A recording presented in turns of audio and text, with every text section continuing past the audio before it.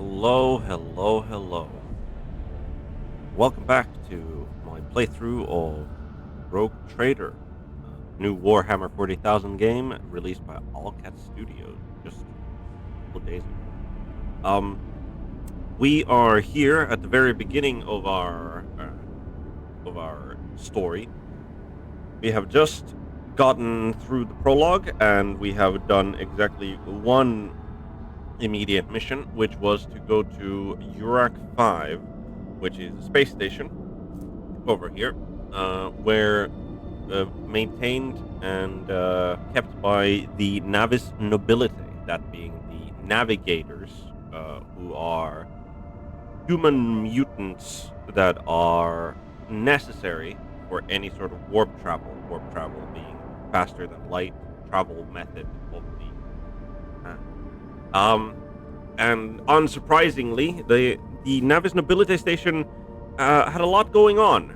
They didn't respond to any hails or in contact attempts, so we decided that there's something clearly suspicious going on in there, and we rushed in to find the station to be at a state of what I would describe as civil war.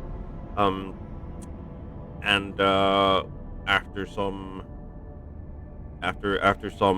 searching, some investigating, we decided that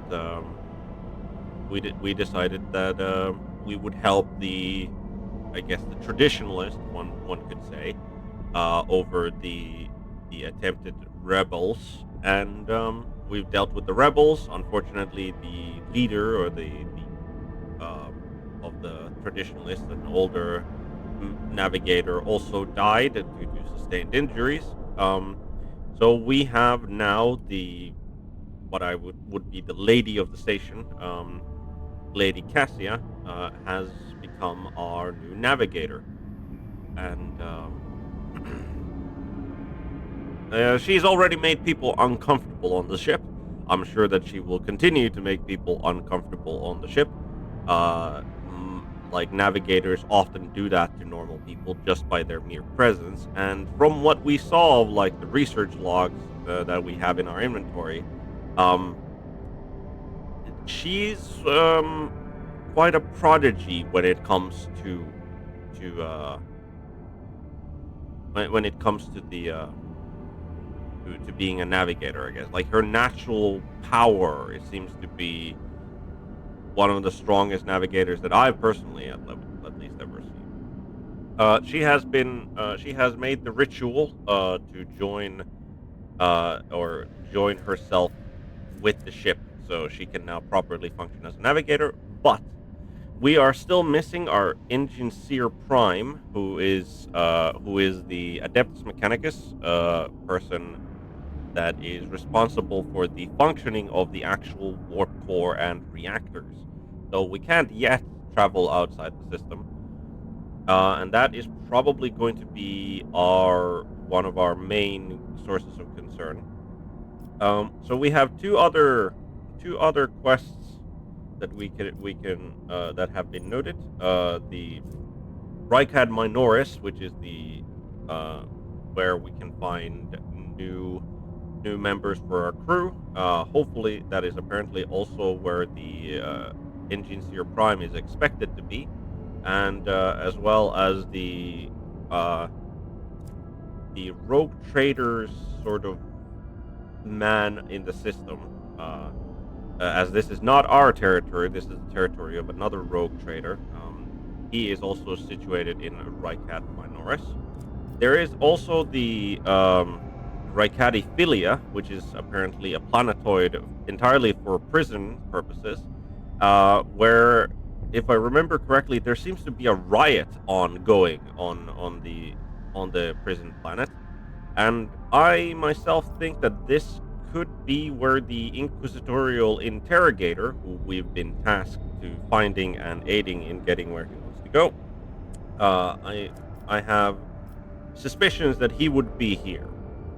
However, this unidentified void ship is the thing that really intrigues me, and because of something that was said, like after we had evacuated from Urak 5, was that because we intervened so quickly, we could salvage some of the parts from the station for the void ship.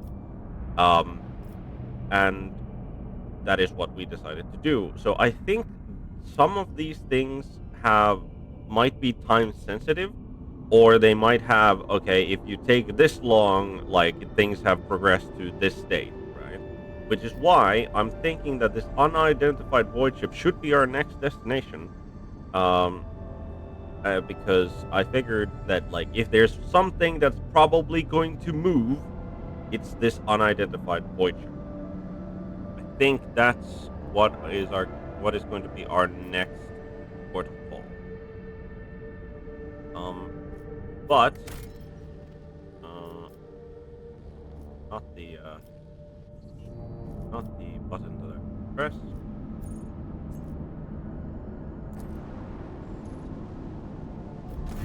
Oh, Lord Captain, there's some commotion on the officer deck.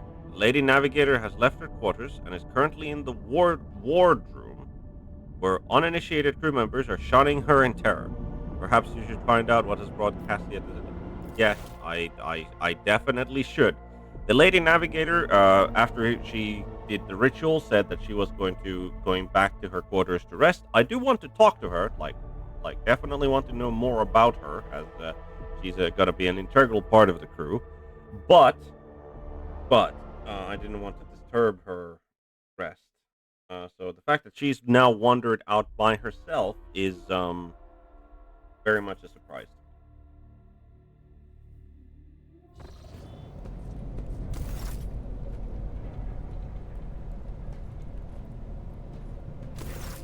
Lord Captain, my apologies. I did not notice your entrance. Lady Navigator is engrossed in perusing the dusty tomes, which appear to have been neglected by the other officers, be it because of sloth or dullness of mind. When you walk closer, Cassia looks up at you, starts, and hides a weathered book behind her back. Um,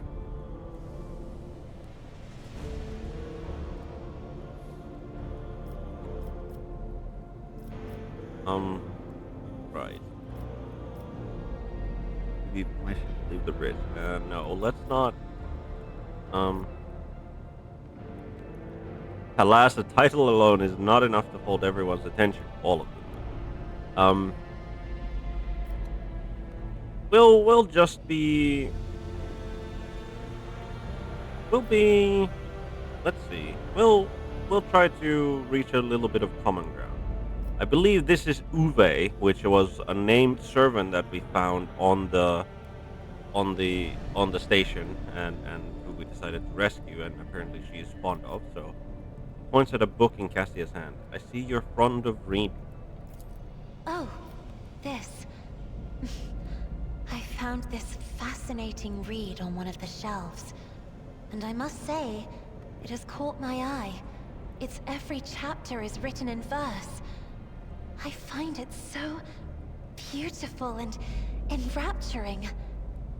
Shows you the book, which turns out to be a collection of works by Cadian naval commander and poet Elias Quint. Naval commanders and poets often don't really go hand in hand, but apparently, fair enough. So she has found a book on poetry. Urak 5 had a vast archive of its own, of course. Although most of the works within had to do with scholarly disciplines of some sort or another. Only in my sparse moments of respite was I allowed to escape into the pages of more embellished works. That's all. Filled with longing.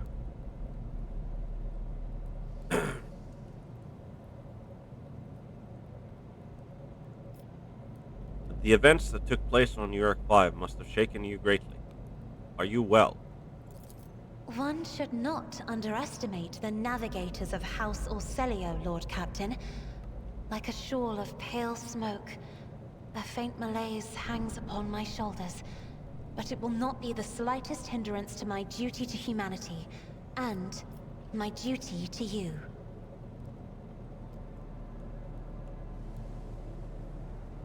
Clearly intended to create distance. Well, I mean, I wasn't underestimating her. Certainly not. But I mean, I think it's good that she at least acknowledges the fact that there is like that she was affected by it. Um, and I do also find it very like how she describes feelings as chawl of pale smoke. Like very interesting. And I mean, I imagine like like a very interesting take on navigators. Navigators are not not often I feel like talked to or like in great length in like any of the 40k books that I have read or other 40k lore. Like navigators are these very valuable, very highly esteemed individuals because of what they do, but I can't recall any books that would have a navigator like the even a sort of like a major character. But granted, I haven't like there's a lot of 40k literature out there, and I have certainly not read a lot of it. Right. Um, your attendant, your only attendant is your valet from Europe 5. My servants not measure up to your standards. No, no. It is not that at all, Lord Captain. It is just that Uwe is quite capable of carrying out his duties by himself. He is well accustomed to my whims and preferences.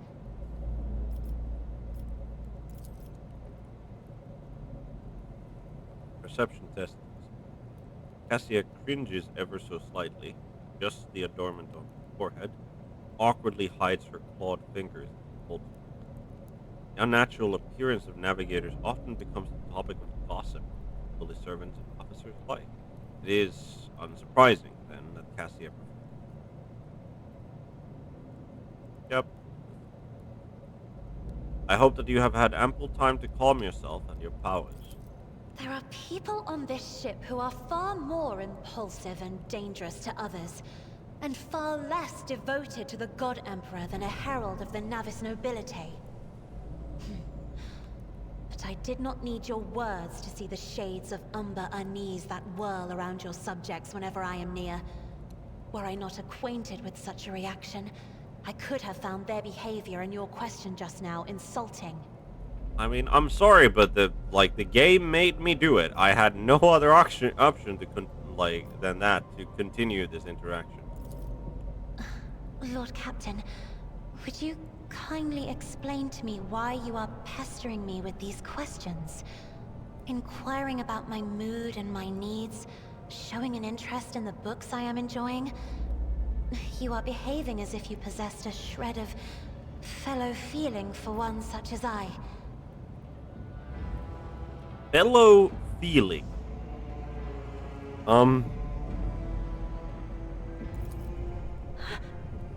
I beg your pardon, Lord Captain. That was no way for a navigator to conduct herself.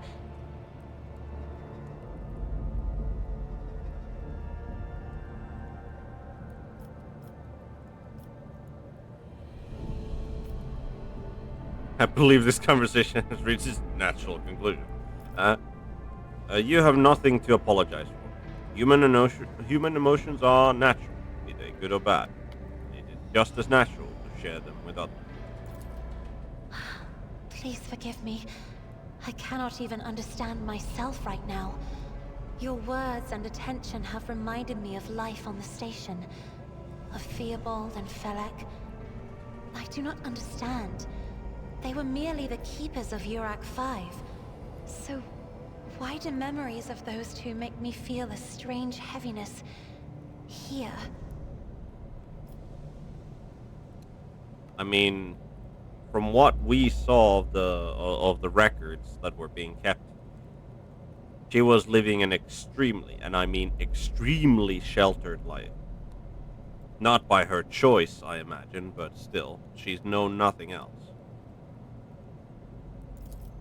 At the same time, I find myself overwhelmed with new excitement and anticipation. At last, I have set foot outside my familiar walls, and into a world that I have only seen before in the pages of books. Your ship alone is a treasure trove of remarkable artifacts and curiosities. And just imagine the things that await beyond, but... My delight must seem childish to you, surely. In your heart, you must be finding all this quite amusing.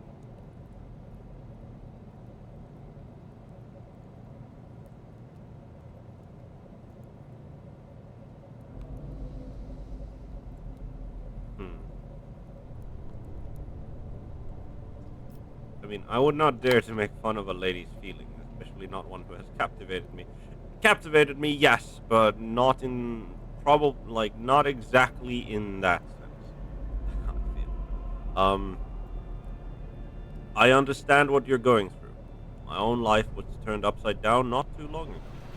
And I mean, to be fair, this is a rogue trader vessel, so like this, like being on, and seeing all of the things in a rogue trader vessel, like would be captivating or like marvelous to a lot of people, not just her.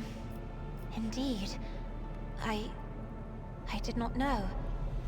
That is to say, I could not have known, as it is the first time we are speaking in a circumstance so... private. My word, when I found this place, it was so full of officers. Why did they all leave? I feel that I don't know. I do not tolerate idlers on the ship, and my officers know it well. Perhaps my people did not wish to disturb you. I'm afraid I must return to my duty. If I may be so bold as to presume, my subject must have found themselves overcome by a rare beauty. Like again, I feel that like these are kind of like the thing, like obvious to like. These are the sort of like I'm trying to flirt with you options, but like I feel that even if you want to go that route with Cassia, right? I mean, probably like maybe this one, right? But like she's, I feel that she would be pretty unaccustomed to that sort of thing. Um, so let's just go with the perhaps my people did not wish to disturb you. Or because my presence offends them. Then I must take my leave as well. I am due to inspect the Sanctum Navis after the communion ritual and prepare the chamber for the upcoming warp jump. Thank you for your company. Was my pleasure.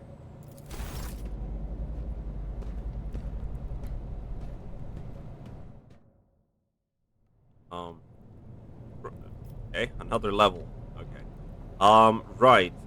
But yeah, this is a very like there were more people here when there was still an active rebellion ongoing. Um, in this officers' lounge. So yeah, I mean, it's would I call it an understandable reaction? Like I understand why the reaction is as it is.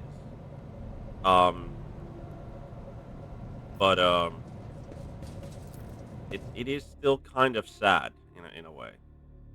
Sister Argenta is one of the blessed, sometimes, yep, curious in both battle and warrior yearns to bring fitful event to future to prove herself. Yep, all of that seems to be true. I like these sorts of like, um, definitely like these sorts of like, quick sort of glimpses or like summaries of your party members, I guess, or your companions, whatever you want to call them. I do definitely like these as like the things that are being shown in. Right. Um. So we have another rank available. Um.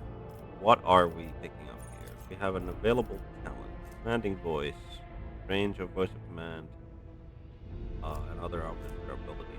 Officer's resolve is whenever an ally uses a act, the ally gains temporary wounds equal to 10% of their maximum wounds. That's good. Officer uses an ability on ally. That ally gains a bonus to their perception and ballistic skill equal to their fellowship. Bonus is stack, but half of the stacks are lost. Hmm. Like I assume this also applies to the like because whenever an officer uses an ability, says that an ability each archetype has a number of unique abilities characters. I wonder if it is just like officer abilities that are uh whenever an ally starts a turn, including adjacent to the officer, ally gains additional movement points equal to the officer's fellowship bonus divided by 2. Currently, my fellowship bonus is 4 plus, so they gain 2 movement, physical. Iron Discipline. Allies offered by officer abilities in bonus to all resistance more than possible. Target of Bring It Down. Yeah, gains +1 ability. They finish their extra turn using this ability with 0 suffer uh, willpower bonus direct damage. It gives an extra ability point. Might do some. Half of the bonus granted by voice of command remains until half of the bonus remains until the end of the bonus does not stack with itself or with bonuses granted by voice of command, but does count as an officer ability purposes. Like I think lasting impression is probably I'm like every turn I'm throwing out like a voice of command, right? Um, so I think like lasting impression is probably pretty good. Like getting half of that seems all right. Heroism used in combat by the officer's next attack. Heroism is pretty good as well, considering we're gonna be making ourselves like a melee bruiser type. Whenever the officer makes an attack, they gain +5 fellowship until the end of combat. Hmm. Lead by example. Whenever the officer uses an officer archetype ability 2 times in one turn that does not grant an extra turn, they gain the hand witness ability. Witness. The next officer archetype ability that does not grant an extra turn will also affect the officer. I think lead by example is something that you will probably pick up later as we gain like more officer. Like both both of these give that, so not yet. So seize the initiative. At the beginning of combat, the officer gains an extra turn. During this turn, they can only use officer archetype. I think seize the initiative is like, because just being able to throw those out like at the start of combat seems pretty good. Yeah, I think we're gonna take that. We can increase our fellowship by our fellowship by 5 to get it. Um, yeah, I think 50 is. I think 50 fellowship is gonna. That's what we're going to do. Then we have Cassian. Um, her available characteristics. I think she's just gonna take willpower, and then bunch of right. So these are navigator ability down here. Starts all turns, including extra turns, with 3 additional movement points. The first ally targeted each turn by Navigator with a single target gains the same amount of additional movement points. Nice. Fellow protection. Allies are granted Navigators, but gain 10% armor. This additional armor is reduced by the amount of veil degradation to 0 and increased by the infusing of the current. Fellow protection seems nice. Navigator gains 5 fellowship and additional +1 fellow for every Navigator talent. Okay. Under my protection. Allies that are targeted by Navigator's abilities gain +5 to all resistance to warp effects until the end of combat. The effect stacks with every applied. Nice. Uh, undam the Sea of Souls. While under effect of any Navigator power, enemies have their armor reduced by 2 times the navigator's willpower bonus. This reduction is increased by the devastating parameter of the navigator's staff. It does not. Unblinking stare until end of combat. Enemies damaged by navigator suffer an additional plus perception bonus damage from all attacks of opportunity and cannot dodge them. Okay. Um, Whenever an enemy fails a resistance test against the navigator's power, wait, until the enemies damaged by the navigator suffer an additional perception bonus damage from all attacks of opportunity, and they cannot dodge attacks of opportunity. I wonder how good that is. Like, that could be really good if we go melee heavy while Cassia. Whenever an enemy fails a resistance test against the navigator's power, attacks against them gain 20 plus 2 times perception bonus critical hit chance. The effect stacks, but it's percent. Hmm, that's pretty good. Enemies moved by navigator's abilities suffer. Okay. Navigator heals willpower bonus wounds at the beginning of every turn and gains +1 additional wound for every navigator talent taken. The healing increases by 1 for every creature killed in between the navigator's turn. Hmm. I mean, I'm not looking to make Cassia into. Not really looking to make her into like a tank, I guess. Whenever a navigator uses a navigator's ability, veil degradation is reduced by -1. Okay. Navigator's perception is higher than their agility. Their dodge is calculated using perception instead. I think pass unscathed just like literally wins that. Okay. Like, uh, enemy suffer a stacking -1 to the next resistance test. Yep. Mind over matter makes all resistance tests with their willpower if it is higher than their base characteristic for such a test. Navigator's willpower is higher than their toughness. The navigator's wounds are calculated according to. Wow. Uh, Whenever a creature in combat gains an extra turn, the navigator gains a stacking +5 bonus to will. Okay. Course untraveled. Navigator that hasn't been used this combat gains +2 perception on blood augury. Damage from warp damage. Ebb and flow. Every even turn, the navigator gains an additional action. God turn. Navigator gains plus Eye of Oblivion. Every enemy the navigator has in their line of sight has his dodge and hit chance reduced by oh yeah, Eye of Oblivion. Jesus Christ. A navigator path powers deal +1 additional damage for every 5 bonus. Navigator path powers deals +1 additional damage every 5 bonus characteristics of the navigator's currently equipped staff casting and future. Yeah, we're taking Eye of Oblivion here. All right.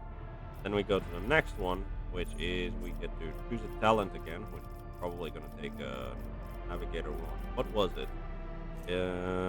It was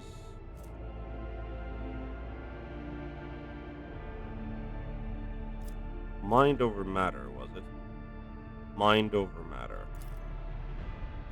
Taking mind over matter here, and then we are putting 5 more into willpower. Yeah, I think that's.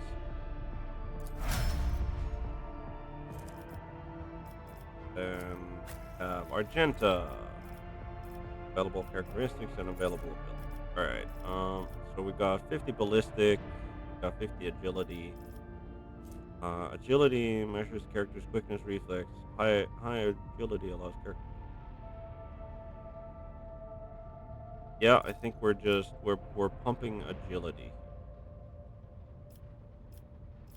And then we get this is one of the soldier abilities, I guess. Dash immediately dashes into something, spending all their movement points. Does not provoke attacks. Allows the soldier to dash through allies and enemies, but not through obstacles. Okay, controlled shot gives a gives a sign that they are about to open fire. The soldier and their allies automatically dodge soldiers.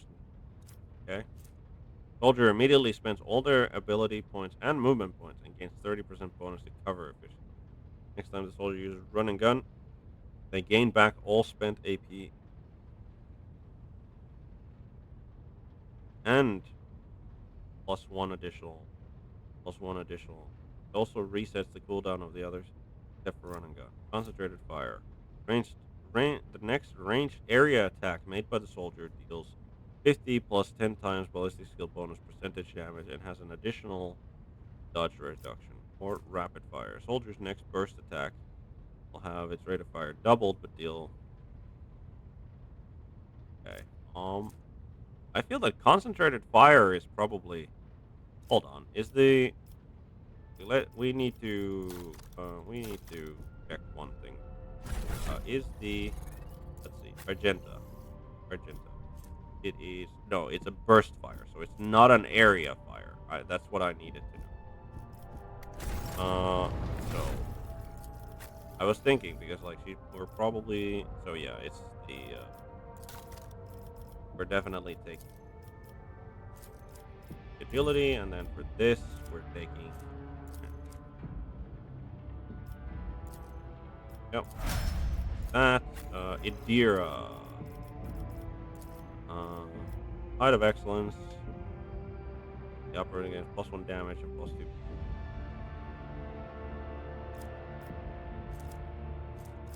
I think we're gonna go instant exposure. Expose weakness like costing no ability points. Um, are we just pumping your willpower as well? Uh, hey, do we pump perception instead?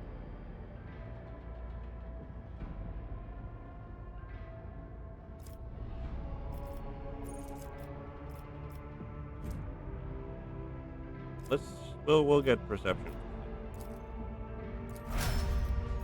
and then Abelard. Available abilities. We already have this feature. Sworn enemy. Warrior marks a target gaining 10 plus 2 times their toughness bonus percentage armor and 2 times strength bonus damage on melee attacks against the target. If the target attacks the warrior during this round, then they gain +1. Nice. Reckless strike gains 5 times strength bonus, armor penetration, and 2 times strength bonus damage, and ignores 3 times weapon skill bonus target parry. Every enemy who survives an attack enhanced by this ability will attack the warrior in return, including creatures with range. Okay. Forceful strike.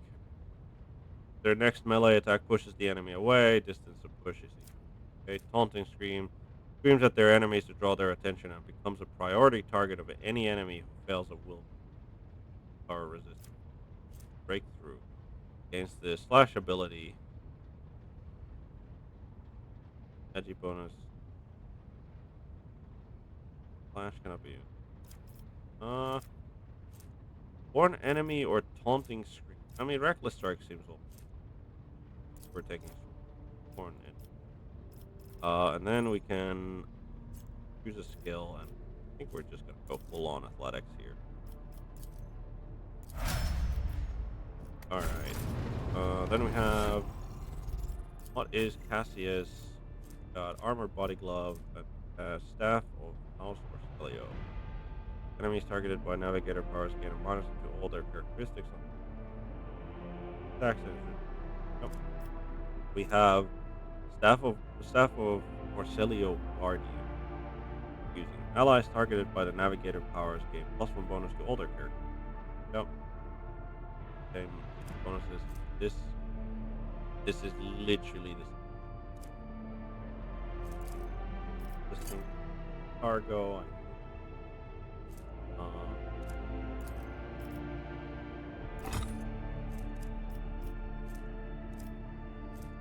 Your last.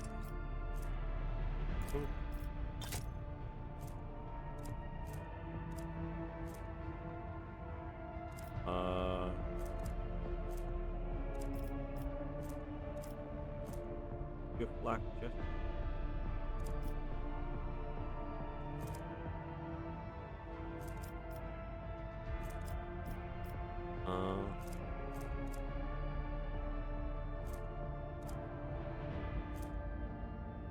It's every time the wearer deals damage.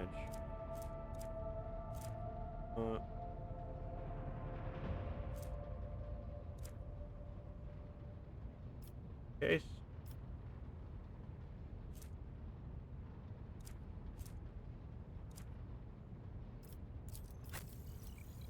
We all maintain stop revolver versus deadshot. It does more damage, but it only has the one additional hit chance. Doesn't get to do a burst, so it is literally. I think. Uh, long last, auto pistol. Either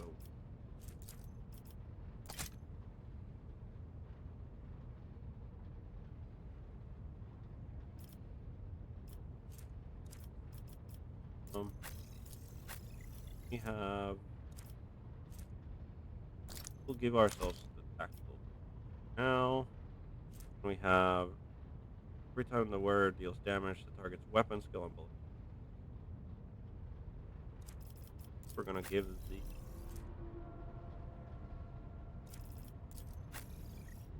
that time to wear.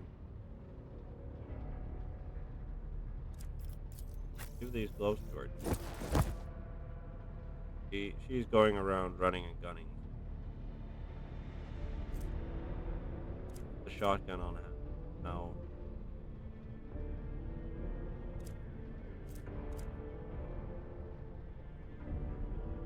I think that's our inventory. With that, we do want to talk to our companions, see what they think of our new navigator. Lord Captain.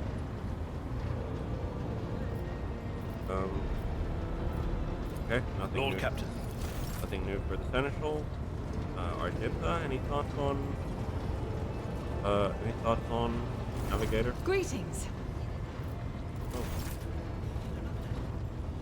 Oh. Master Helmsman? Nope. Okay. The one person who we have not talked to, among our retinue, like, at all, is Idira. So, we are now in the Lord Captain's quarters, which is office. We haven't been here before. What's this? F schematics of the flagship. Addition to Victoria note copies. This majestic portrait painted by a skilled artist greets guests who have been granted. I hope that we can at some point like replace that with our own portrait. Coat of arms of House von Valencia is crowned with the text of Oath of Rogue Traders, the Emperor. That is our sigil. Herald. Interesting. What more do we have? We have position of the pieces on the board suggests that this game originally was disrupted. That was determined. Glinting of displayed weapons is mesmerizing. You have never seen so many articles before. I wish we could just like take those off the wall and start using them instead of having them decoration. Fine sculpture made from a strange metal seems to absorb any rays of light that fall upon it. Thing. Liturgies of the faithful to his word and the below heading look not appears. It appears that the prayer book has been kept open on this page very long. Bizarre fragment hung on. Right. This is actually before. They at least cleaned it up, so we don't have to look at the corpse of our predecessor. That's the organ. There are some goods here. Actually, some goods. What's this? Blast wave. Two-handed weapon.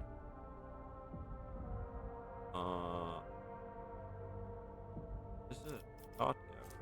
This heirloom auto pistol. 6 shots. What's this? Wrath of Saint Drusus. Doesn't have an area attack. Increases damage from all sources against any hit target by 15% until the end of the Wait, what? Increases damage from all sources against any hit targets by All right. Yes, we will. We will take. I mean, we'll take them all. Bookshelves are packed with ancient books, piles of papers, and tomes, many of which look rather worn. Okay. The light glinting of the polished skull of some unknown Xenos makes it seem like the bony face is mocking.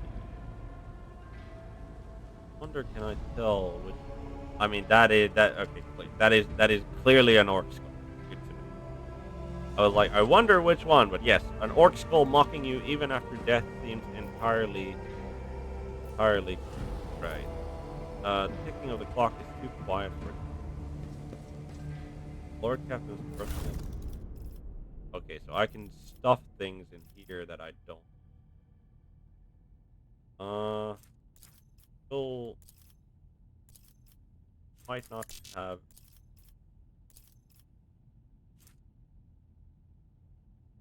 Oh, we'll keep that one. Don't think we need that.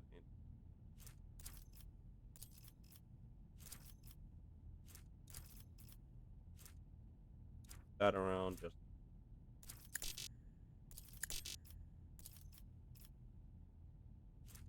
laboratory journal. We're still keeping that blade shard. We're not keeping creepy. Handwritten rather than weird. That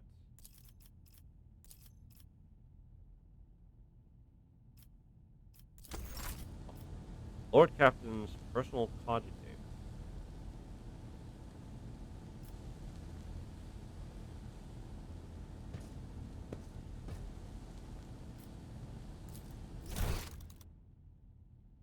Ah, so this is the Shrine of Remembrance. So these are people who who helped Olga. Okay, that's nice. All right. Right. We got some new inventory management. So what? So let's see. What is this? Um, I think we give this. Yeah, we give this to Abelard just to give him like something. Ripper auto pistol, rate of fire 8 compared to heirloom auto pistol. Heirloom auto pistol does more damage. Have the same recoil. They have the same range. Six, 16. Like both of them. Both armor penetration is the same. This does more damage. Wielder. This auto pistol can be used as if the wielder has dual weapon combat. +5 perception, +5 ballistic skill, dual weapon combat though. Solid projectile weapons have an increased 50% penetration. Solid. I think we are taking the Wrath of Saint Drusus, and I think we're also then taking the heirloom auto pistol. Because getting this gives +5 perception and ballistic skill, which is like, eh. I mean, we could give this to Argenta, I guess. He's not great on perception, but like the +5 ballistic skill. Or we could improve our own. I like the idea of having our own pistol be decent enough, and like the +5 ballistic skill. I assume it still applies. Okay, it doesn't apply for the if we're okay. Make uh yeah, I think we'll keep that on ourselves for. All right. I think the sword can upper shotgun also does. Yeah, actually. Um, her a last gun instead. Give her a last gun. I think the pistol is better because she probably has an actual grenade on her. I think the pistol is probably better because. All right. I think we're done with character inventory then. Right. Now back to the bridge. Void ship bridge. Is there Master Helmsman? Yes. What? Oh, Idira is here. What? Because Idira is here. Right? Over on the other side? What the hell is she? Oh, is it on the other side? And I do not see her. Oh, there she is. I was like, I want to talk to her. Where do I need to go to talk to her? Alright, let's talk to Idira. A tall, middle-aged woman stares straight ahead, her eyes vacant as she rubs the implant at her temple. Her collar is undone, and one of the clasps is on the verge of falling off. Sensing your presence, Idira turns her head towards you and offers you a crooked smile, even as her eyes look right through you. I'd like to hear your augury, Idira. What awaits me in the future? All right, let's hear what they're whispering about you. Idira laughs, rubs her hands together, and suddenly freezes with a vacant smile on her face, her head slightly tilted. You feel goosebumps appear on your skin, and your collar begins to waver ever so slightly, moved by a breeze. Among the blind men and false prophets, a red-robed sage seeks the answer to a question. He does not know that it is not the answer he must seek, but the question that will draw everything into focus. Will you help him, rogue trader? But mark that sometimes ignorance is sweeter than oblivion. A chained hound chases after glimmers of the aurora, but sparks in the scent of oil confound his nose. A chain trails after him. What will happen if you pick it up? Will you become his master? Or merely another beast in the pack of his true lord? The glow of dawn bursts forth from its prison. Dungeon walls cannot contain the dark essence wallowing in the dust. A naive cub pushes his nose into a familiar hand, one that holds death in twisted glass. Cherish it or cast it off as a burden. The sword of change has already been raised. What is one more life to it? I'm sorry, Lord Captain. The voices are going wild. I can't make out a thing. I'll try to rein them in, somehow. But for now... Very interesting. Very interesting augury. I mean, the first one is clearly, like, referring to a member of the Adeptus Mechanicus. So that's probably our Engineer Prime candidate who's looking for answers, but he has to focus on the question. Incredible. Idira, about your abilities. What are you talking about, Lord Captain?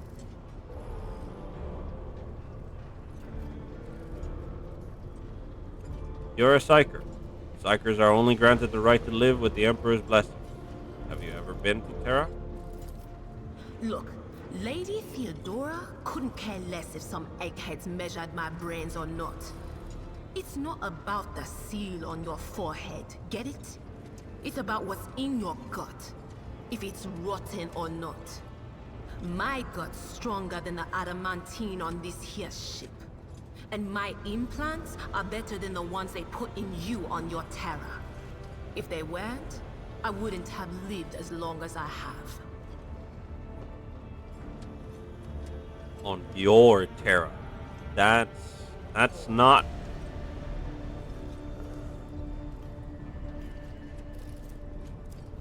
I don't like the way she said on your Terra. That sounds like slightly heretical to me. Where do you come from? Lyra, an outlying world in the Heathen Stars region. In the Coronis Expanse, the deeper you go, the less visible the Astronomicon gets, and the less people know about the Imperium. The arrival of a rogue trader is the best thing that can happen to a world like that. The very best. Tell me about Lyra. It's an out-of-the-way planetoid between two faint stars. On Lyra, a dozen Lyra. local tyrants fight over 5 measly continents. But they use everything they can to win, from poison to psychers. I haven't been there in many years, but there's nothing for me to miss. Trust me. But here on the ship is a different story altogether. I saw more wonders in my first year serving Lady von Valancius than I'd seen in my whole life on Lyra. Like my first journey through the warp, I was in bed for 3 days. I felt like supernovas were exploding in my head. I only found out later that I'd gotten off easy. Just through the bulkhead in the bay next to mine, a whole team turned into... Look at me rambling on, Lord Captain. Pay no attention. You never finished your story about your first time crossing the warp. It wasn't like it was a very fun trip, Lord Captain. But look, if you want to be entertained, I'm the woman for the job. I'll entertain you with one of the stories from my collection, no problem. But if you want to hear about the time I melted everyone in the bay next door, well, I just don't really want to go into the details on that one, all right? Fair enough. What did you do before you came to be on the ship? Oh, I embroidered wall hangings in honor of our national heroes. I did the same thing I do here, Lord Captain. Divining. Our rulers prized the ability to see into the future. Every psyker that could be found was worth a small fortune on Lyra. There's no such thing as a peaceful life on Lyra. People like me were especially sought after. They'd pick psychers up wherever they found them, buy kids off their parents, even just abduct them. Take me, for instance. I got taken from my street gang. The older kids sold me when they noticed there was something off about me. The ruling dynasties had schools where they trained us and beat us black and blue. And then they packed us off to serve. Some of us held on for a long time, but others didn't last. Not everyone's as smart and talented as me, you know. Some people crossed the line and were out of commission before their time. Lyra looks at you expectantly. Then, as though clarifying, she uses her hands to indicate a head exploding. Ah. Right. How did you end up in the Rogue Trader's service? Theodora von Valancius paid a visit to the ruler I was serving at the time. I don't know what the visit was for, and it's no business of mine anyway. I can still remember the way the voices in my head changed when I looked at her. They were practically screaming. She had so much behind her, and plenty ahead of her too. As I gawped at her, all of a sudden I heard a whisper. A hint, a suggestion, nothing more. But I know the difference between idle chatter and a real threat. I seized my chance and approached Theodora. I managed to whisper a couple of words in her ear before the wardens dragged me away. They beat me and locked me up. No wonder. It wasn't my place to converse with outsiders. And then Theodora's people came for me. They broke down the wall, butchered the guards. Also, I could tell them my warning in full.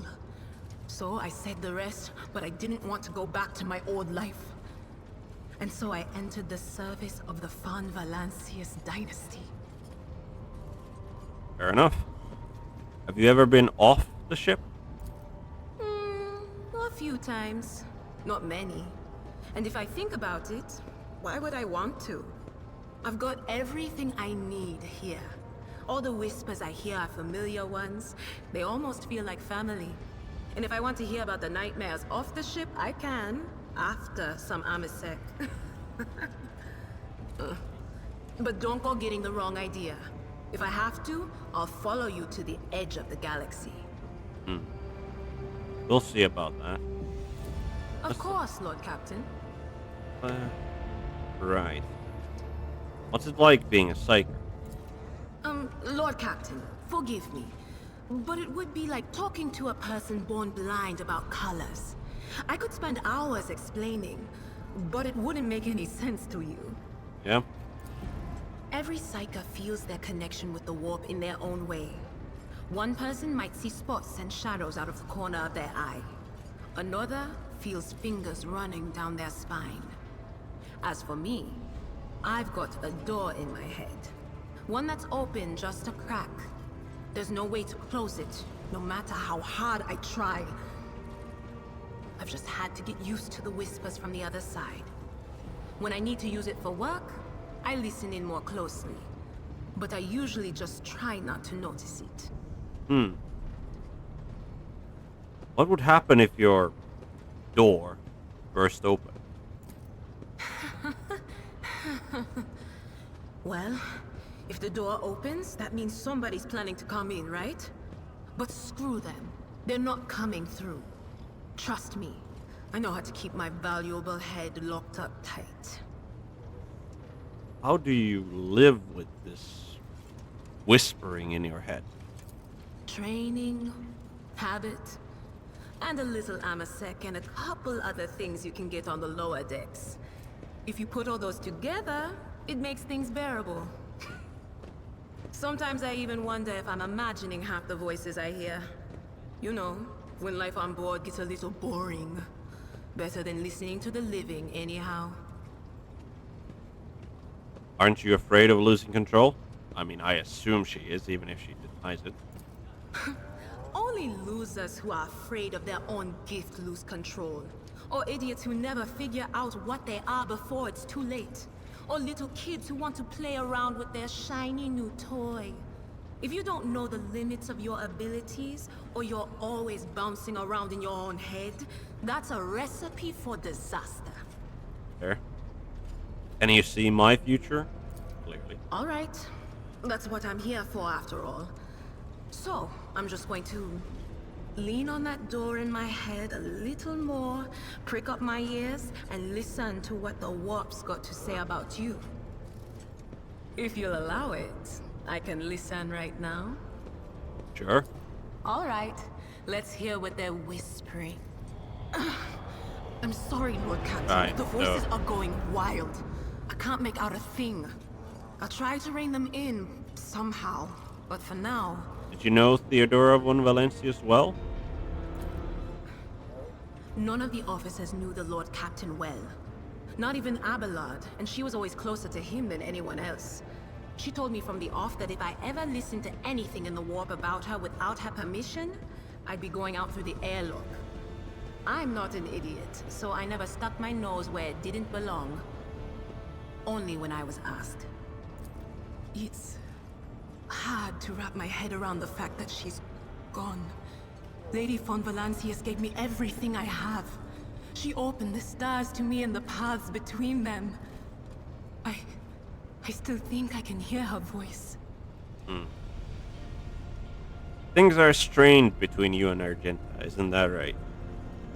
The little sister is afflicted with her own set of voices. Ones that whisper to her about corruption and heresy. The silly girl doesn't realize that if she wants to find the source, she needs to start by looking in her own head.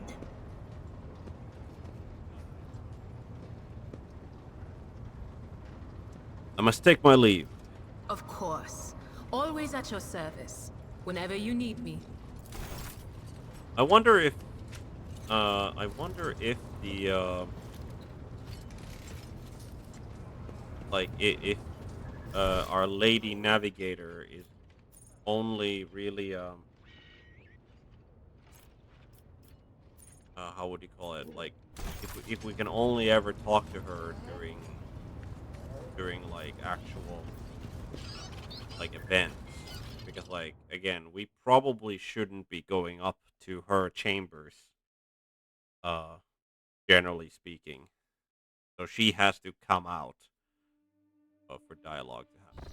Obviously that can probably happen during the like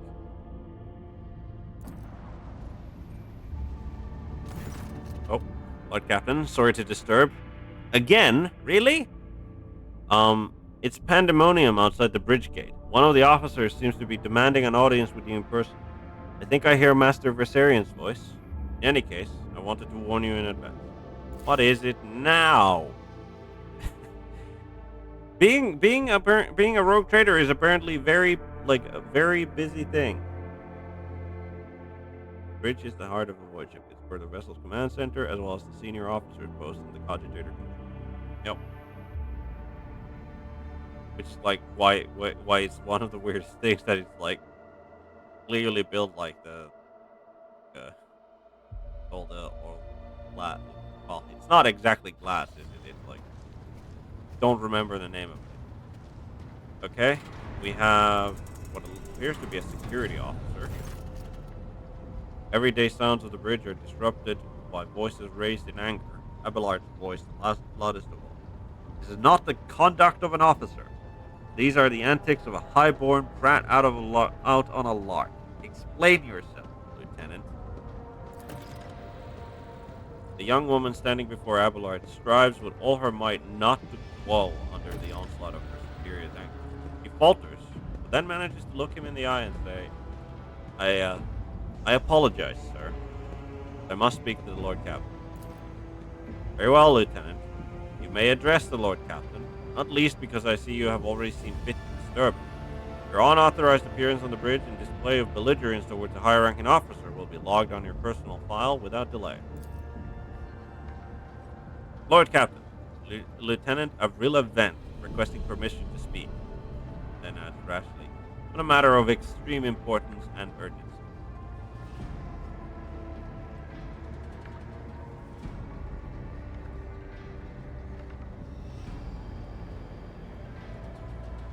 You may speak, but I want to hear a report, not a shouting match. Having two officers bickering in full view of the bridge is unacceptable. I'm sorry, Lord Captain. I thought the drastic times called for drastic measures. This matter cannot wait. Any minute now, an assault unit will be dispatched to the lower decks on orders to crush the workers' strike by any means necessary. But I'm convinced that this step is unwarranted and that the crisis itself was provoked by actions of one of the senior officers. In no hurry to intervene, lets out a skeptical ha. Lord Captain, I urge you to investigate the actions of Seneschal Versarian, and to intervene in what's happening on the lower decks, because very soon we will have a mutiny or a massacre. Peels off the last words as though she knows them by heart. She's clearly been preparing to say them for some time. Finished, she casts an anxious glance at Abelard, then at you. There's an insurrection in the making aboard my ship, and no one has informed me. I would not deem it a problem worthy of a rogue trader's attention. The lower decks, as it so happens, are in revolt. 30-some years ago, we even had a revolutionary leader rise up who dared to establish workers' rule across the entire ship. It took a month to restore order, but even 8 years later, we were still battling rumors that the hero had survived his execution and was on the verge of gathering people to fight against tyranny once more. Needless to say, the rumors were baseless. As for the current situation, we have sufficient enforcers to deal with it. But on this ship, the word of the Lord Captain carries more weight than a salvo from 100 bolters. I'm sure that if the rogue trader addresses the malcontents directly, he will quell the unrest. I dread to think what problem you will disturb the rogue trader with next. Perhaps you will ask the Lord Captain to break up brawls in the mess room. I mean, I probably could. I have already given, if I may, your lordship, sending a hit squad to crush the rebellion is means of ignoring the problem, not solving it. I do have to kind of agree that. How did it all start? The situation could boil over at any minute, so I'll give you the condensed version. It all began when the enforcers found a cultist amulet on the body of someone who'd been killed in a drunken brawl. We reported it up the chain immediately, arranged for a cleansing rite to be performed, and opened an investigation. No heretics have been found alive, but the search has brought tensions between enforcers and workers to a head. And where does Seneschal Versarian come into all this? I shall explain. I beg you to hurry. Time is running out. I will not hurry. Since my competence is under scrutiny, I shall speak for as long as I see fit. There is an established order to the way things are done on the ship, and one of the pillars of that system is that the rogue trader's attention is not distracted by trivial matter. It is the seneschal's role to ensure that. I have always handled internal problems myself, so, of course, when I received information about cultists hiding on the lower decks, I took the matter in hand. So long as I live, not one of the vermin who murdered Theodora von Valentius will find refuge on her ship. You were far too heavy-handed, Seneschal Versarion. Arrests, interrogations, mass punishments for entire sectors. It has driven the people to brink.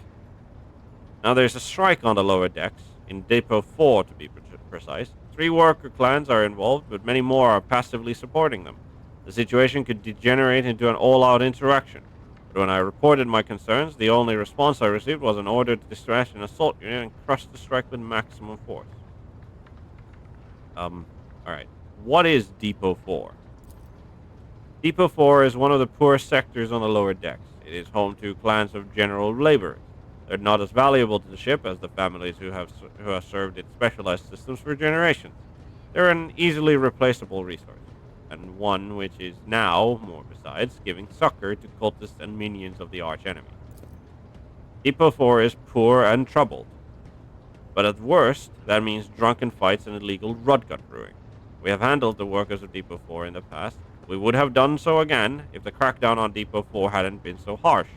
And another important point to bear in mind, the problem is not limited to this sector. It is located on one of the most populated lower decks, and everything that happens there has a knock-on effect on all the neighboring sectors. Abelard, what do you have to say to all this? I see no need to add anything. I acted within the limits of my authority, guided exclusively by the best interests of your protectorate and your personal safety. If you wish to confirm the rectitude of my actions for yourself, I have no objection. For my part, I urge the Lord Captain to go down to the lower decks, stop the assault unit, and speak directly to the people. You will see that they're not lying or harboring heretics. That way, you will stop the uprising before it begins. Alright, so now we have our choices. I've heard enough. I will go down to the lower decks and deal with all the problems personally. I'm certain the Chancellor was acting within his authority, but I will verify the soundness of his decisions for myself. I'm certain the Seneschal was acting within his authority, but I will verify the soundness of his decisions for myself. I'm gonna assume that means that we're still just gonna go down there, right? Throne preserve you, Lord Captain. I thank you for the support. Abelard grits his teeth slightly. An enterprise bordering on the sophomoric, but please yourself, Lord Captain. However, I categorically insist that I escort. That's entirely fine. We're going down there. We're going down there like with the entire party. That's gonna go really well, isn't it? Oh boy. I wonder if this is a trap led by the the lieutenant could easily just be a heretic in disguise and intent on drawing me down there to get ambushed. Right. We shall save the game here. Go.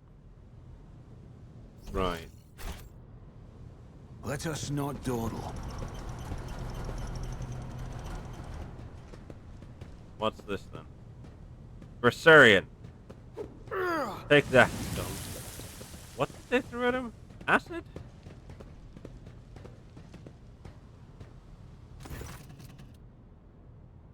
Abelard reflectively wipes the sweat from his brow in a startling human gesture and a telling one. A rare moment where he allows his age and weariness to show through his armor-like veneer of self-assurance.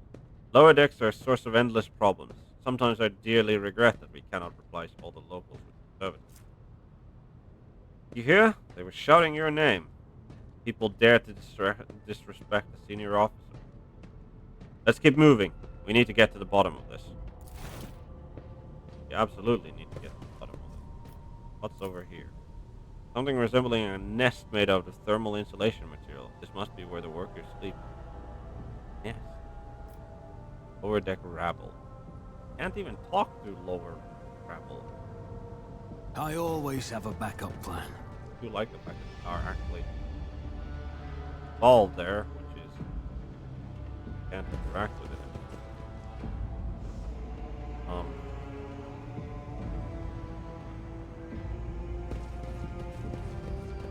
greetings. Greetings indeed. Lower deck. We should deal with this. Container can be seen beyond the massive bars. Perhaps examining the pipe will allow.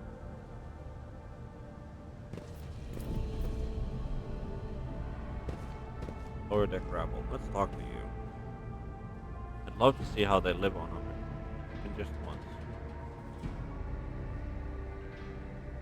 I was born in this sector and it looks like I'll die here too. It has some kind of effect on it. Right, door? Always keep your eye on the prize. More lower deck rabble. Let's see what the quest log says. Looking for trouble. Matter of utmost importance. Right, this is the secrets of the. Oh, so this is Lord Captain. Complete this result. Go to the site of conflict with the seneschal. Deal with the situation regarding the. Hasn't been marked on our map. Good. Keep your wits about you.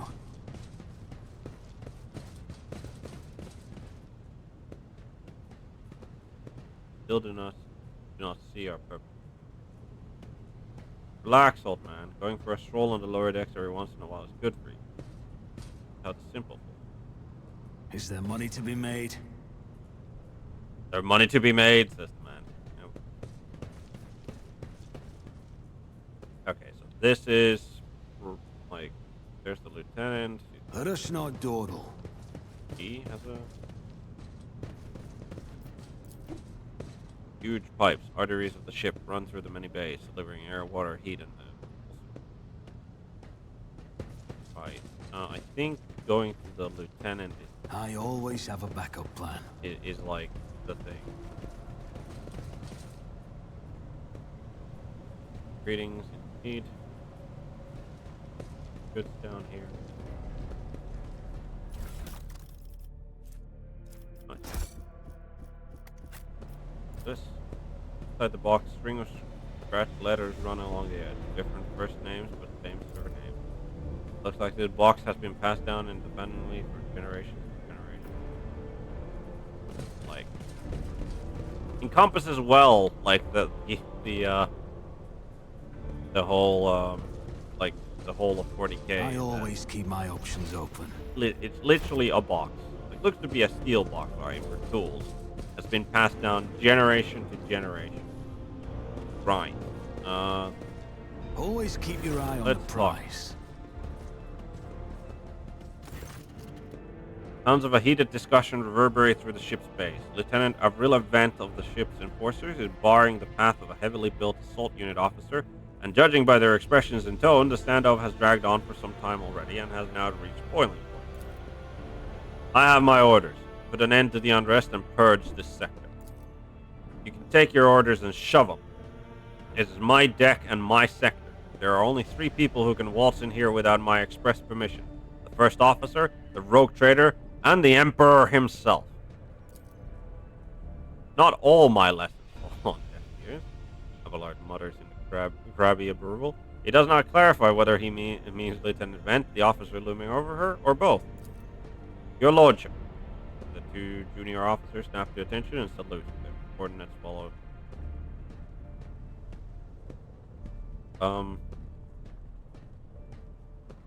What's the situation? Your lordship, my people have locked down the bay where the strikers are, including their leaders. We have the situation under control as far as resources allow.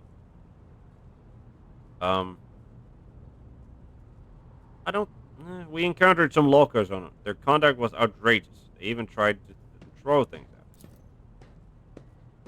People are getting desperate, clearly. They saw the assault unit and they decided they had nothing left to lose. I mean, I apologize, Lord Captain. It is outrageous. I'm sure the people simply didn't recognize it. It wouldn't have occurred otherwise. We will deal with them once the current situation is resolved. Is that all you have to say? Are you sure you're worthy of an officer's rank, Lieutenant Vent? Let's, like, he's clearly trying. I want to speak to the strikers. Right you are, Lord Captain. Allow me to wish you good luck. Hopefully. Okay, I don't know why the heavy assault unit ran there. I didn't give them the order. Is there money to be made? I guess they're they're. Look, they have like actual good body armor. Why can we not get any of that? Our children are freezing. What are they yelling? We won't stand for it anymore. Our children are freezing. We're done nothing wrong, and we're being predictable. We won't stand for it. The forces have tormented us or not. Let's see. Dozen pairs of eyes stare apprehensively at you. People before you are typical inhabitants of the lower decks, taking their simple clothing, crude weapons, and faces that display varying levels of mutation, from the barely discernible to the strange to outright grotesque.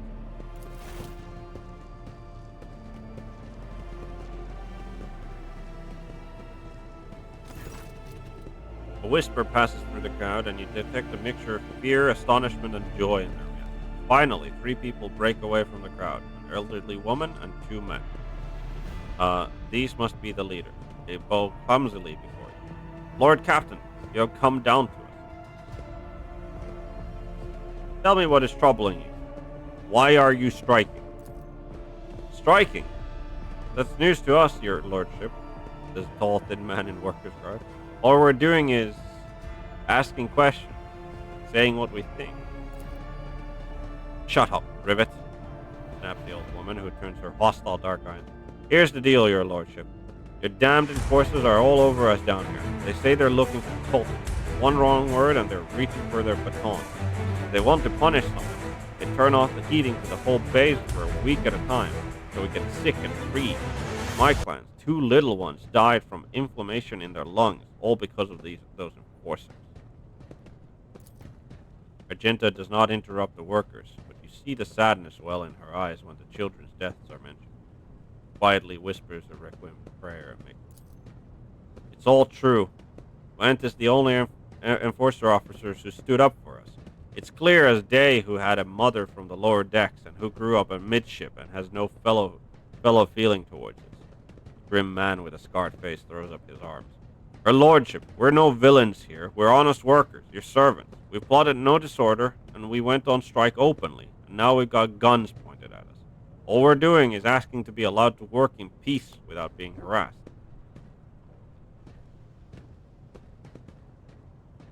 The persecution started apropos of nothing, you say? I was told that one of you was found in possession of a cultist amulet, and that there are heretics hiding here. A cultist amulet? What's that? The gewgaw they found on the dead drunkard. If it was something evil or forbidden, we sure didn't know. The enforcers just said they were looking for heretics among us, and anyone obstructing their investigation would be punished. But how could there be heretics here? We know our own people. There have been no new faces around. Definitely not, and if there were, we'd be the first to report them. And as for this amulet, or whatever it is, they took it off a dead body. There are no cultists still breathing in our section, that's for sure. When that fight broke out, some enterprising folks looted the bodies. The boots they came back with. Nobody's ever tread these decks in boots so fine, I can tell you that. Seems to me these cultists have better commanders than us. Oh yeah, those boots really were fine. And there was no harm in taking them, right? As for the amulet, it must have been pocketed by someone who didn't know any better. We don't need any amulets around here. We all worship the Emperor, and when we're working, we bow down before the machine spirits of the large and small transformers and the servo motor. Same way my grandfather was taught 100 years ago by a tech priest who came calling. Believe us, your lordship, we are a people of faith. Naive children. Weren't you taught from an early age about the dangers of the archenemy's creations? Weren't you warned that any unfamiliar object could be one of them? We were told, Holy Sister, but it was long ago. The last time we saw a confessor in our sector, it was just after I had my 3rd little one. That is regrettable, but you cannot lay the burden of leading a righteous life on the shoulders of the Holy Fathers. Who will you blame when beasts crawl out of those amulets you stole from the heretics? The Holy Father who was not there, or the scavengers who brought evil down on himself and his neighbor? Abelard, do you have anything to add? I authorize the use of all necessary measures to locate Chaos worshippers hiding in this sector. The specific steps taken by the officers were not reported to me. Abelard frowns, clearly disgruntled at having to explain himself in the workers' presence. Nevertheless, I'm certain that their actions were justified. Cultists are no drunken stevedoers. Stevedores.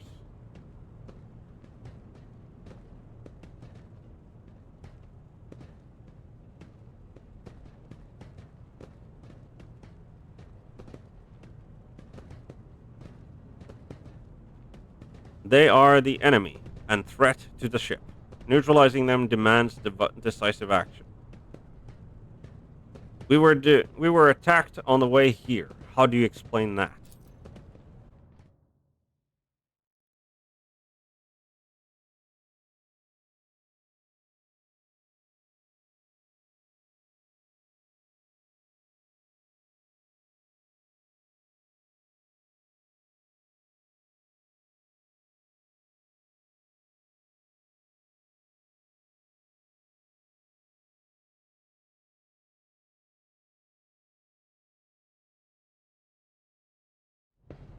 Here's an explanation for you. People have been pushed to their limit and now they're lashing out. As if we don't know why these top deck units are being sent down here. Like that one there that the lieutenant won't let pass. Our clans are all inside the bay that's been sealed off. But the lower decks are big. I'm sure there are some people who've had just about enough. We're getting it from all sides. The soldiers have encircled the ones who've risen up. A death squad has just arrived. It's no wonder folks are lashing out. Their words seem sincere to you. Their body language and their glances traded between them reveal that the news of the attack has shocked them. What changes do you want? Would you look at this? The exalted Lord Captain himself is asking us bilge rats what we want. Well, here's what. We want you to rein in your damned enforcers, to quit turning off the heat, and to stop battering everything that moves. No, that's not it. We want the enforcers gone from here, and we want to be armed. Give us arms, and we'll govern ourselves. We'll defend ourselves if these cultists do show their face. I've been leader of my clan for 20 years now. Getting rid of these club-wielding thugs can only improve things around here. You've gone too far, old man. They'll never let the maggots on the lower decks live without the enforcers breathing down their necks. They probably even insist on enforcers on the upper decks, too. As for weapons, what do we need them for? Before the first day's out, we'll have someone shooting their neighbor out of stupidity or drunkenness. We don't need that. If the enforcers stop hassling us, that'll be enough. In return, we'll find the scavenger who robbed the cultist bodies and we'll talk to them, one lower decker to another. If there are any more of those damned amulets about, we'll hand them over to the enforcers ourselves. You speak for yourself and your clan, I'll speak for me and mine. I don't want empty gestures. I want real change. They'll promise us the world now, but as soon as the Anointed One turns his back, these brutes will be on us even harder than before. All because we dared to speak out. Tall Worker's eyes dart between the two arguing leaders. Every few seconds he opens his mouth as if planning to agree, but each time he falls silent, simply making a few vague noises of spreading anarchy on the ship is the first step towards embracing chaos. Putting weapons into untrained hands would be even worse. What's more, the enforcers withdraw those. Right. Thoughts, Abelard? The story about going scavenging for boots and accidentally picking up heretical amulet doesn't convince me. These people were moments away from rebelling, and possibly becoming minions of the archenemy. We must not give them what they want. Even if they did acquire something innocently, purely out of their own stupidity, that doesn't mean they're not tainted with corruption. What begins as petty thievery can turn into far graver problems. I have seen it before. My second war, there was a sergeant in the Imperial Guard regiment that was stationed nearby.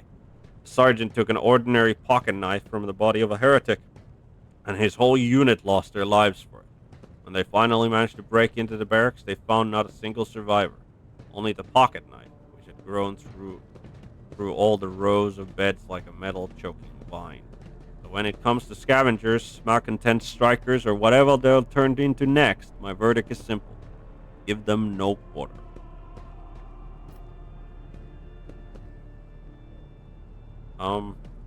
We're definitely going to go with George. Spreading anarchy on the ship is the first. Putting weapons. Withdraw those demands, we'll consider the rest.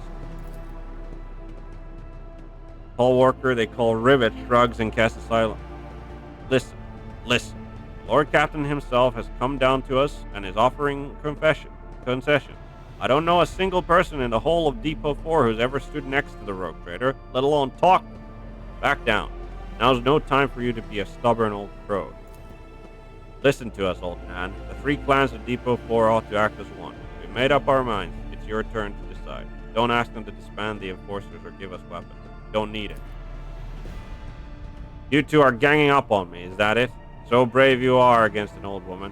But I'll shut up. I will indeed. I won't go against 2 clan leaders on my own. If you want to make peace with the enforcers, make your peace. That's great. Just fantastic. Lord Captain, we're all agreed. Then it's decided. The persecution will stop, and I will expect you to assist in locating any remaining amulets or weapons left by cultists. Your Lordship, thank you. You have not abandoned us lower deckers. You came yourself and settled everything. I'll tell my grandchildren about this. Of course, Your Lordship. We'll root out any nasty business faster than the enforcers, and we'll leave no stone unturned. This is a complete bedlam. Are you satisfied, Lord Captain? May I suggest we what? May I suggest we leave this circus and discuss everything en route? Hail the Lord Captain. They showed mercy on us. Can't believe it. It's not clear if anything will change for us. At least we've been shown mercy. Yeah, like, that's the thing. I don't think they were... Like, Keep your wits about you. I see no reason... I mean, this is going to turn out poorly for me, I'm pretty sure. Like, later down the line, it's going to turn out... No, they didn't really root out the problem. They just... backup plan. Like, they... This ocular implant was a worthwhile investment. Ocular implant. Right. Tech use. I don't have... Yeah, the one. Let's try this.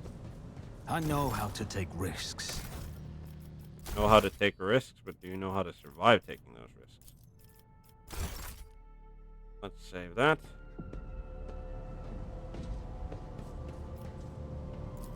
Just as I planned. Shows that the steam pressure in this pipe is close to the maximum. However, it does not... What? Not reach the bars at the other end. Okay. This page is where the start of each shift is marked. Last mark is missing. Okay. Goods, multi-key, reinforced thermoplast.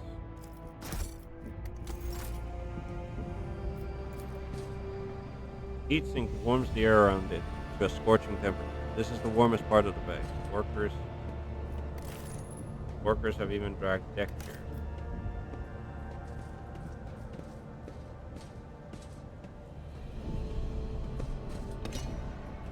Perhaps running a different way.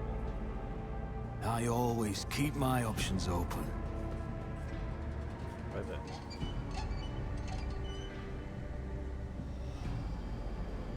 We turn that off. Okay. Now turn for this. Okay. Rise to the top, or get left in the dust. What advice? Yes.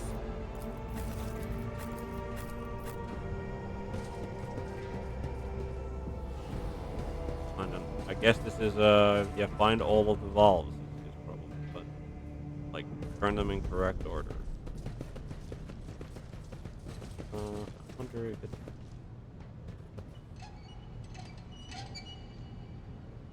Okay. Let us not dawdle. That one. Nope. Not that one.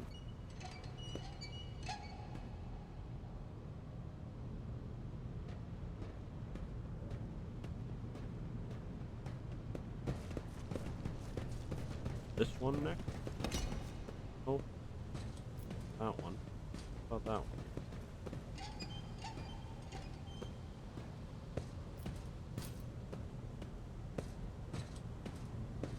Okay. Now that one? Oh. Is there money to be made? This one maybe?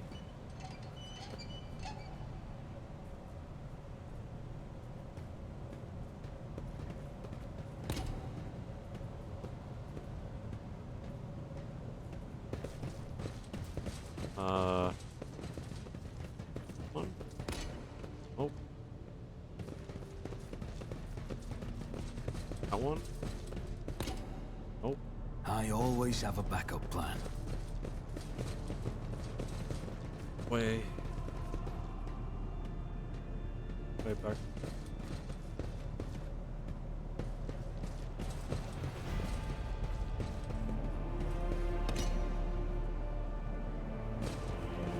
Okay. We've tried that wall. Are there any walls here? I don't think there are. There doesn't appear to be. Keep your wits about you. I don't think there are any walls around here.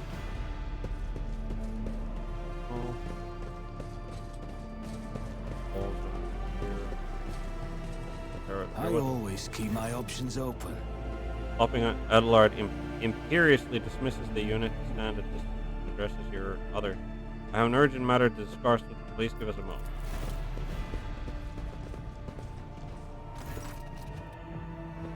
And his last. Are you pleased with your investigation, Lord Captain? You kowtowed to the disloyal rabble. You believed their lies and showed them lenience. Next time the ship is attacked by cultists, the rabble will welcome them in with open arms and allow them to wreak whatever havoc they like, since they see you as a weak link. Is that how you see your future at the helm of one Valencia's protectorate?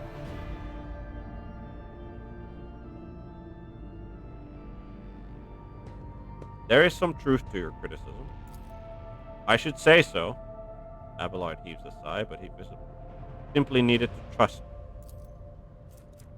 I would have handled the situation myself had you not decided to intervene, says irascibly. Remember Lord Captain Theodora?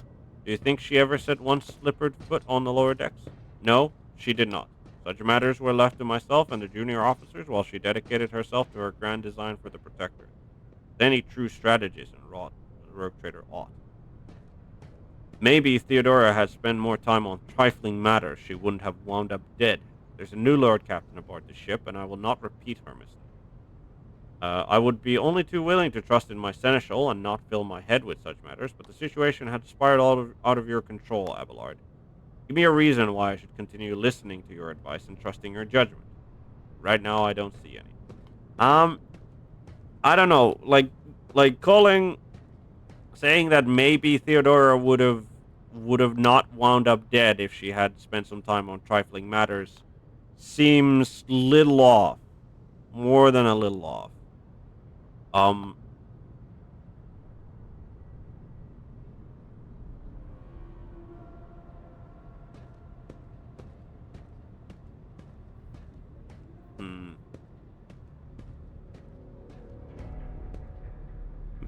But I think that's the one. Maybe Theodora had. I commend your decisiveness, but I'm uncomfortable with introducing new protocols in the midst of crisis. And I lost my temper, Lord Captain. I believe I ought to explain myself. The prosperity of the one Valencia's protectorate is not just an empty phrase to me. I left the Imperial Navy for the chance to see it flourish. It was the most momentous decision of my life. I did it because I saw in Lord Captain Theodora's deeds the sign of a true greatness. Rogue traders do not simply forge new routes and capture worlds. They create order out of anarchy. A creative impulse was entirely lacking during my time in the military. So I left behind everything I had known, everything my family had known. I come from a long line of officers, and I embarked upon this incredibly reckless venture. Lord Captain Theodora entrusted me with all the concerns she had no time for. She would go off on her flagship for long periods, the distant frontiers, on scouting voyages, and the advancement of the entire Protectorate rested on my shoulders. And then suddenly everything that had been built over years and years began to quake, rattling like a flimsy hanger on a seismically active world. One of the senior officers betrayed us all. The rogue trader was killed, and who knows what is happening on the planet. I tell you this honestly, without fear of appearing weak. All this has come as a grievous blow to me. I'm not panicking or grieving because I cannot allow myself to panic or grieve. Duty bound to aid the new rogue trader, to aid you, to find your footing as quickly as possible. And to do that, I must insulate you from problems that in the past have been dealt with by tried and tested procedures set out in the ship's regulations. Procedures that were established long ago and have functioned smoothly for decades cannot suddenly be deemed excess to requirements. Theodora trusted in established procedures, and she died. I won't make the same mistake. If you want to keep building the future of the Von Valencia's Protectorate with me, stop living in the past. I understand, but you need to learn how to respect me as your Lord Captain and Rogue Trader. Accept it and start living in the new world. World where Theodora is gone, and where you and I have new decisions to make. Prosperity of the Von Valencia's Protectorate is just as important to me. You're the only person who has comprehensive knowledge of how things are run on this ship. I think in the future I will follow your recommendation. I value what Theodora created, and I trust that this situation is an aberration in the ship's otherwise smooth operation. Since the established procedures are working, I see no reason to change them. I have seen plenty of sentiment and hand wringing in recent days, but very little competence. I have no plans to rely on your judgment or your tried and tested procedures. Right. I think we're gonna go with like I thing is that like this like sending the assault unit in is just no. You need to learn to respect me as your Lord Captain. Accept it and start living in the new world. A world where Theodora is gone and where you and I have new decisions to make. Yes, Lord Captain. Your resolve is admirable and demonstrates strong leadership. But remember this moment, if my old habits ever begin to creep back in. Now, please, let us leave the lower. If the rogue trader desires to stretch his legs, things are. Yes, we will figure that out. Um, but I have a nose for profit and a taste for adventure. need to figure out this whole valve. What is happening? There's that valve. No walls. Oh, there is a valve over there. There we go. Success is the only outcome I accept. Force grenade, crack grenade, melted shard. Wonderful. That's all of the. Rise to the top or get left in the dust. I think that's all of the valves. Like all of them have been disabled, right? Yep, all of the ones. So there's no. Nice. To the Voyager Bridge we go. As one of the closest associates, he has spent a decade serving the. Clearly intends to spend another keeping close eye on every negligent servant and does not. But the death of Theodore, whom he faithfully, Abelard is willing to do.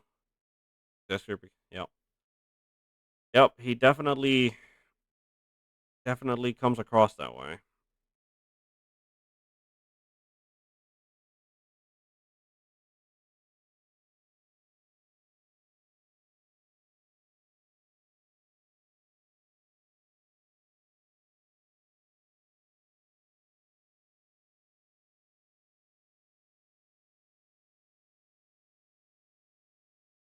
Right. We have another level. Have another level. These come in quite like I'm surprisingly enough these come in quite a lot. Um. I assume the rate will slow down soon enough. Right. We have available. Get back in the fight. Officer encourages an ally who immediately recovers from burning, bleeding, toxin, or in stun effects. Under the voice of command, they also get willpower bonus, temporary wounds.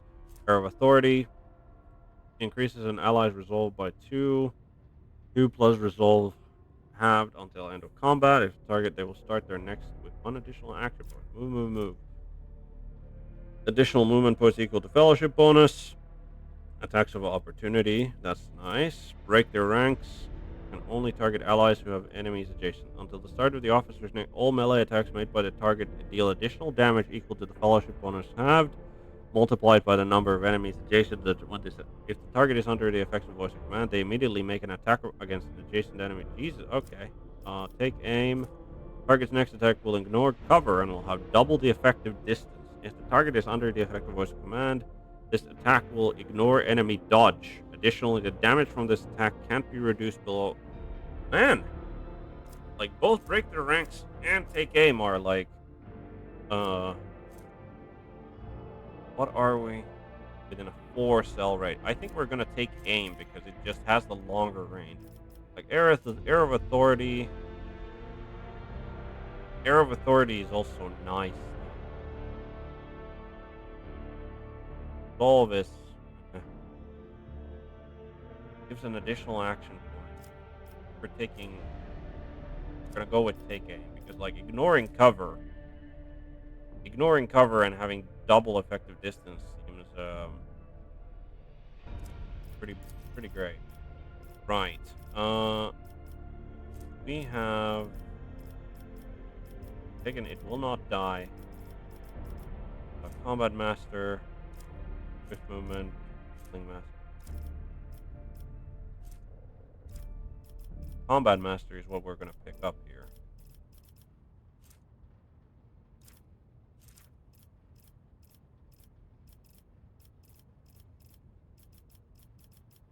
Grenadier. No, we're gonna take power armor proficiency. Are we gonna take that, or are we gonna take? Is there a heavy armor proficiency? There we are. In addition to armor and dodge penalty, heavy armor also has unique parameters. Deflection, which heavy armor protects well from damage. Yes, I will. I will get heavy armor proficiency. That is what we're gonna go with. Cassia. You have an ability. Okay. Don't think we're gonna take any of the officer abilities. Glimpse of Fate. Target gains 5 times willpower bonus, increased hit chance on their attack, dodge on their next dodge, and resist. Each of these bonuses disappear independently from each other. Okay. Uh, Feel the Light. Target ally gains 4 times navigator's willpower and toughness on combat. That's good. Held in my gaze kills 2 times enemy. That enemy must pass a willpower resistance test or become immobilized until the start of an immobilized target can not regain a turn and cannot use Waking Nightmare.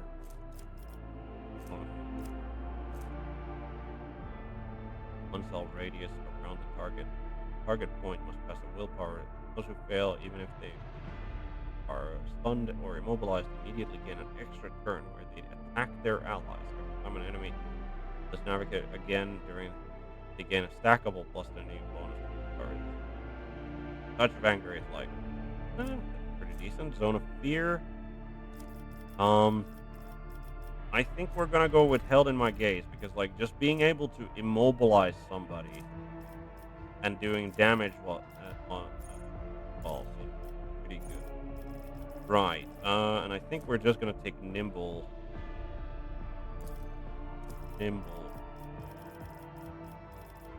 Just to get some extra. Go. God. Argenta. We can increase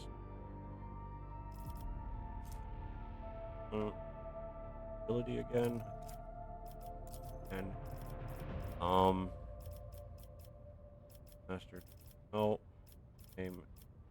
No. Power weapon. No. Will not die. No. No. Heavy weapon.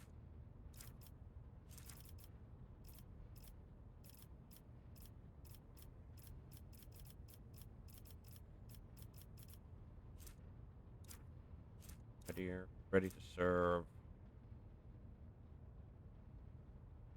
Their resolve is increased.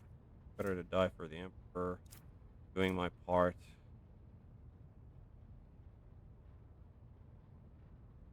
No other character in the current party has a stronger together, excluding the current party. +5 to this. Assume that her humanity's finest ability. Yeah, it was agility. +5 to everybody. Which is pretty good. The Emperor protects, devoted against or cleansing faith. Shield of faith.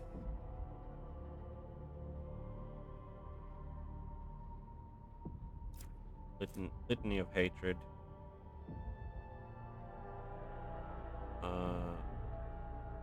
Gods and attacks of opportunity. Litany of purification. All enemies go gain +1 stack of the herb. Enemies that are adjacent to 2 stack of this. Also, all demons in the area affect damaging enter.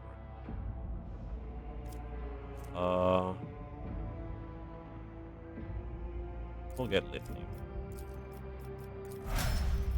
Wonderful. Then we have Idira. Nice attack. Going to until the operator's next turn, their allies' attacks also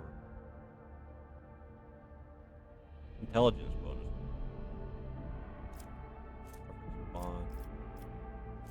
Voting. It's an area that lasts until the start of the cycle.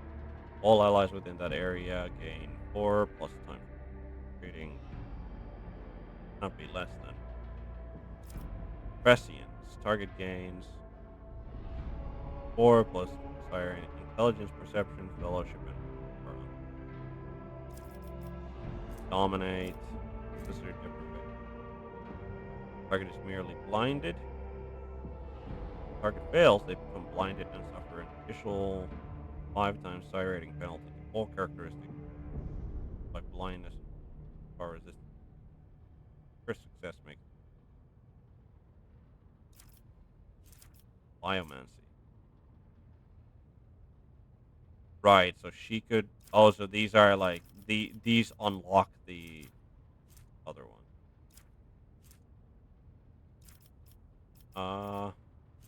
Sensory deprivation is pretty decent. Dominate. Or at their next turn, they will spend all their movement as close as possible to the striker. They can act as normal, but that doesn't seem great.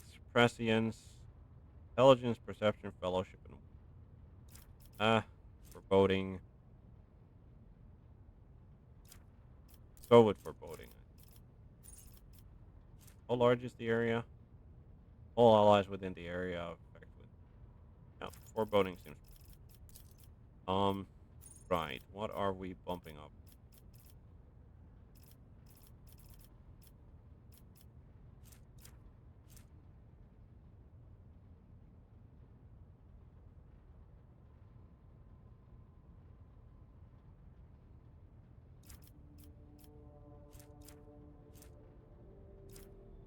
Go for it. We're already doing. For Imperium. Us.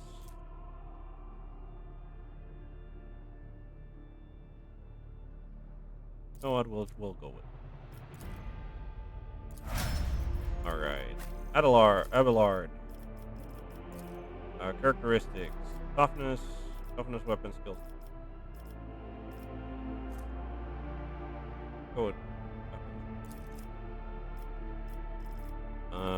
And then already a combat master. Also, already have die.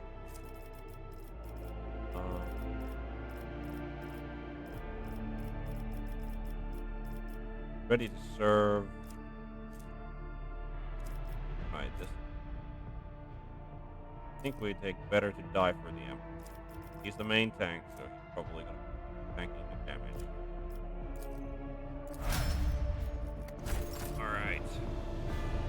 that, go back to the Corona Expanse. I wonder.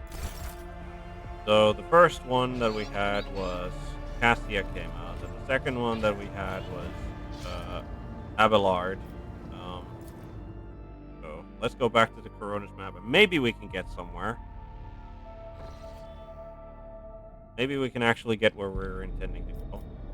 Is this unidentified void ship? Wonder.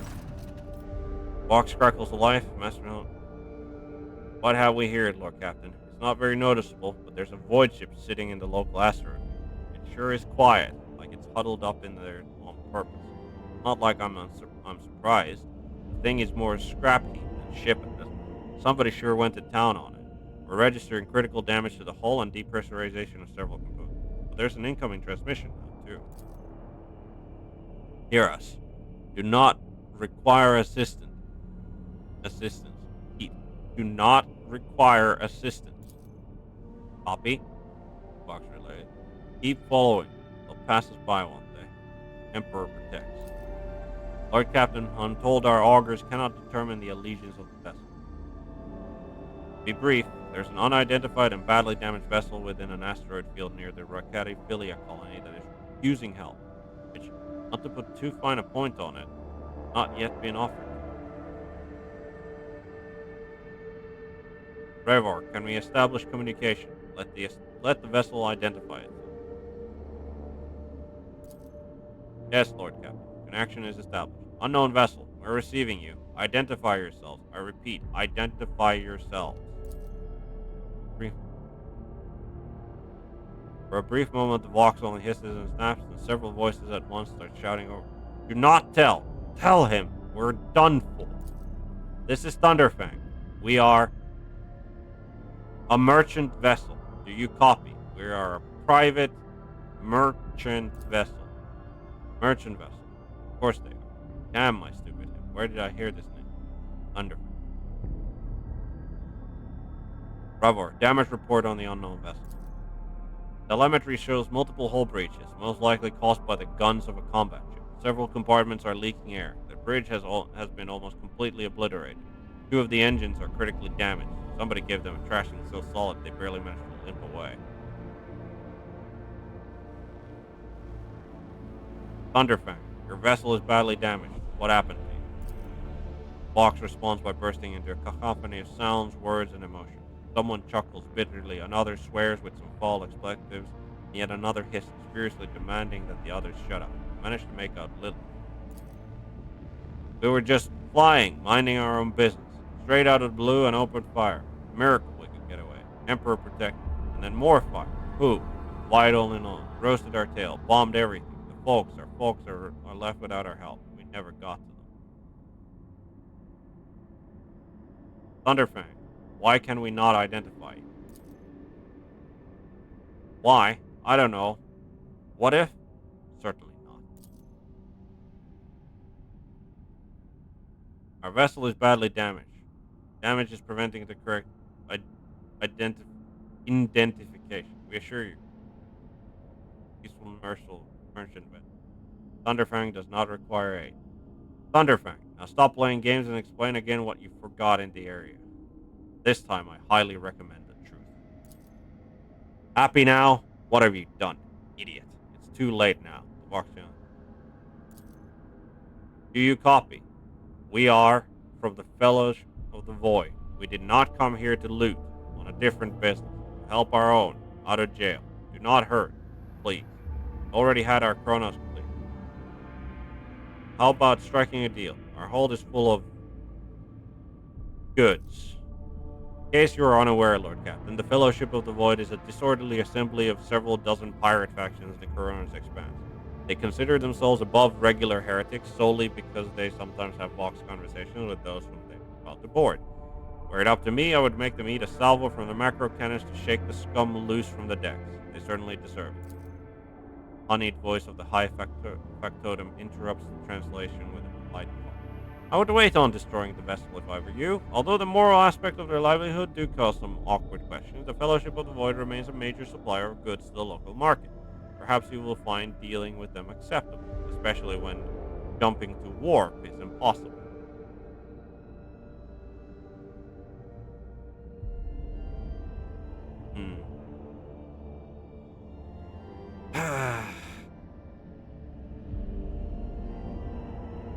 Commercial enterprises with a bunch of pirates doesn't seem great.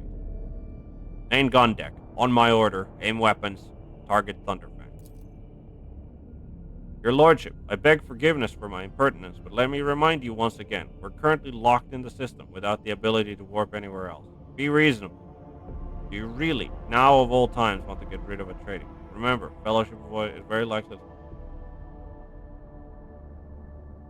Fine, Danrock, have it your way. Main gun deck, relay that order. Thunderfang, prepare for commercial exchange.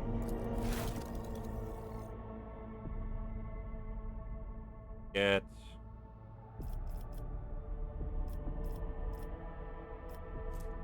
Camouflage. Range attacks decrease their target's dodge. Wait, what?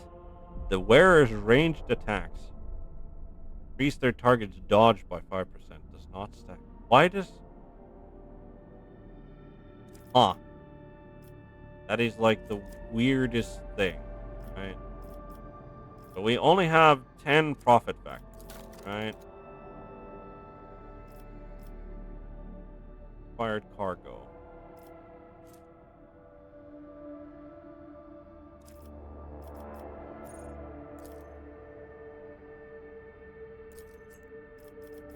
Okay.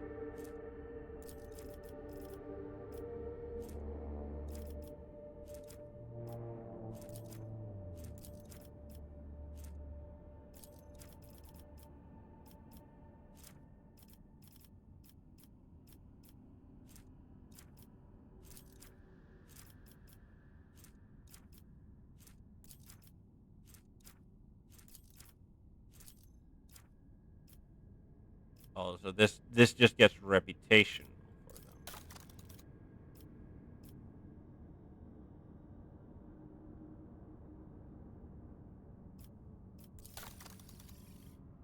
We could get ourselves a flamer, which is nice. But camouflage robe is what I'm thinking about. Like for Argenta specifically. But I that like kicks, especially trading with the... No, we know now what the Thunderfang is. Fair enough. Let's go visit Riccati Filia then. They're stuck there. Side grade undetermined.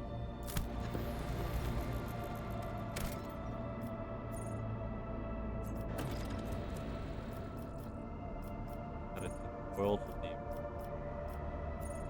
Go to the prison planetoid. Let's see what's going on. There's apparently a riot going on down here in the prison planetoid, so we'll figure that one out. Hopefully, it's not more heresy.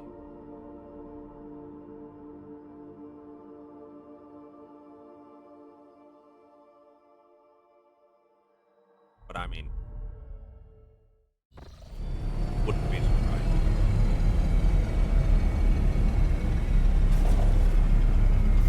I do, by the way, very much like this sort of like the very bulky aesthetic of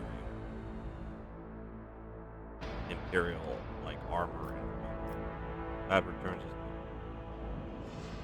there are some random omniscope.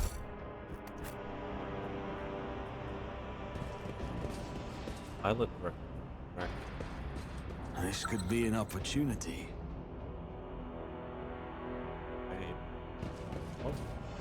Come in. Come in, escort. This is Captain Vicari. Escort, please come in. Pale young woman looks at you with a mixture of hope and disbelief. Whirling. You notice her hand trembling. She touches. Who are you?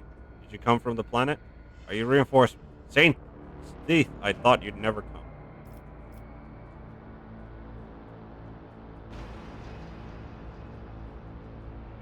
What's happening? What's happened here? Tell me about this planet. The only settlement of Ricardiphilia is a penal colony.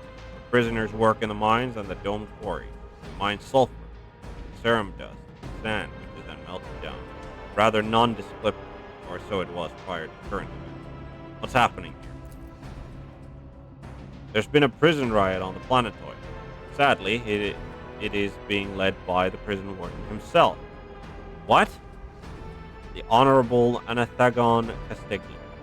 He has allied himself with the rabble that he himself was supposed to watch and declared Ricardiphilia to be independent of the authority of the system's lawful governor.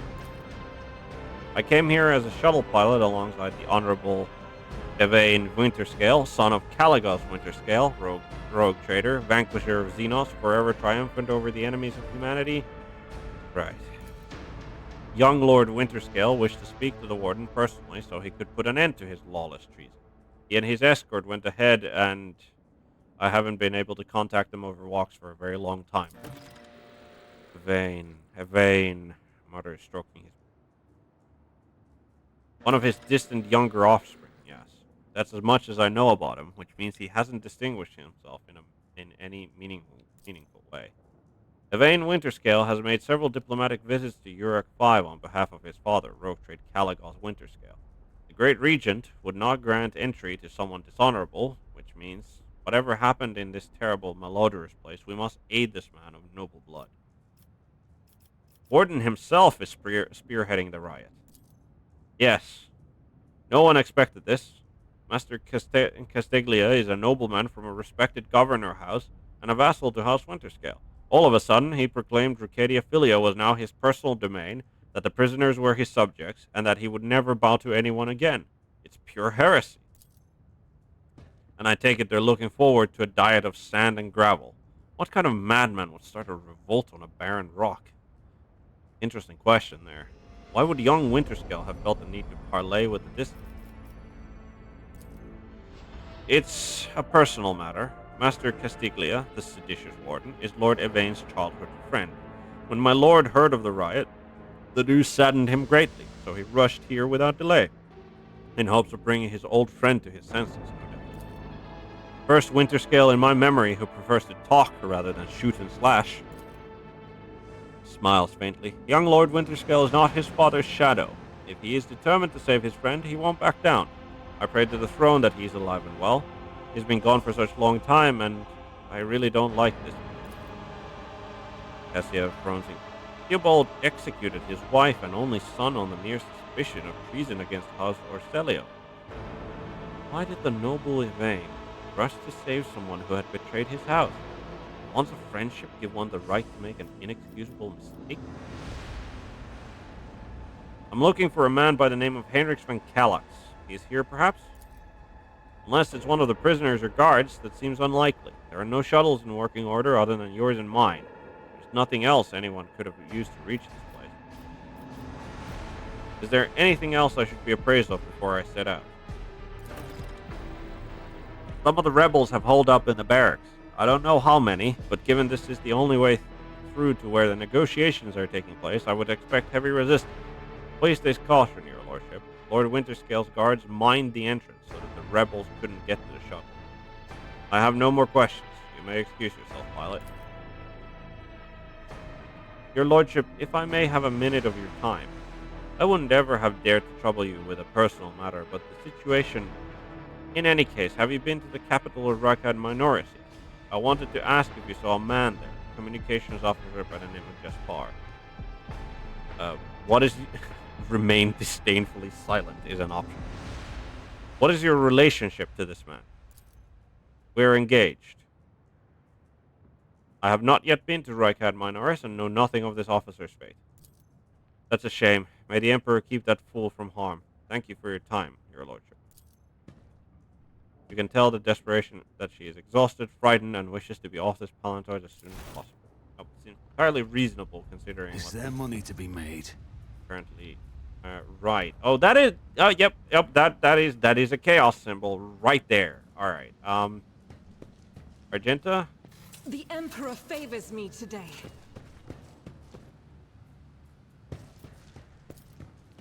Guard post has been vacant for a long time. There's a layer of dust on every surface. Not at all convinced. Not at all convinced that this is I always have a backup plan. gonna go well. Right.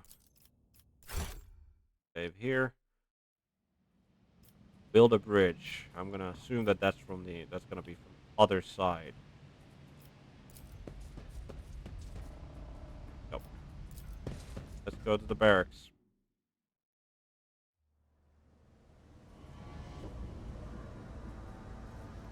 Immediate assault on our position. What do we have here? Another mine. Huh? I can see the agitation and fear of the servants beside me. But you... how do you manage to drown out their colors with mere words? Their dark hues dissolve immediately, and humility sets in. I have always desired only respect, not fear. It is good to know that my efforts have not been in vain. Thank you for telling me.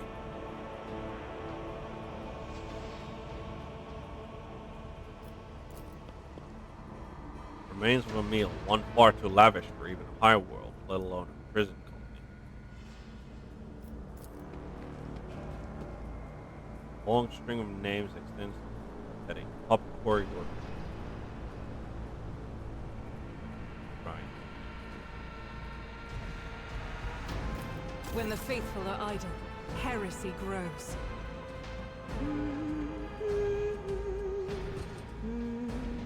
What is it? Never doubt me. Right. What's this? Good. Prison Diary of Ati Shan, Part 1. Oh, shit. Why me? Why? I missed my tithe payment 12 years ago. 12 years! The inspector's writ got lost somewhere in the bowels of the planetary administratum and was lying there this whole time. But they made sure to remember to tack on the fines every month. By the time they found the blasted paper and finally informed me, the total sum was so obscene it would take 3 generations of my descendants, if I had any, to pay it off. My fate was sealed. Trial, sentence, prison. All because some daft rotter who shoved my paper in the wrong box.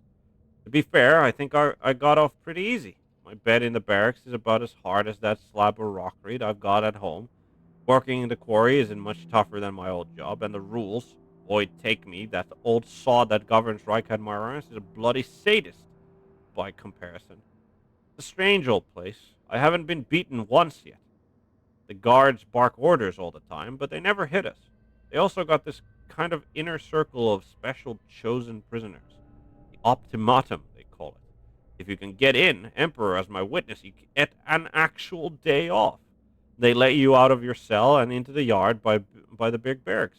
And to tell you what, they let you rest there and feed you better than whatever swill they're giving us in the canteen. They told me it's to improve our motivation and all that, to foster a stronger desire to reform and become a worthy servant of the Imperium once more. But I know it for what it is.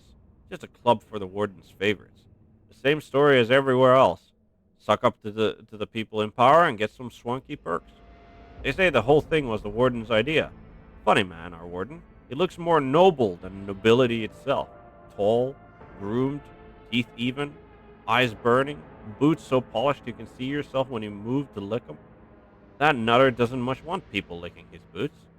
He walks around looking like he's deep in thought, all right, but with only a couple of guards at his side, and he sometimes, if you can believe it, talks to prisoners. What's your name? He asks, all quiet like. Why were you condemned? Do you feel remorse? He never even yells at no one, never orders to have him flogged. Instead, he doles rewards out to the special ones. Keeps telling us things like how we should strive to make society believe in us again. Uh-huh. Whatever you say, Master Warden. Starting tomorrow, I'll be trying to join these Optimates of yours. I'm stuck in here till the day I die, and that means no return to society for me. But, with the Emperor's help, I might just join the ranks of the local elite. So, he was He was actually one of those people who's trying to reform the prisoners. Perhaps a typical prisoner, repulsive to the senses. Okay? Venerable Optimist, the best among us. The list is faded and names are barely legible. Now the real... Stop. There. Another one. Always keep your eye on the price. Another one. Where does this... The Emperor sets my path. Duty prevails. Does something trouble? Should I divine? Sometimes. Fate and fortune favor the bold. Right. That's what, 2 mines already that we found here? Doorway that leads there, but it's occupied to that. Okay. Oh. Huh? I'll make an example out of you! The Emperor is with us! Cassia is an officer and ship's now. He strikes foes with energy and supports the party by making. Yep, what's the command is. Yep, okay. Yep. Cool. Yep. Okay. So, we start the battle. We got ambushed by Grenadier Guard, prisoner, Nimble. Nimble prisoner has a lot more. All right, prisoner. Where's the? That's a nimble prisoner over there. Where's the Grenadier Guard? Oh, over there. Okay. Good talk, I guess. Right. So.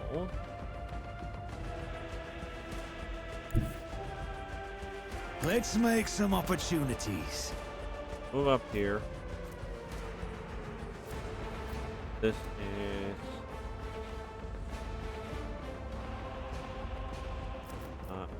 so we can't actually do this.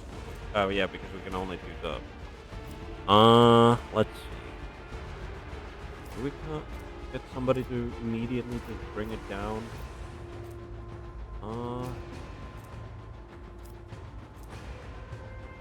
You know what? I think we just tell Argenta.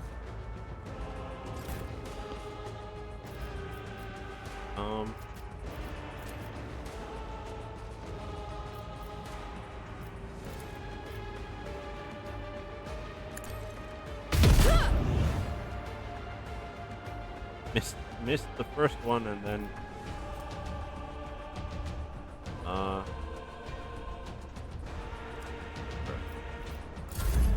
done. They're done. Alright, we have Cat.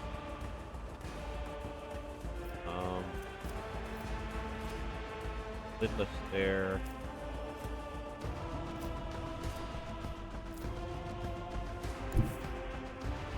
Battlefields are always drowned in scarlet. Here you go. Have some lidless there. I am a navigator, not a servitor.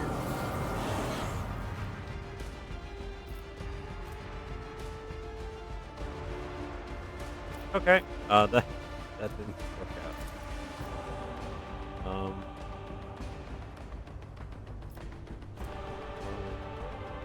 Or we're gonna give voice of command.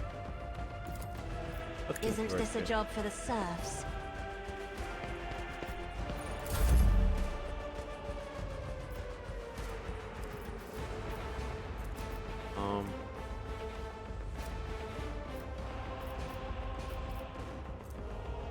As the Emperor commands, I act.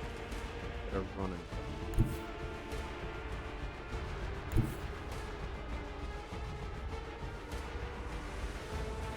I will bathe this battlefield in righteous fury. Doubt is for the weak. One. Not great.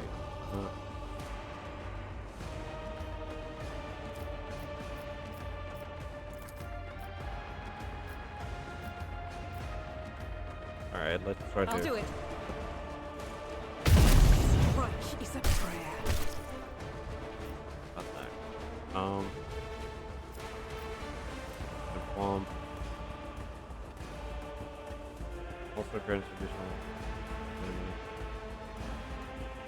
Sister hit the demon. Oh. Alright, Grenadier Guard, what are you gonna do? Gonna move forward. Okay, prisoner. I assume these guys will have like It's melee. nothing. Kick and strike. Ooh. Alright,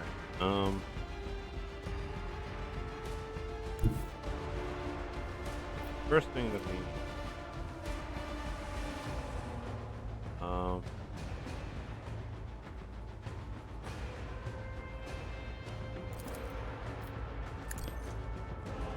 Let's put it on Argenta.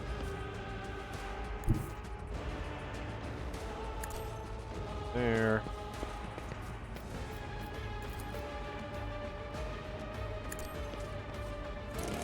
Another enemy down.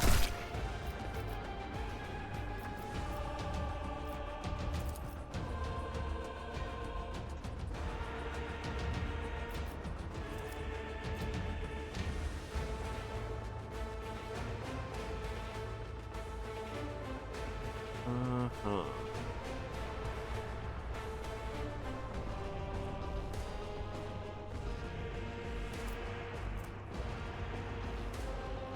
You would tell Cassia to take a... Who if not me? Tell Cassia.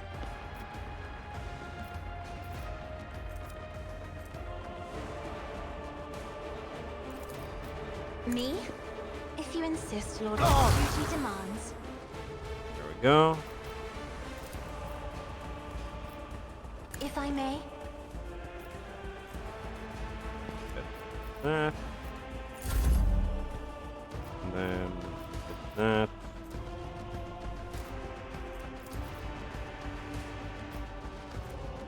Voice command. We'll put. He's as good as done. We'll take aim on her.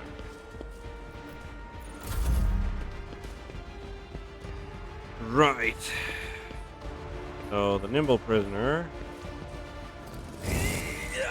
dodged. Okay. So we need to probably stop that nimble prisoner.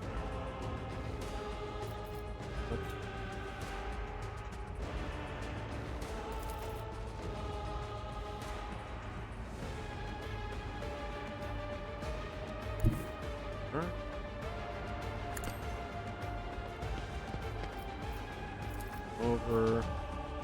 Will do.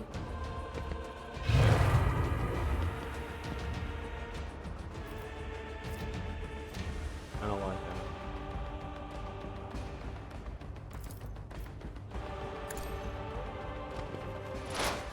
Oh, so it is an actual area of effect. It's not that the people need to be. And then for warning, we'll give that over to our Was that you? rogue trader. Or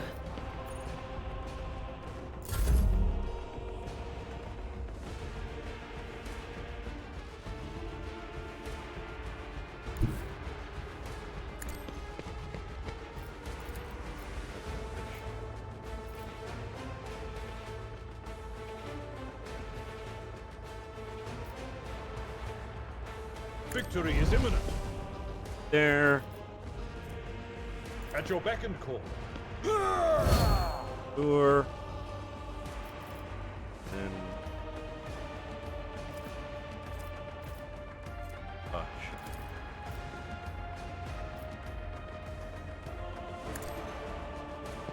Reduced to dust.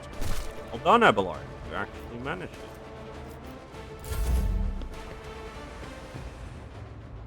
I wasn't very confident, but did. Kick. Parry. 20. Right. So, definitely moving you there. I don't know where that nimble prisoner. It looks kind of like he's going somewhere. Me? If you insist, Lord Captain. Did he make the save?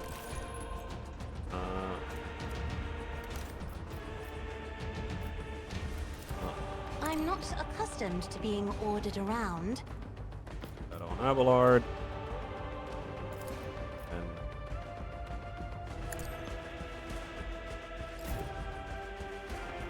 right.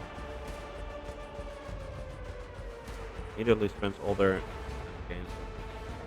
Next time it's just running down day game.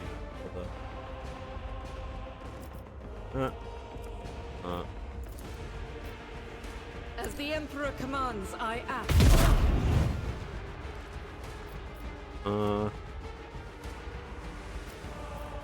Let's Faith without deeds is worthless.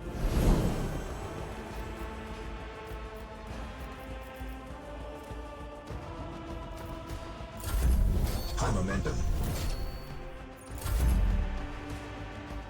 right. Magenta.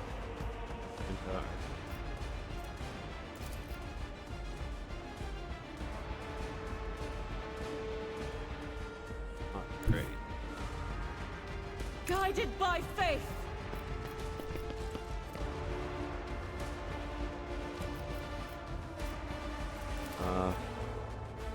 Get a little bit better chance of hitting that. Or we have a 75.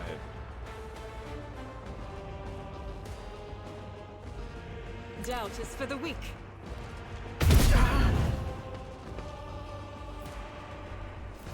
Hold there.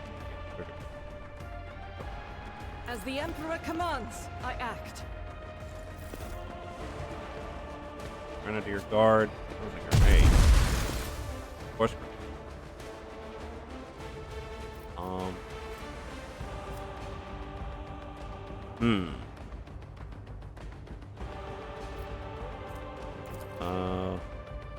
Voice of command. And bring it down. I'll make it happen. Isn't this a job for the serfs? Try to die with grace, at least. Okay, wonderful. Wonderful. I am a navigator, not a servitor. We killed him. They're, like, I have a feeling that he was trying to like escape into the vent or something. Why I felt it necessary. Please deal with that. Your end was inevitable. Wonderful. Oof. Brace yourself, Abelard. Even got knocked prone. Huh.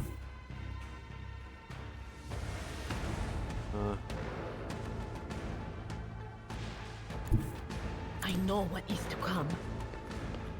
There. Will do.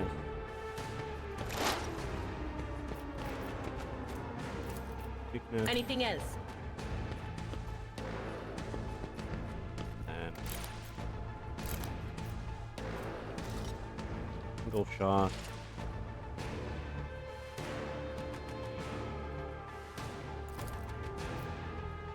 On it. Take it. Just as I foretold. Up. Re-attack. One. Let's do dismantling attack then. The whispers must be appeased. There we go. That's the grenadier dealt with. Abelard has to spend his entire. Pain and duty go hand in hand. Huh. It's surprisingly bad to get knocked prone, so that's good to know. Good to know. Me? If you insist, Lord Captain. Right, Abelard. Indeed. Let's deal with these. I took care of this.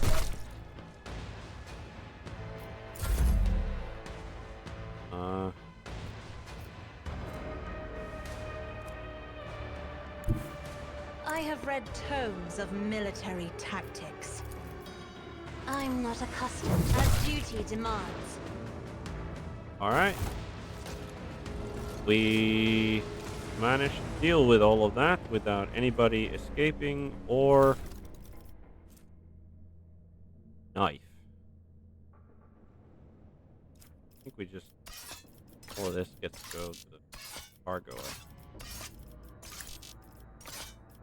We'll keep one knife on. Right. Nimble prisoner. He has chainmail, which is medium armor. Armor 30%, dodge penalty. Right.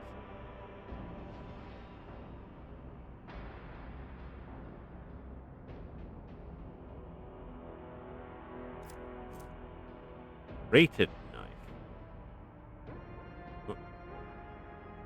Okay, so the serrated knife is just better than the knife, so we'll take that. We'll also take the chainmail.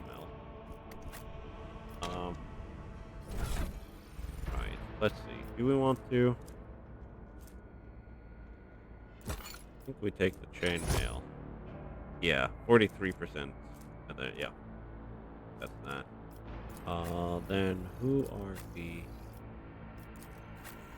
I think we give the light carapace over.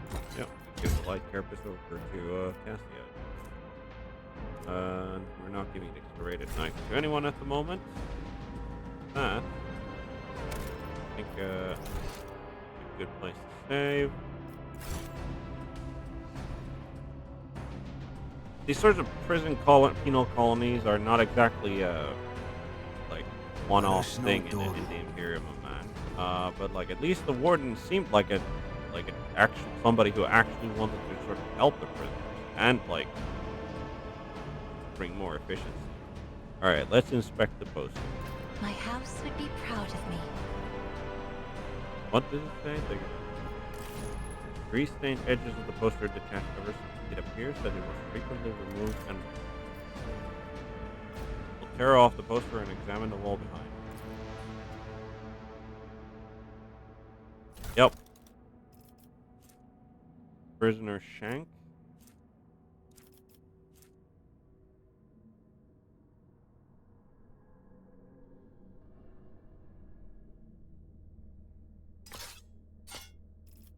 Shank.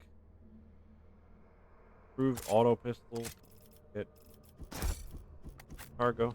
Okay, so I thought that was kind of be like some kind of event that you could cages have been placed in plain view of the beds. Inside are traces of blood and the people.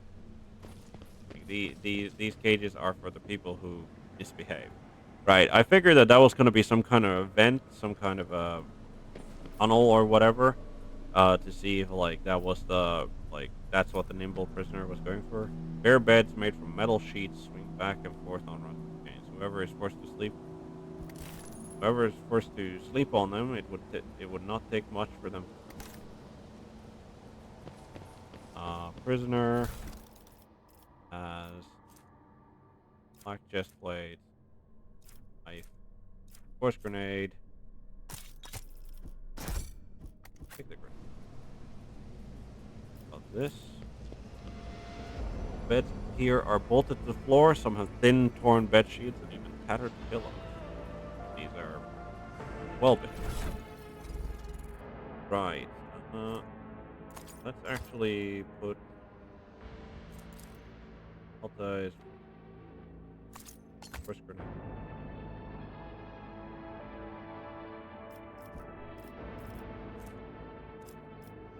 I don't think we'll be throwing too much crack grenades inside the prison. They're an anti-tank grenade. So having the force. If I could see the golden light of the Astronomicon as you see it, Cassia, I would probably go still forever, unable to take my eyes off the radiance of the Emperor for an instant. I think you would manage. You have different hues of light within you. Gold, silver, and crimson. One of them would call you back to this world.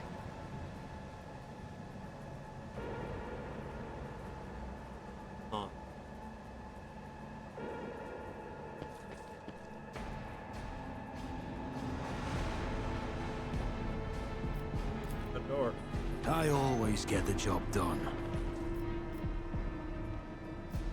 Main level. I won't let it define me. Just as I planned. My brethren, the dawn is nigh. The Optimates will guide us. Oh.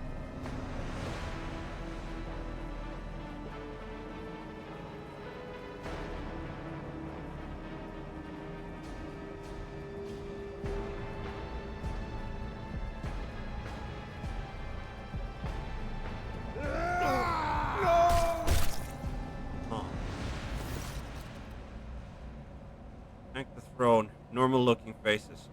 Thought we were going to die here with these nutters. The old man with a gap-toothed smile drops his weapon and placated. Please don't shoot us, your nobleness. Let us speak a word. Well, this is a welcome change. Talking before shooting. Still, Lord Captain, the look of this ragtag bunch hardly inspires trust.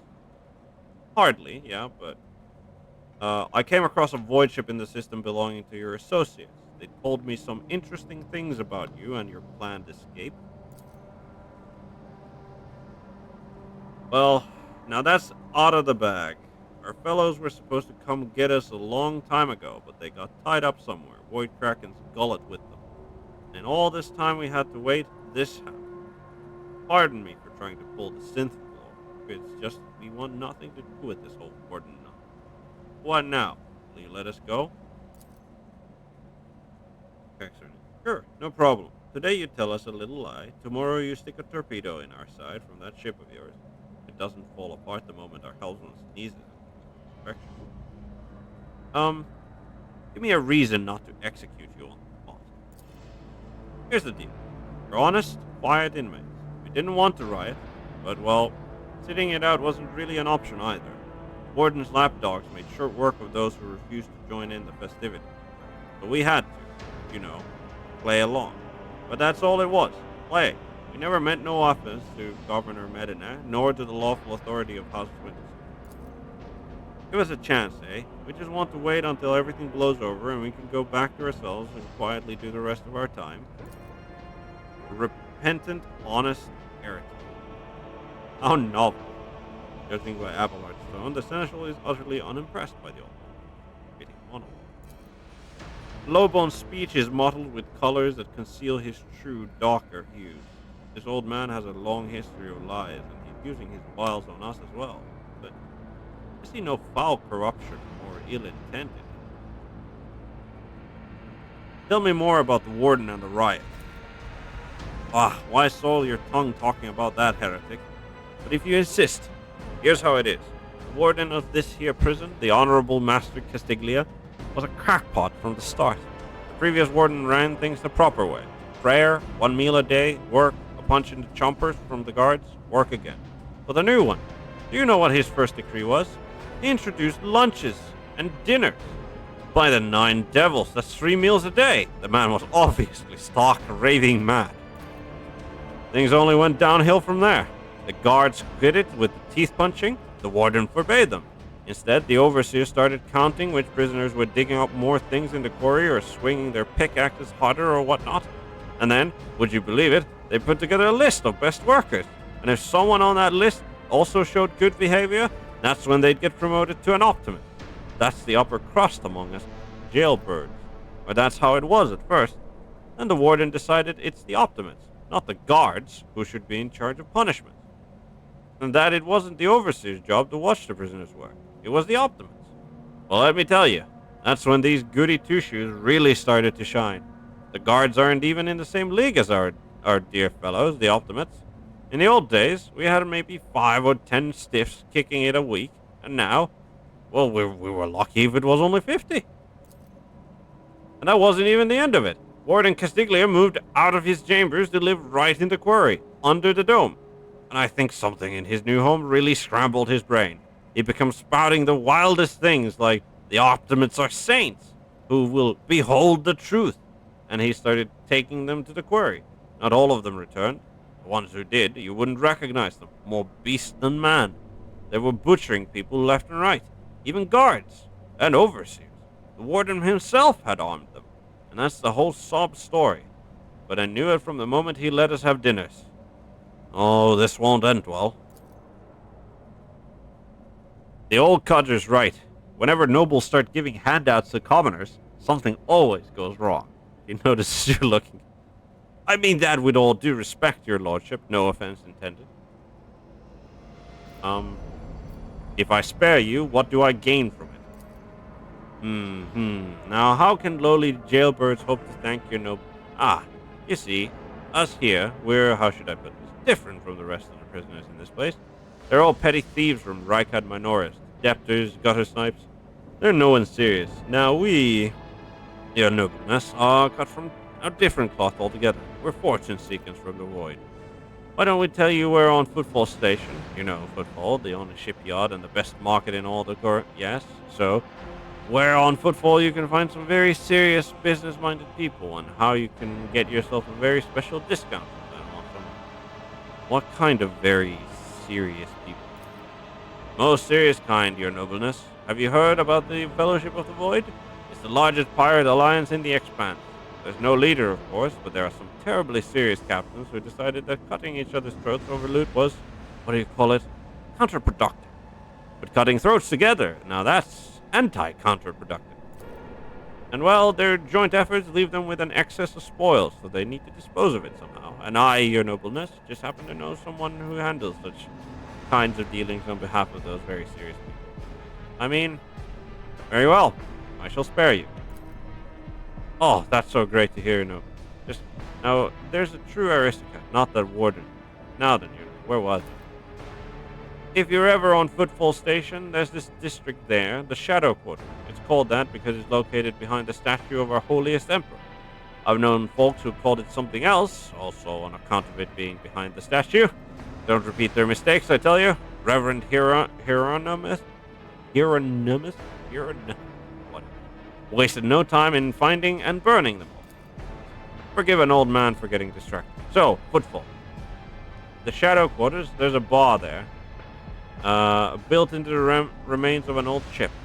And in that bar, in the back room, certain Riza does her business. Tell her Grandpa Backwall says hello. You'll be her favorite client in the blink of an eye. There we are. Well, we'll be going now, if you don't mind.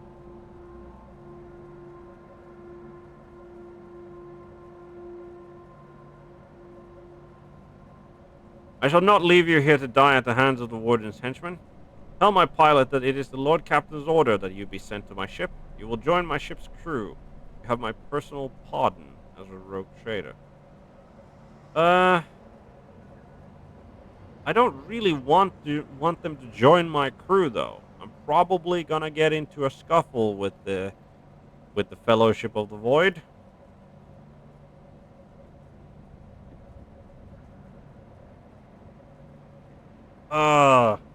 I don't want to take the heretical option.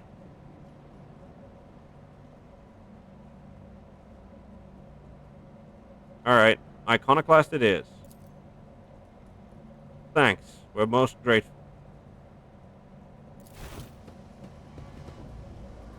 Yeah, I probably should have just taken the heretical option there. Honestly. Pumps of dust, but no trace of weapons or gear. The storage has not been used for some time. That's how it's done. This? Axe. One-handed melee weapon. This goes to Abelard, I think.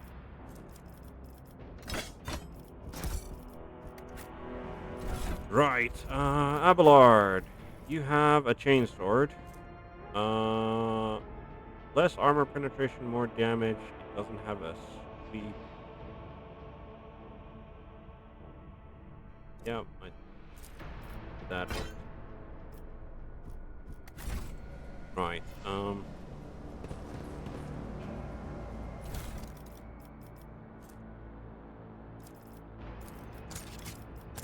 off to the cargo.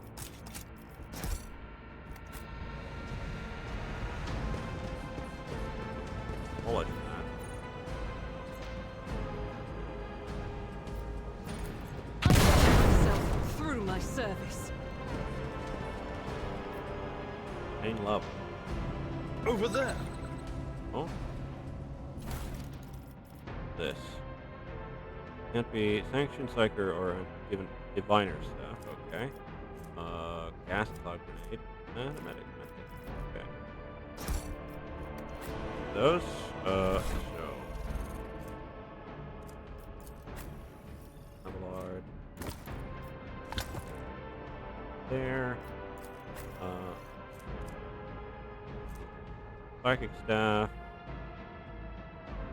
Fine ability. Ability is what is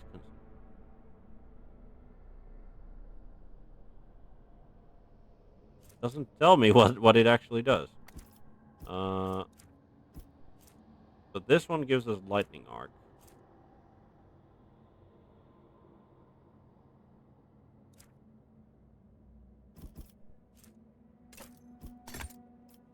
Instead of having the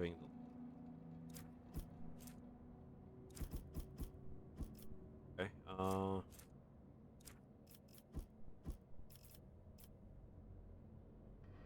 Oh yeah, there's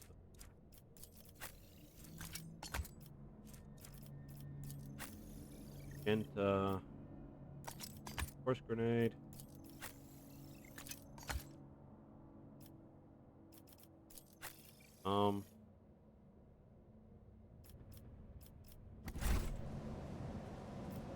Did you want something? Change this to the other one. One enemy with intent. Next hit against the target will be an automatic critical hit. Okay. Pretty useful. That is pretty useful. Okay, so I think we're gonna swap that and then swap that.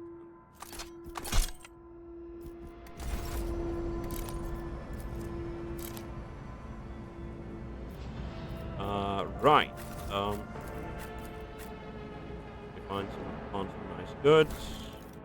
What's this? Warhammer. Range 3. What? Shotgun's not. This is a. This is a shotgun in pistol form. Saturated cape. When the wearer uses endure, they immediately remove one of the. Okay, yep, we're taking that, and congratulations, we found you a cape. Each work used in battle increases where dodge. Probably take this. Probably this and that. Where's the fellowship?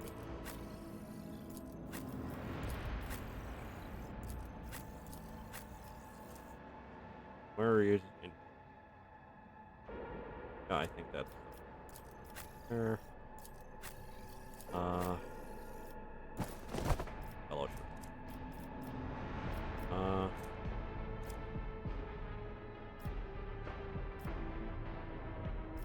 Then we had the full.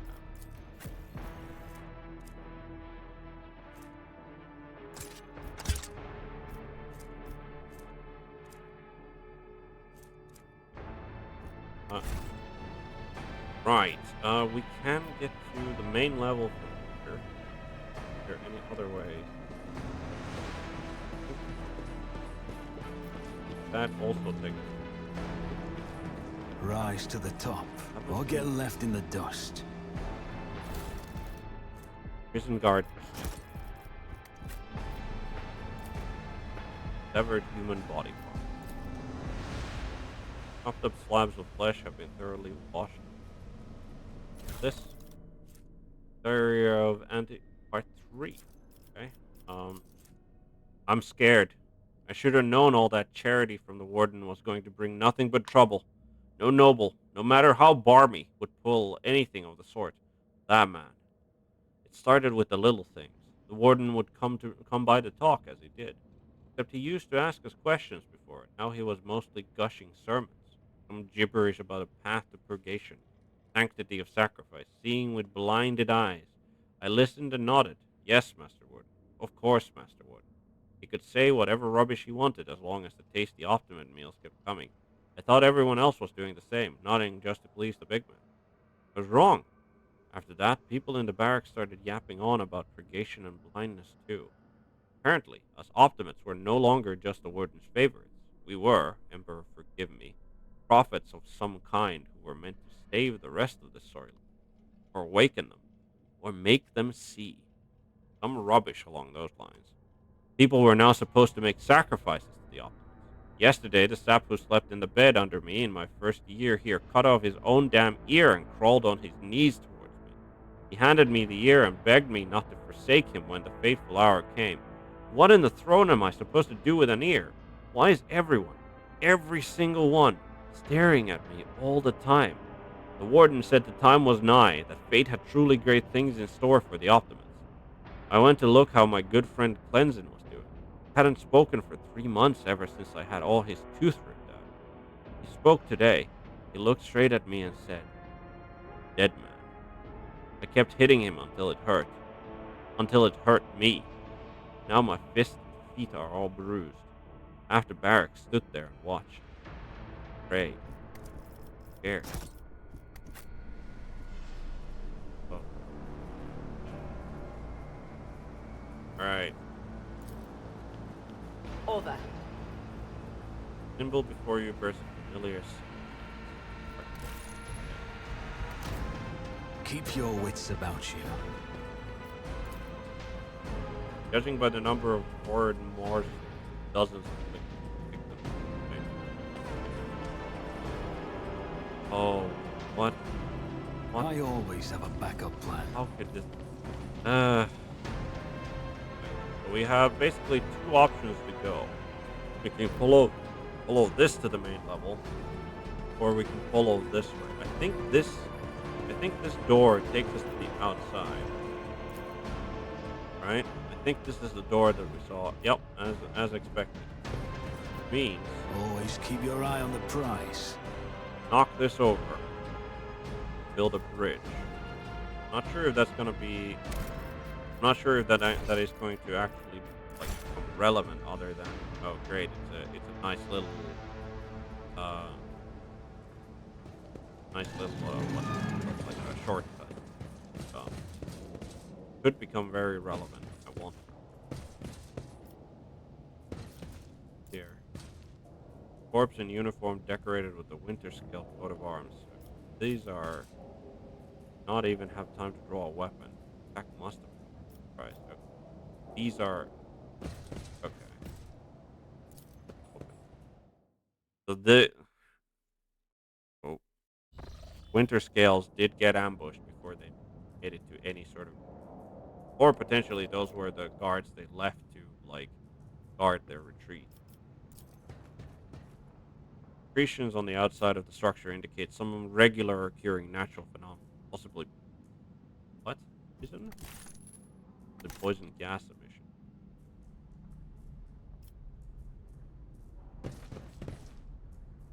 Try to open that.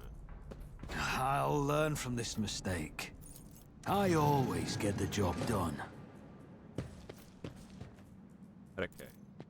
Success is the only outcome I accept. Suggests that the victim was killed by poison gas. Is there money to be made? Glass making furnace was used. Why is there poison gas? Okay, just goods we can sell. Fire grenade, force grenade.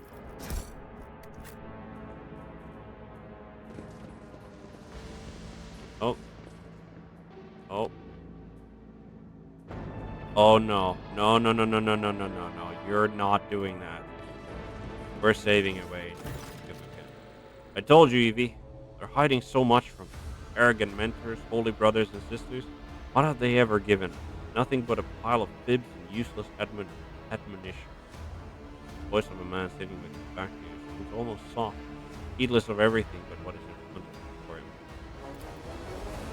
But Aurora, she's different. She spoke with me like no one ever had. She revealed the truth to me. Now I can reveal it to you if you just stop struggling for 1 minute. What? The man finally realized he's not alone and turns to you, clutching long, thin blood. We have guests from the Von Valencia city. Evie, my dear, you will have to wait.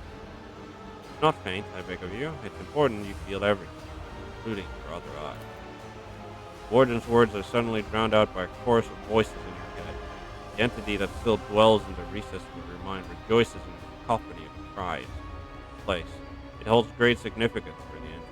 The frantic chanting of the voices can almost make out words that speak of an ancient grave, one that was open, for it contained a priceless treasure, the most coveted prize that was retrieved by the faithful of the Such dreadful shades. Colors of this place, they're putrescent to the core. Colors are oozing with madness and despair, pain and how do you know who I am? Lies have many faces, but there's only one truth, and it has been laid bare before me. I knew the enemy of the truth would come here sooner or later. You know, we had this guy once. He was a quiet one. One day, he walked into a middle-deck bar, threw one back, and then pulled out a gun and started shooting people left and right without saying a word. And he shoved the barrel in his mouth and blew his brains out. Our warden here has exactly the same look in his eyes right now.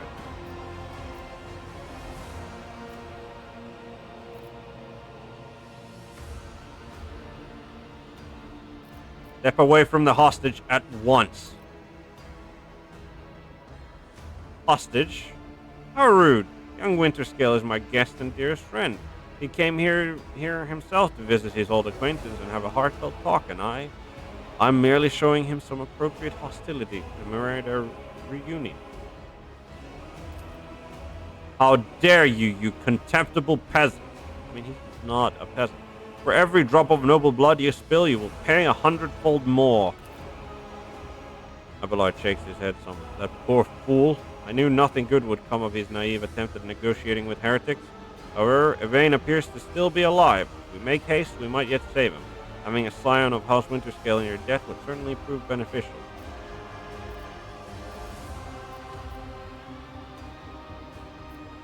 Who is Aurora? What madness have you brought in this prison? Do you truly want to know? This was my garden, where I tried to grow the seedlings of a beautiful future. That was before I realized that there is no future. Not in the sense of ordinary people understand. We're too attached to this life, to the limitations of our weak bodies, to the short-sightedness of our eyes that can scarcely see. Also, insignificant. The true future lies beyond realm space, and the only way to reach it is through a cleansing sacrifice. Do you understand? Why did you mutilate these people? These are my optimates, saints who will guide the flock at the fated hour. Listen. He pauses and smiles. Can you hear? You can't? They're crying out, calling. It's just that their cries are not meant for our ears. They cast their voices out there beyond the edges of the glass into the transparent light. There they're heard. There their call is answered. Rogue trader, every moment spent talking to this heretic could be a moment spent destroying him and committing this place to purifying since the time we got started, right? Who is Aurora? Oh, so you've managed to barge in here and interfere with the prophetess' design without even knowing who she is? But it's too late now. You will never attain sight. All you can do is accept your fate. I do not like it when people take the I desire enemy of the truth.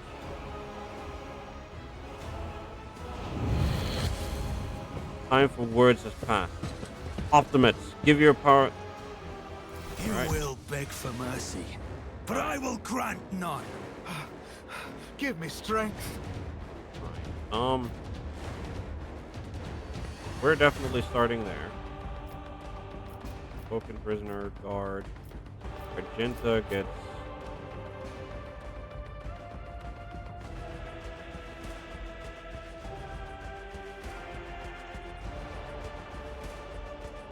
Probably there. Then Abelard.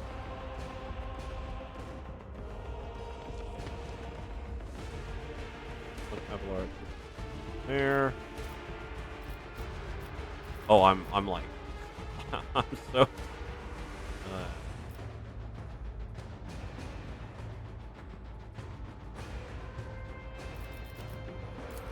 Cassia. here. Here,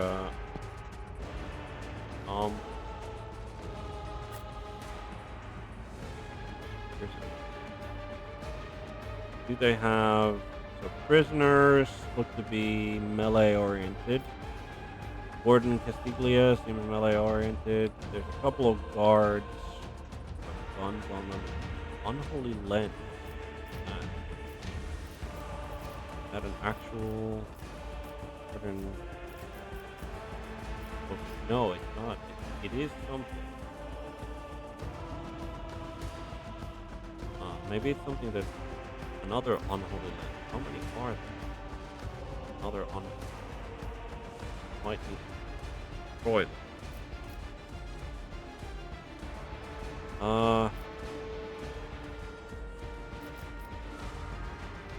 Okay, I think we're ready to start the battle. Right.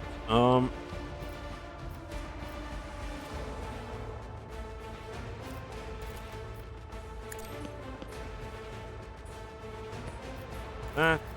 On it. We can move forward. We'll just a little bit.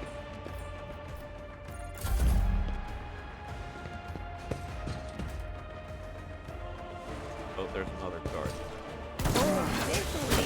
Brush this off. Not the best of shots, certainly. Gently.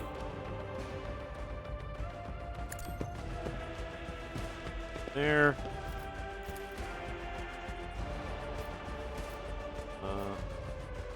Try to.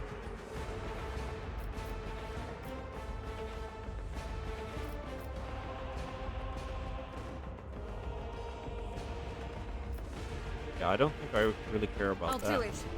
Prisoners, so let's. Okay.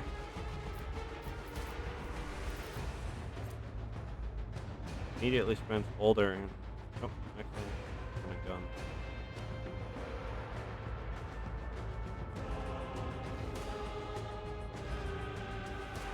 Some of the soldiers on it are like all spent on also resist cooldown.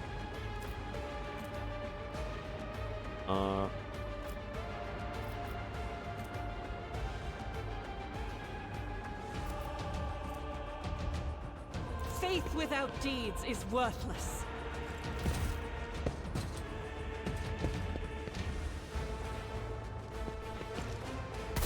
Why did I not foresee this? Right. Anything else? Well, we're forwarding on our rogue trader there. We can throw a second screen out. We can do.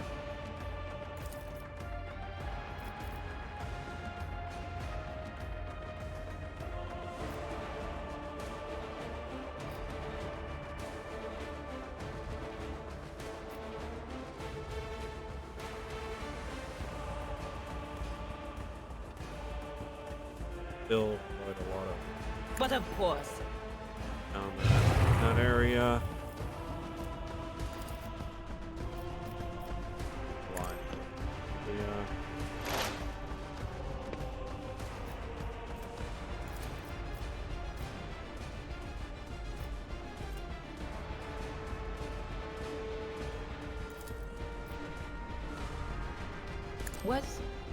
Was that you? Or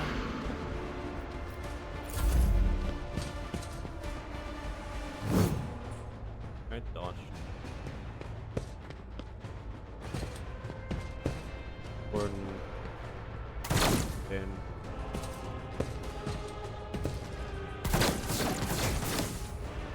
Right. This thing safe.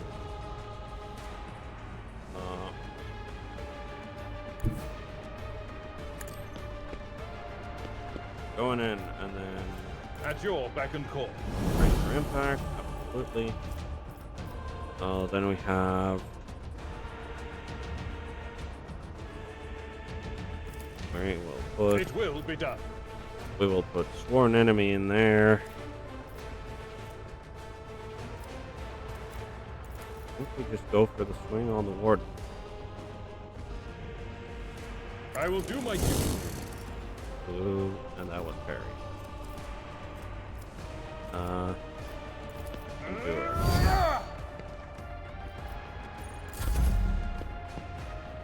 So he has a fairly high parry then.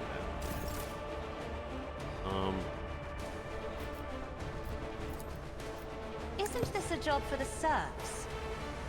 I don't know.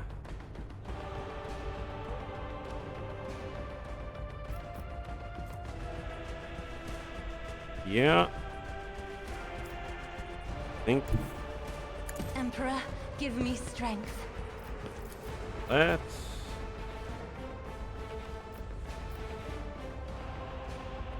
let's put a lidless If there I on may. there. My ears. That is such a cool, like that is such such a cool effect, by the way. Right. I'll see to it personally. Abelard gets the noble. We're telling him to bring it down. Let's put another swing in there. Wonderful.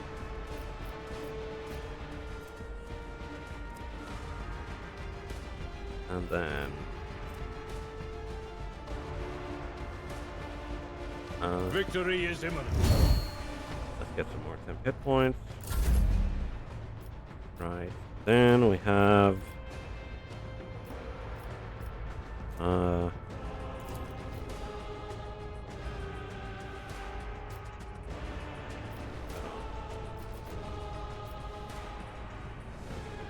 are we?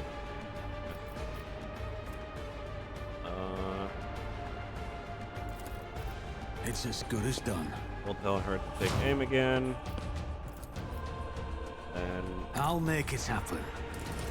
Another enemy down. at least get him one. Alright, round 2. Who are you gonna shoot this time, guard? One of your friends? More than one of your friends, so guard. The guard used burst fire. Killed an awoken prisoner. Dealt 1 damage, 5 damage, 6 damage. Jesus Christ. Okay.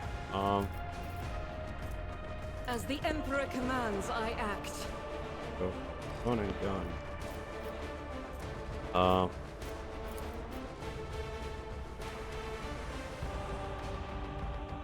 Doubt is for the weak. Missed. Really? Come on, Argenta. I'll do it. We need you hitting those things.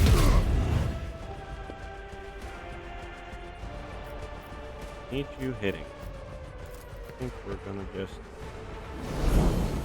furious recital.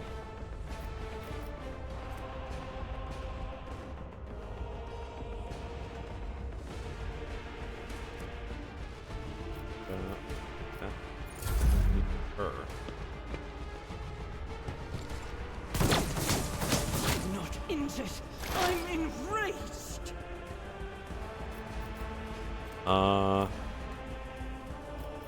Let's get another that. Then we're gonna expose Will that do. weakness. And Anything else? throw the next hit is critical on Warden.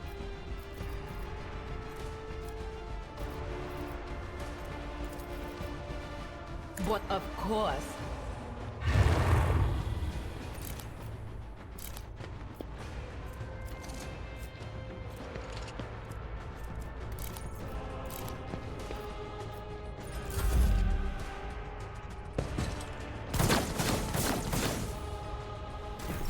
High momentum.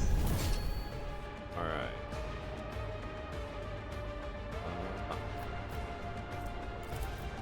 At your beck and call. For an enemy. Come on. Come on, Adelard. I know you can do it. Target well struck. Okay, what are the unholy lenses doing?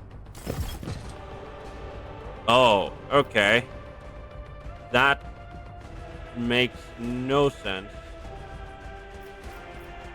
That he can just do that, but Indeed. One fewer target. that makes okay. Well, we now know what he does. Okay, so we need to destroy those unholy lands.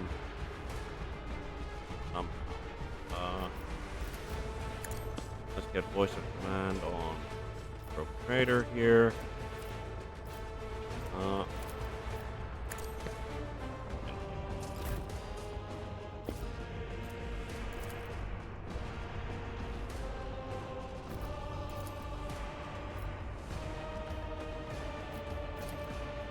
Faith without deeds is worthless. Right. I'll do it.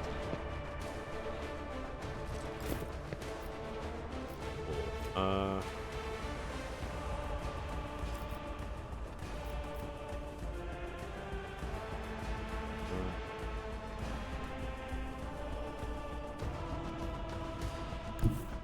Be There. careful not to cross my gaze. Then.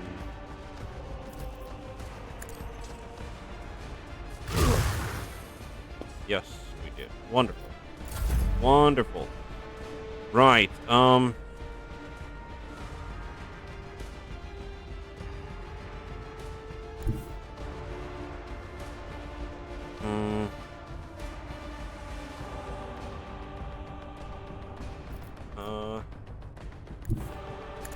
Move up there. Oh, Who, if not me?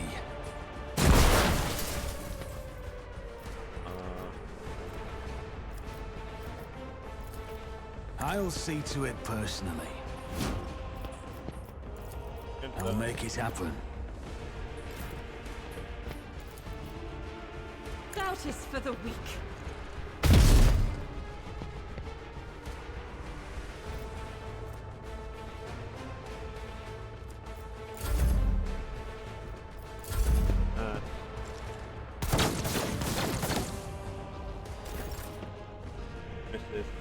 I think this is the time to use the fire armament. Power resides in the will of the righteous. I'll do it. As the Emperor commands, I act. I'll do it. As the Emperor commands, I act. Hover instead. God damn it. What? Really?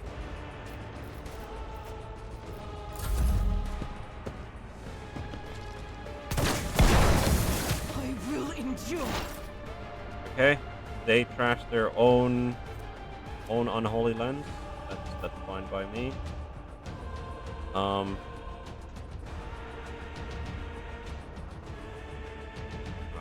I think we On it. I think we put forewarning on him. Do need to deal with that guard. Wait. About.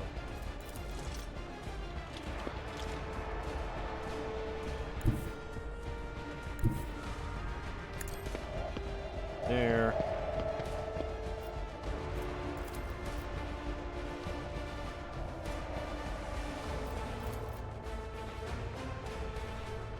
What's that? Effective range of the cluster. Hit chance.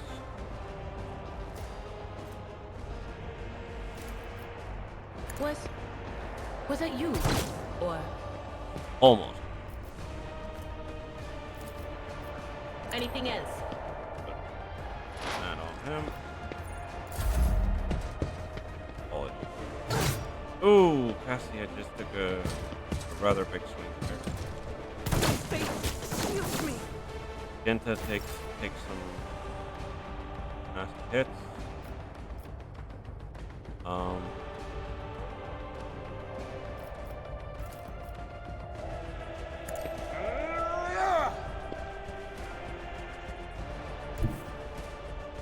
My place is at the fort. Ah, Gray hair, sure hand. It will be done. Harry. Damn it.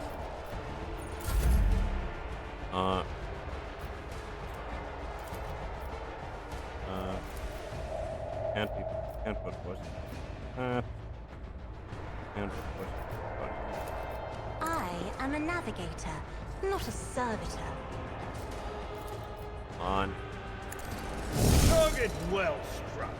Good. I will do my duty.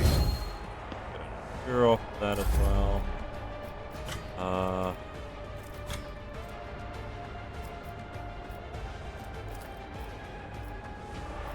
Me? If you insist, Lord Captain.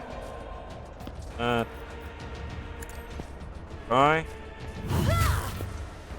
Okay, we did get one.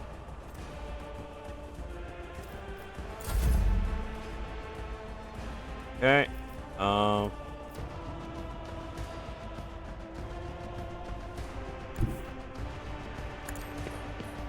There. On it. Get Abelard.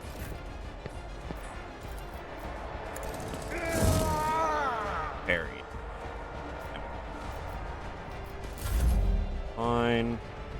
Not really fine. Take aim for Genta. It's as good as done. Let's try and take a shot. Hey, we did it. Damn it. Genta gonna be fine. His ruby flashes are choking me. Okay,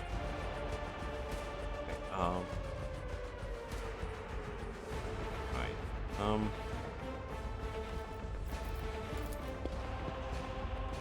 Running.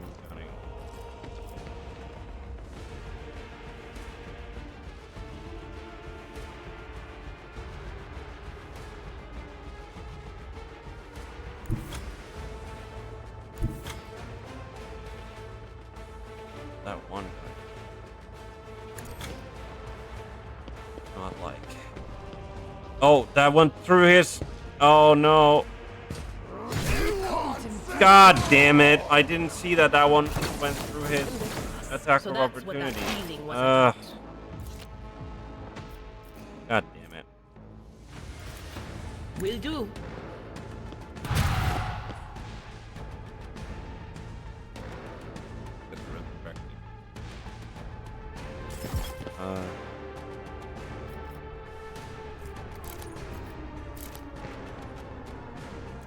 Oh no, that was like. Anything else? That was really bad. On it.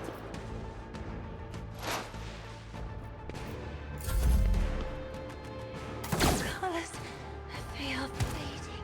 Yep, I think we're gonna have to. I think we're gonna have to do this again. I think we're gonna have to, unfortunately, do this again. Because this is looking rather bad for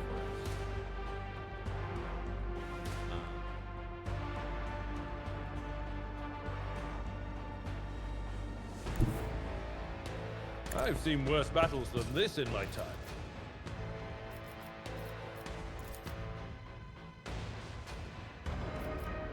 It will be done. I know.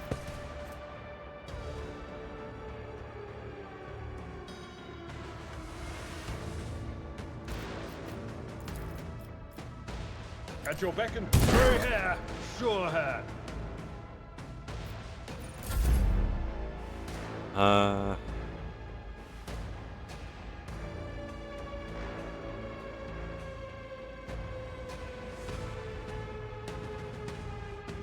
Yeah, I'll be honest, I think we're just gonna have to.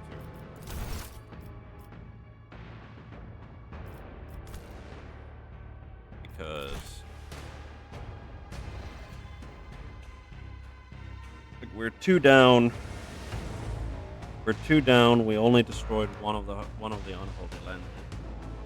By the way, those unholy lenses are super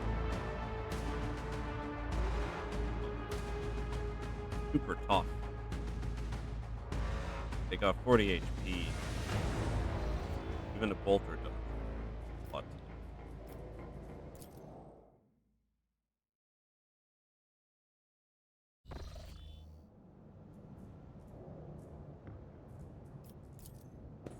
That's how it's done. Let us not dawdle. Just as I planned.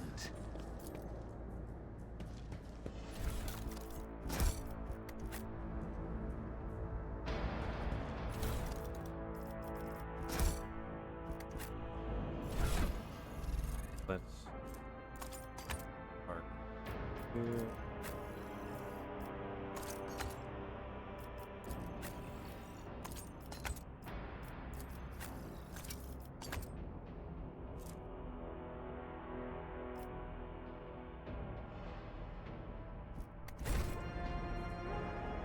I think we here and then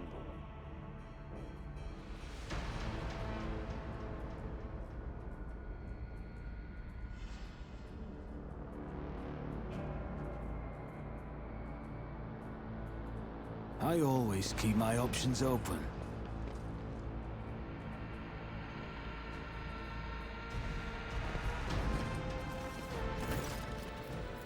here.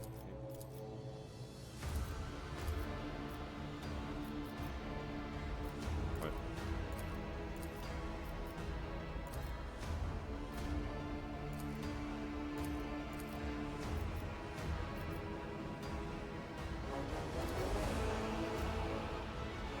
Bastion has already fulfilled its great purpose. You will never find the trail of the reclaimed relic that now rests.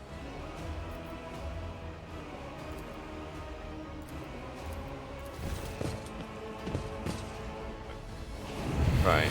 So we need to. I'll make an example out of you. Give me strength!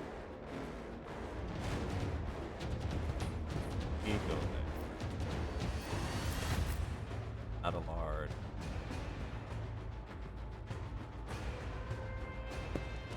Sure. You're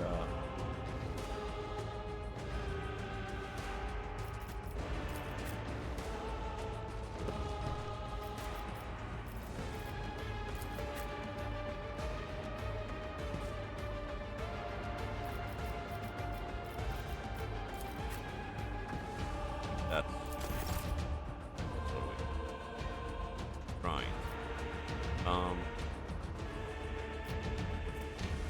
We can just-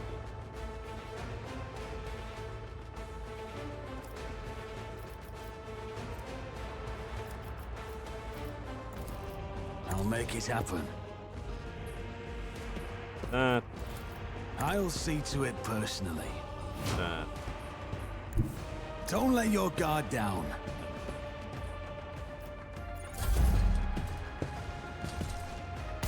I've suffered worse.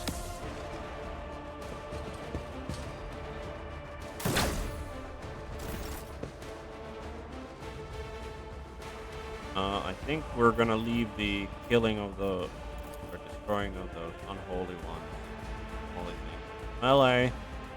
And I think we're gonna try and Faith without deeds is worthless. we're gonna try and Doubt is for the weak. drench ourselves.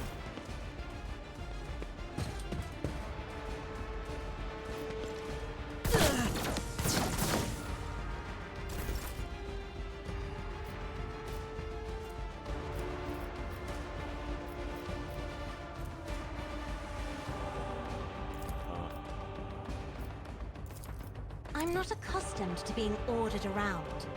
That, and then Isn't this a job for the serfs? Abelard. Okay, yeah, melee. Or maybe it's just Abelard's melee, It will be done. but melee seems to do a lot more than shooting it with a bolter.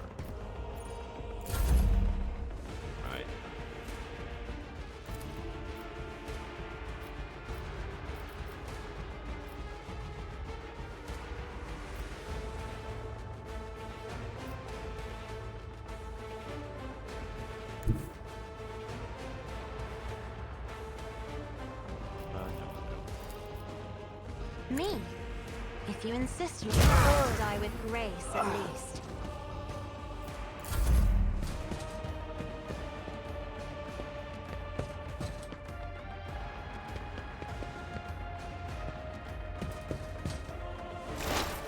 Welcome, prisoner. Anything else? We're gonna give Argent.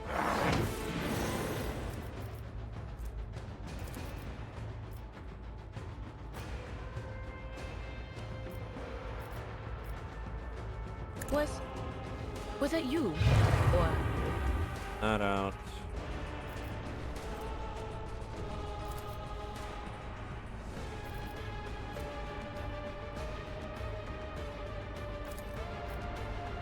Where is our ward? Is our ward. There. but of course.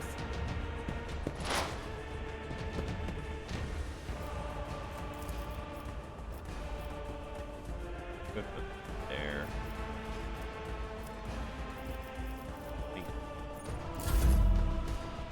Right, Abelard. Victory is imminent. Let's smash that thing.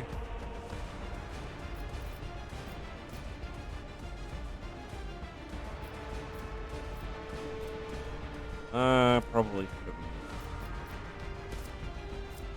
Oh.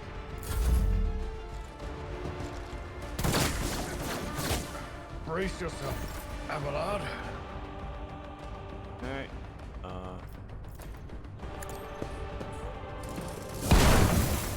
That's unholy lens stealth. Now,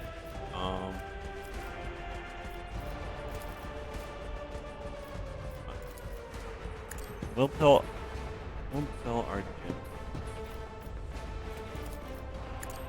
Game. I'll make it happen. I'll do it. Guards are pretty damn tough. Damn tough.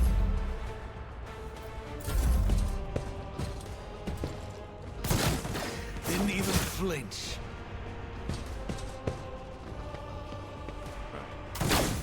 Oof. Taking damage. We're taking damage. Not great. Now then.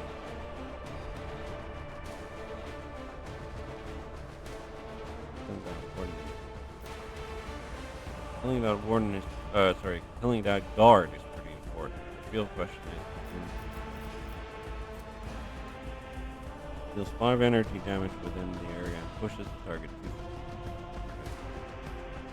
Dang. There. That,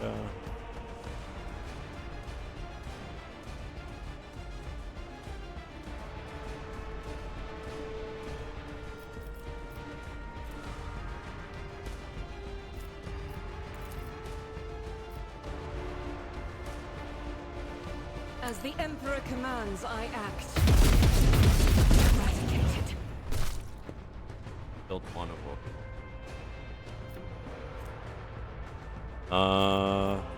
I'll do it. Okay, we're getting close to momentum. Good, or heroic. Okay. I will endure.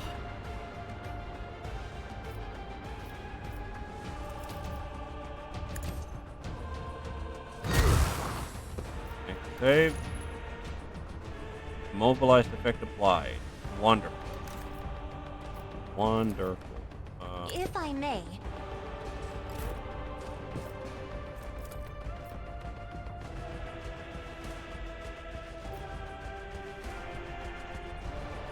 Faith without deeds is worthless. Okay. High momentum.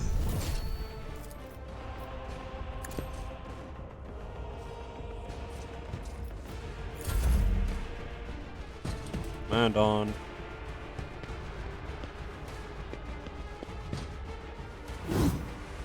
Oof. Okay.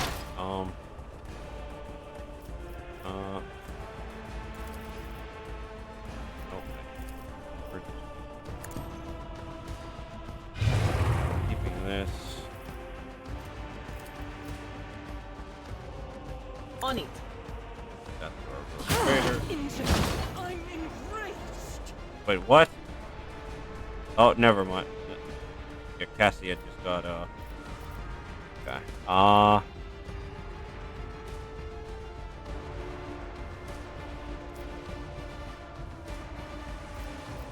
You. Oh, he's also prone. We.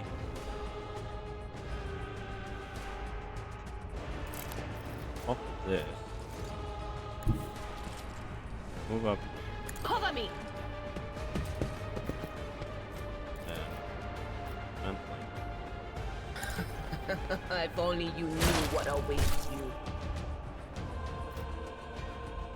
and we could both weakness or we're not really in a position to do that.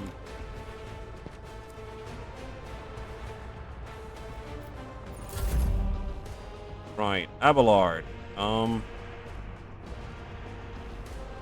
You kind of need to deal with that awoken prisoner because way. Follow my lead. Here, At your beck and call. him.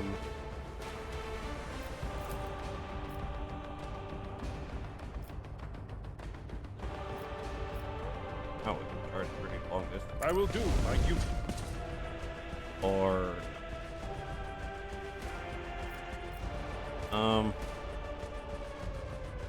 Indeed.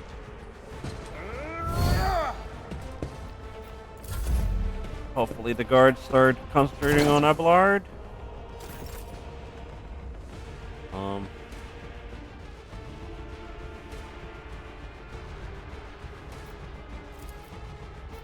On it.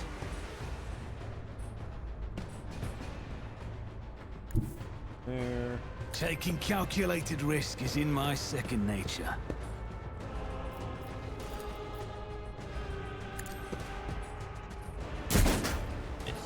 Damn it. That question mark? I'll make it happen.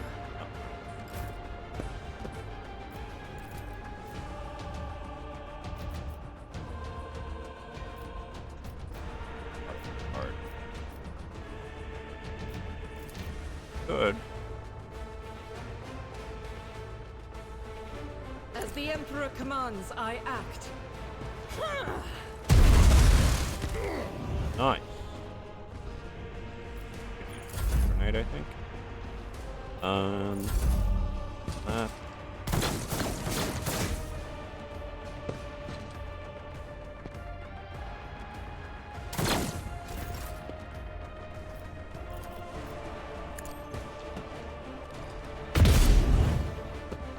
One. Really? I'll do it. Done. Doubt is for the weak. None can escape the Emperor's judgment. Travel into slaughter. I'll do it.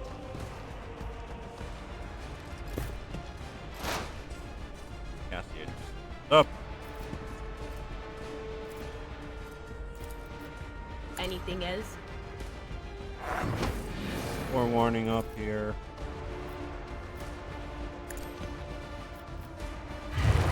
Loading up here. Wanna move.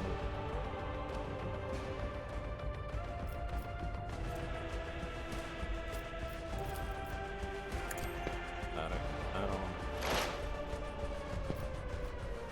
And then. What is this foreboding? Here and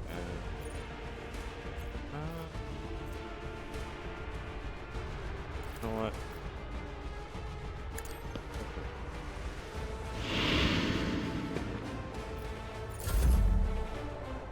Abelard,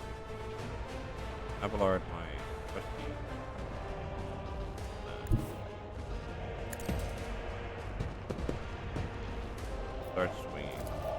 Victory is imminent.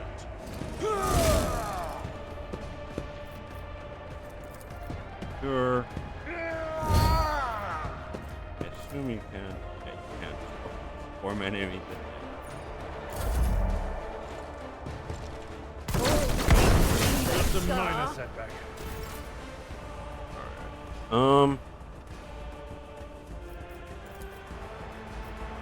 Could put it on there. Can put it.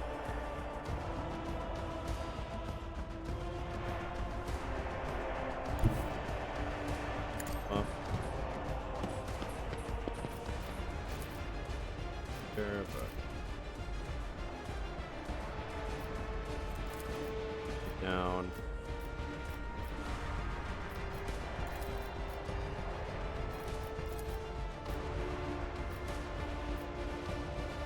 Up.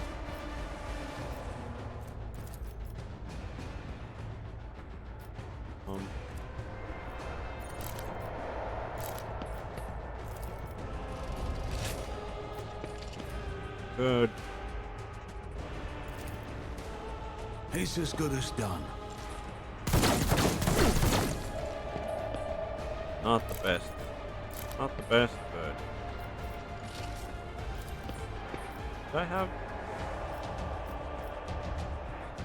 You know what? We'll throw a take aim. And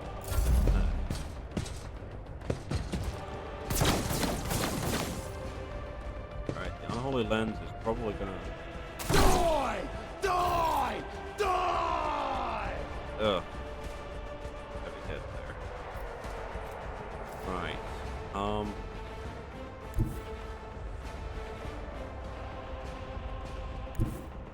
The enemies of the Emperor will be undone! I think it's time we make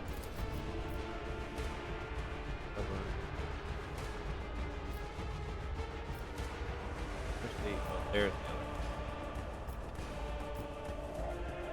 the As the Emperor commands, I act. other.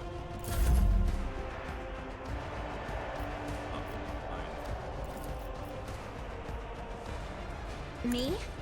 If you insist, Lord Captain. Held in my gaze. Light effect. Wonderful.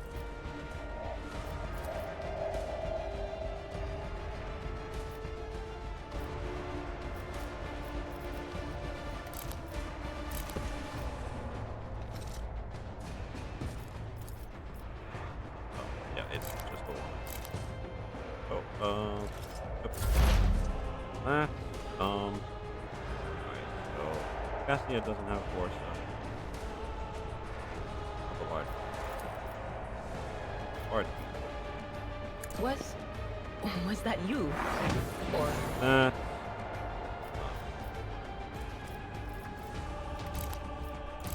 This.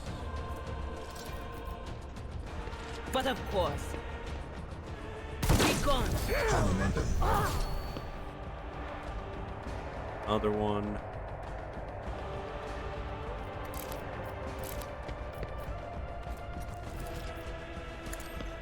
Analyze.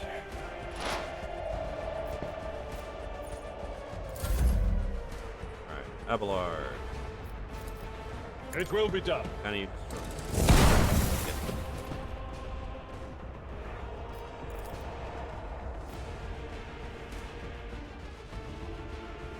I will do my duty.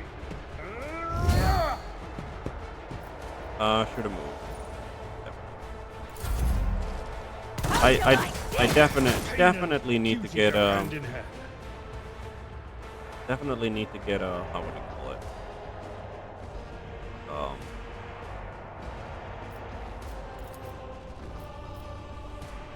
Definitely need to get more practice with the system.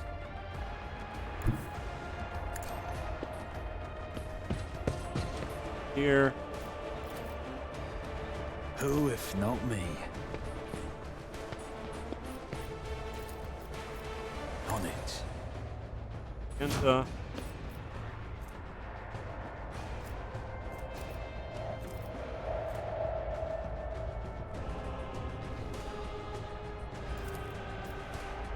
Here's my perfect moment. This is perfect.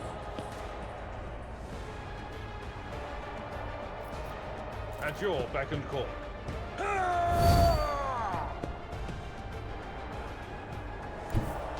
A tactically sound approach.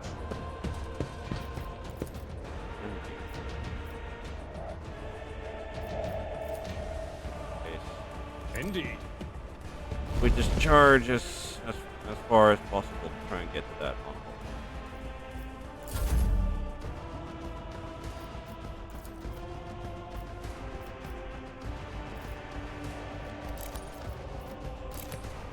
This. I'll make it happen.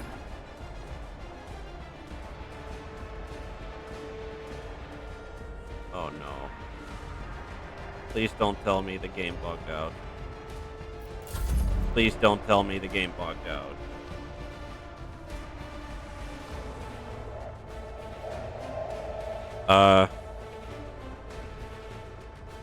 Come on. Game. Come on, game. Really?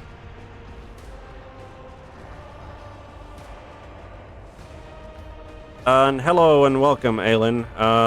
The battle in this game reminds you of Wasteland. Is that a Wasteland game? If so, I've never played it. I don't think I've ever heard of it either, but unfortunately, I think I have literally just... I have to start this entire combat again because my character stepped into the rock trying to take a shot at Warden Castilia, and that just doesn't... oh, never mind. Okay, if I just switch back to my melee weapon... Okay, thank God.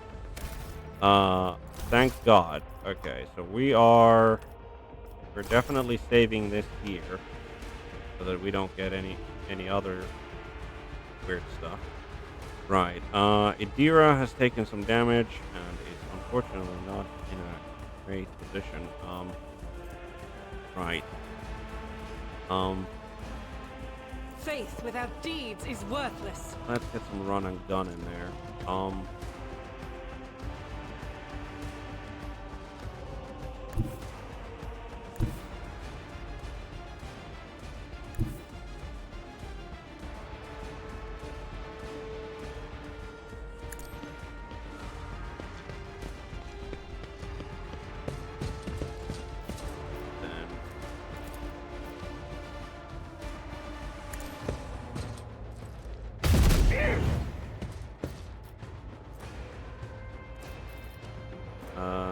Next time.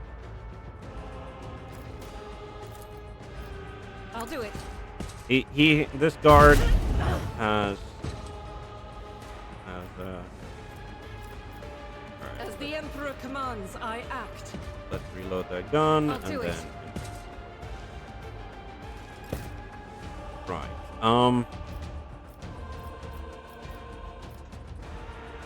Idira has taken a lot of damage here.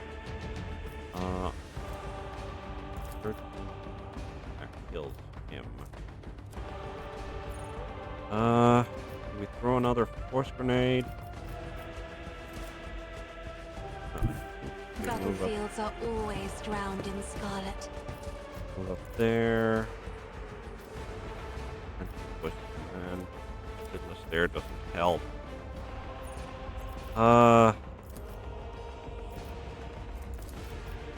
am a navigator, not a servitor. Wait.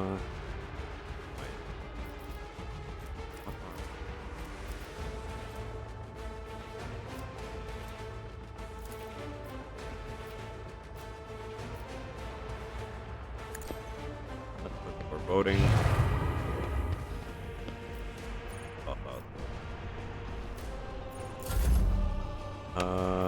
And that we're done. Era.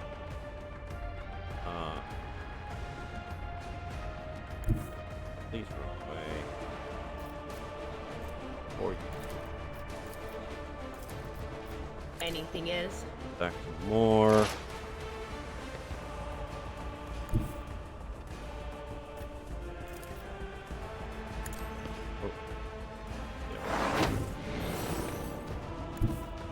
There is there. movement in the Empyrean. And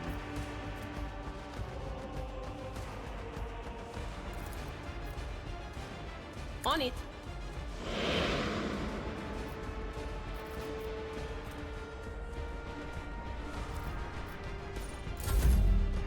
right, Abelard. Over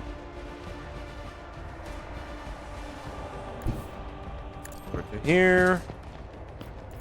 And charge. Hope you're doing well, by the way, Aylin.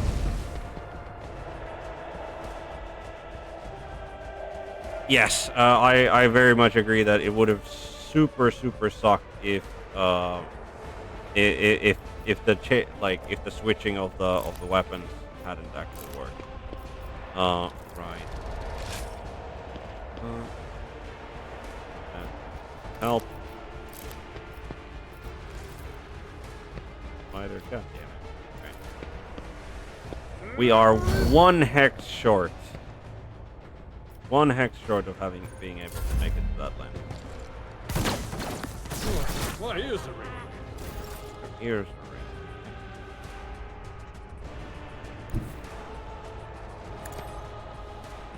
are there. It's as good as done. Let's get Argenta. That. I'll see to it personally. That. And On tell it. her to take action. Can you drop the guard? As the Emperor commands, I Probably act. not with one shot. Okay, but that he's now one shottable, so the guard should no longer trouble us. So here it takes more damage there. Right, Faith 95% without deeds chance is to hit. worthless. There we go. That's the last of the guards dealt with. So now, all we need to do is to kill that, destroy that lens. That unholy lens. And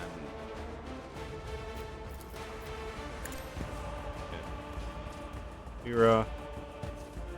Then Step aside. The Navigator is coming. there. Yeah, we don't have no chance. We could give Argenta. Yeah, let's give Argenta. At least her bolter can As deal the some Emperor damage. commands, I Yep. Okay. Nothing more for you. Also gonna run here. I think everyone has forewarned. No, Abelard doesn't have forewarned on him, but that's also Anything else? exploit that. But of course. Put down defensive area. I think that's good thing. Was that you? Or Assume that hit. 12 energy damage. Alright, so there's the unholy lens should go down to 2 hits from Abelard. Move up Tried to and here. tested tactics are the best ones. Tried and tested tactics are indeed At your the beck best. and call. I agree, Abelard. Need one more hit. I will do my duty. One more hit from Abelard.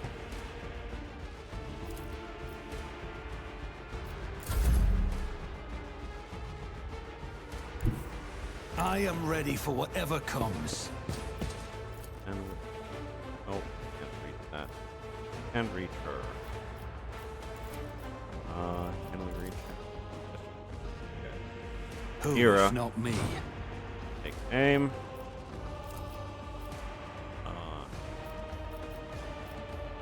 Kira takes aim, and It's as good as done. Kira. That. Please put down on it. the unholy lens. 13 damage. There we go. The unholy lens is done. Wonderful. Now, Now we can Will do. analyze the warden again, and now we can expose the warden's weakness. Got 21 stacks of that, so hopefully we can put him down in one swing. Unfortunately, yeah, we're way too far away to try and shoot with a pistol. I don't think. Oh, we can take a single shot with this. That is pointless. Not with those. Let's see what Warden does. He shoots Adira. Alright. Doubt is for the weak. Let's go run and gun. Run and gun so that we can get Argenta into proper position. Rejoice in battle. Hopefully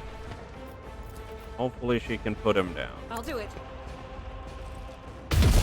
There we go. Right. And we did not let him use any resurrection abilities. Hope, which might mean something special.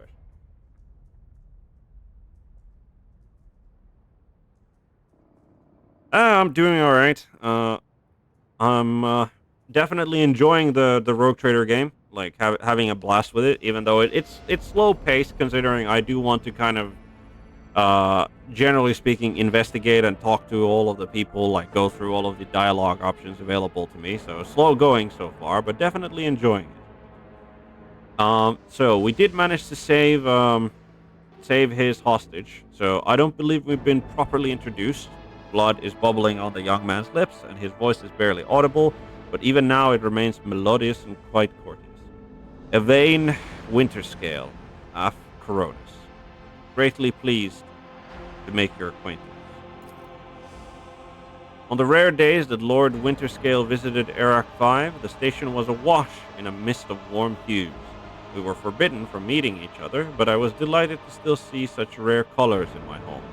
Now, however, his colors are dark, twisting from pain and bitterness. We must help, Lord Captain. We must save the clarity of his soul, for he whose presence makes the world a little brighter deserves no less. I fully agree, Cassia. Lady Cassia, I presume, the sacred child of Hos Arcelio.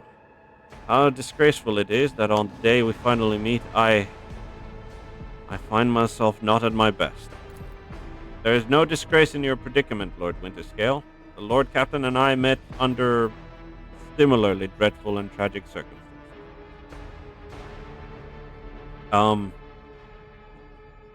Finish him off.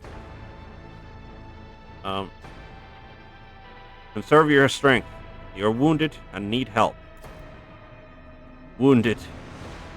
I would have phrased it altogether differently. Tortured and maimed, perhaps. Have you ever had your eyes burned out? This was my first time. I cannot say I recommend the procedure. He is either trying to make light of the situation or growing delirious from pain. Probably both. I must take my leave. I will see to it that assistance is provided to you and that you are escorted from here. Oh, sorry. Number 3. He nods, giving into oblivion. Right. So we have... The Lord Captain has put an end to this horrible chapter of Ricardiphilia. Yep. Right. Wait, hold on. What did it say? Despite its warden, I was like, oh god, it says like Evane Winterscale. Alright. So yep, that one just goes cargo. What does Warden Castiglia have? He has an axe, an improved armored body glove. He has a noble sword. And he has a precise last pistol. The axe can go cargo. All of that other stuff looks pretty decent to pick up. Right. The mutilated man does not stir, bound in his shackles. The plaque near his head reads, Most Holy Prophet and Optimate Ati Shah. He's the one who, like, we found his diaries. We found his diaries. And he was growing scared. Your skin crawls as you approach this place. However, there does not appear to be anything. Keep your wits about you. Yep. Axis just go straight to cargo. But I'm glad you're well, Aelin. The crippled man's appearance is ghastly, yet it is evident he was cared for afterwards. They have black chest plates. They had Republican cargo. Oops, there are some goods up there.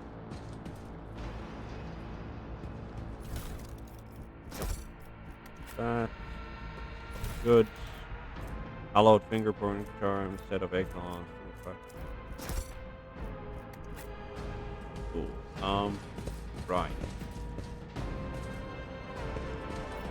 Let's examine these.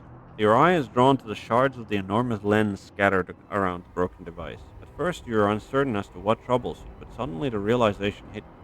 Glass shimmers in a unique way, just the same way as the shards of the unknown broken object you found in Theodora von Valentia's desk. What's the matter, Lord Captain? Why are you so interested in... Abelard trails off when he notices what you're looking at. He instantly makes the connection by the Imperial state. It cannot be! Yadira bites her lip. I see it too. Whatever that thing in her study was, it was made from the same material as this junk. What? What? Abelard is at a loss for words. He takes a moment to collect himself, and all at once they start pouring out in hasty sputter. It's a mistake. Slander meant to blemish the good name of a person who is now dead and cannot even defend herself. First, those minions of the archenemy murdered Lord Captain Theodora, and now? This cannot be tolerated. It will not be tolerated. Come on now, Abelard. Remember what she was like. Nadira's smile betrays her grief, but at the same time is strangely knowing. Brazen. Assertive. It was like her entire life was a race against fate until fate caught up with her in the end. She would have gone headfirst into a black hole if she had thought it would put her even one step ahead of everyone else out in the expanse. We could just find out what she was keeping in her desk and why she went to get it during the attack. Sister, beautiful face of Lord.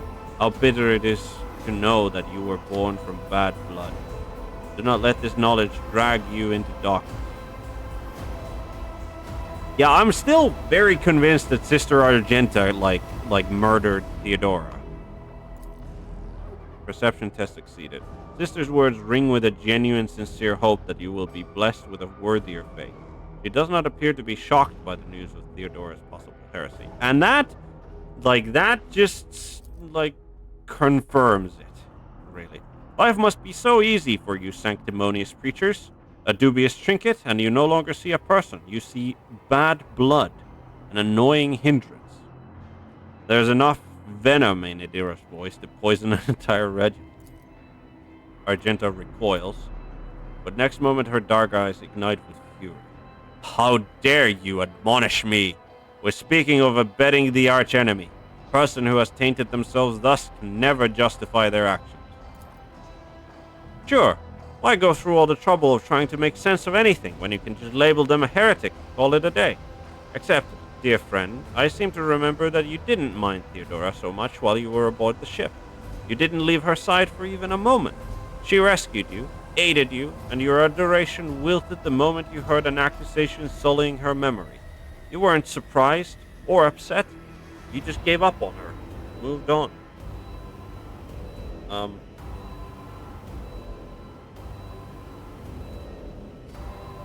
Argenta is right. The danger of heresy cannot be overstated. Yadira is right. It is too soon to cast accusations of heresy.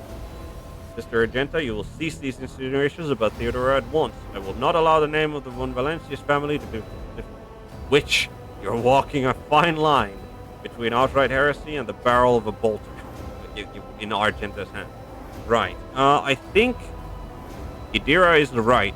It's too soon to cast accusations of heresy. Alas, don't be naive. Theodora kept an unsanctioned witch by her side like a pet. Do you really believe she would think twice about crossing the line in other ways? I'll just walk away from this device and I'll walk away from the conversation, apparently, as well. That's one option, I guess. Right. I always have a backup plan. Yeah, Evane Winterscale. We'll get him to safety. The guard just has stuff that we can cargo.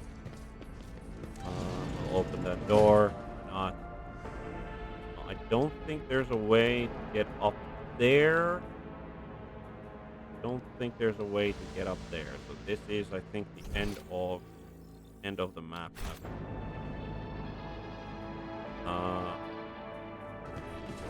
That. Always keep your eye on the price. I think with that. Oh, there's still an unwelcome prisoner.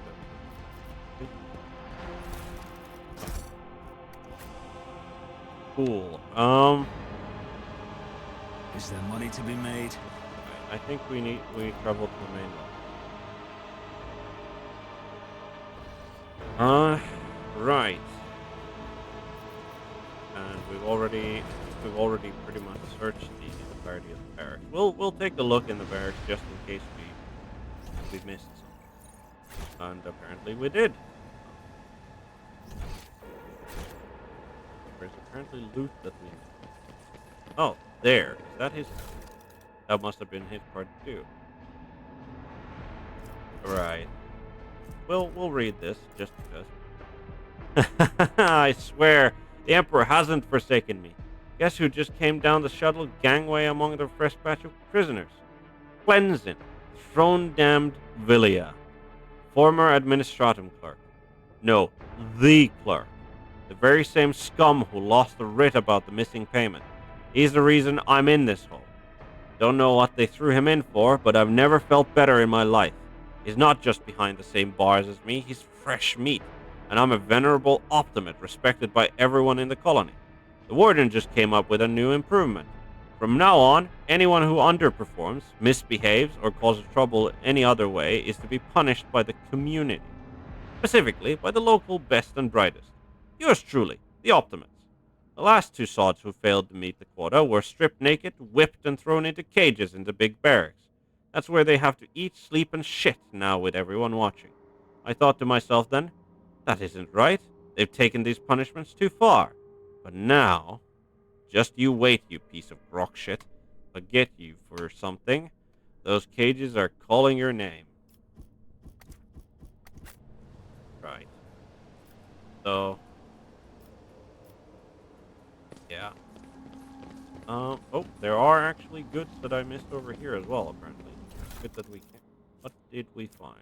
Found a bunch of stuff and some gas cloud grenades. Okay. And I think other than that, we're set. Oh. I mean, there is that little guard room over there, but I don't think there's any way to access it because it doesn't allow us to engage with the door at all. So I always keep my options open. With that, we'll talk to the pilot. Your lordship, the rebellion has been crushed. I have news of your lord. Is Lord Winters is he all right?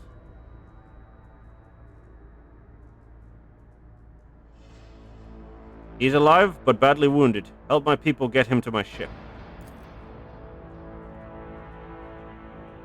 It will be done in immediate. Thank you for letting me know, your lordship. Yep. Alright. So with that, we can to the top. hopefully get in the dust. hopefully we'll be able to save him.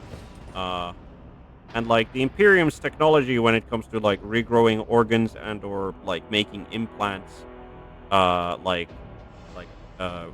for seeing for the blind,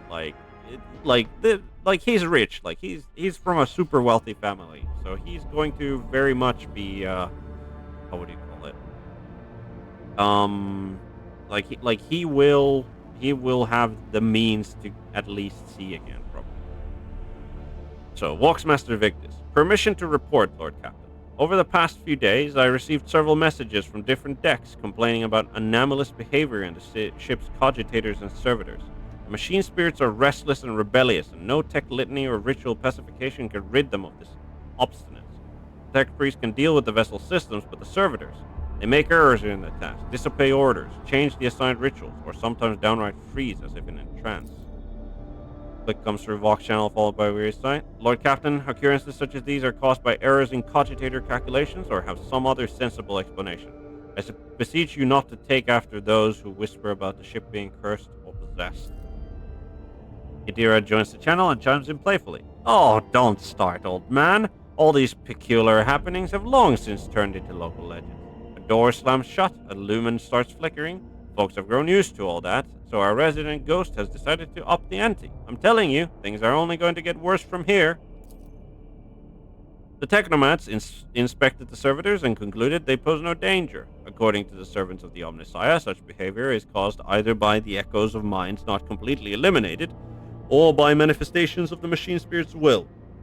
Nevertheless, the faulty servitors make the crew's task considerably more difficult, and High Factotum Janus Danrock would like to discuss how he should deal with the defective property. He's awaiting your audience on the bridge. Yes, he is awaiting my audience on the bridge. Right. I think, that. Which, oh, so this is right.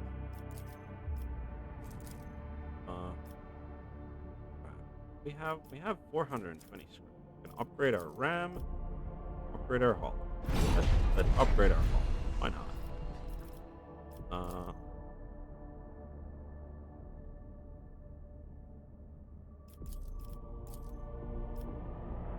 We'll upgrade the RAM as well. Having both at level 1.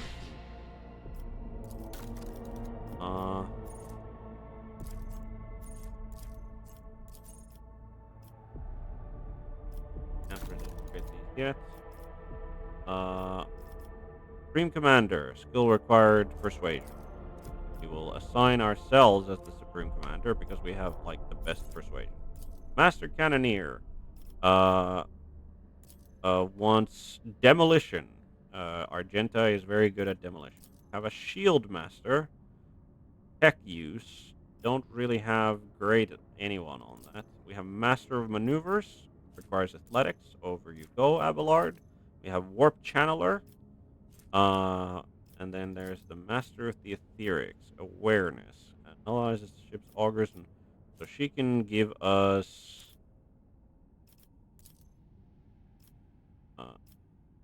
Warp Wave, flows of the Mercury, cause an enemy ship to immediately turn. Yeah, I think we're gonna put Warp Channeler as Idira, and Master of the Etherics gets to be Cassia. So where everybody is spoken for. Don't have a Shield Master.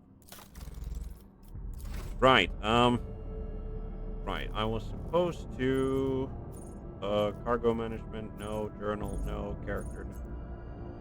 Right, so, can we, how do I even exit this,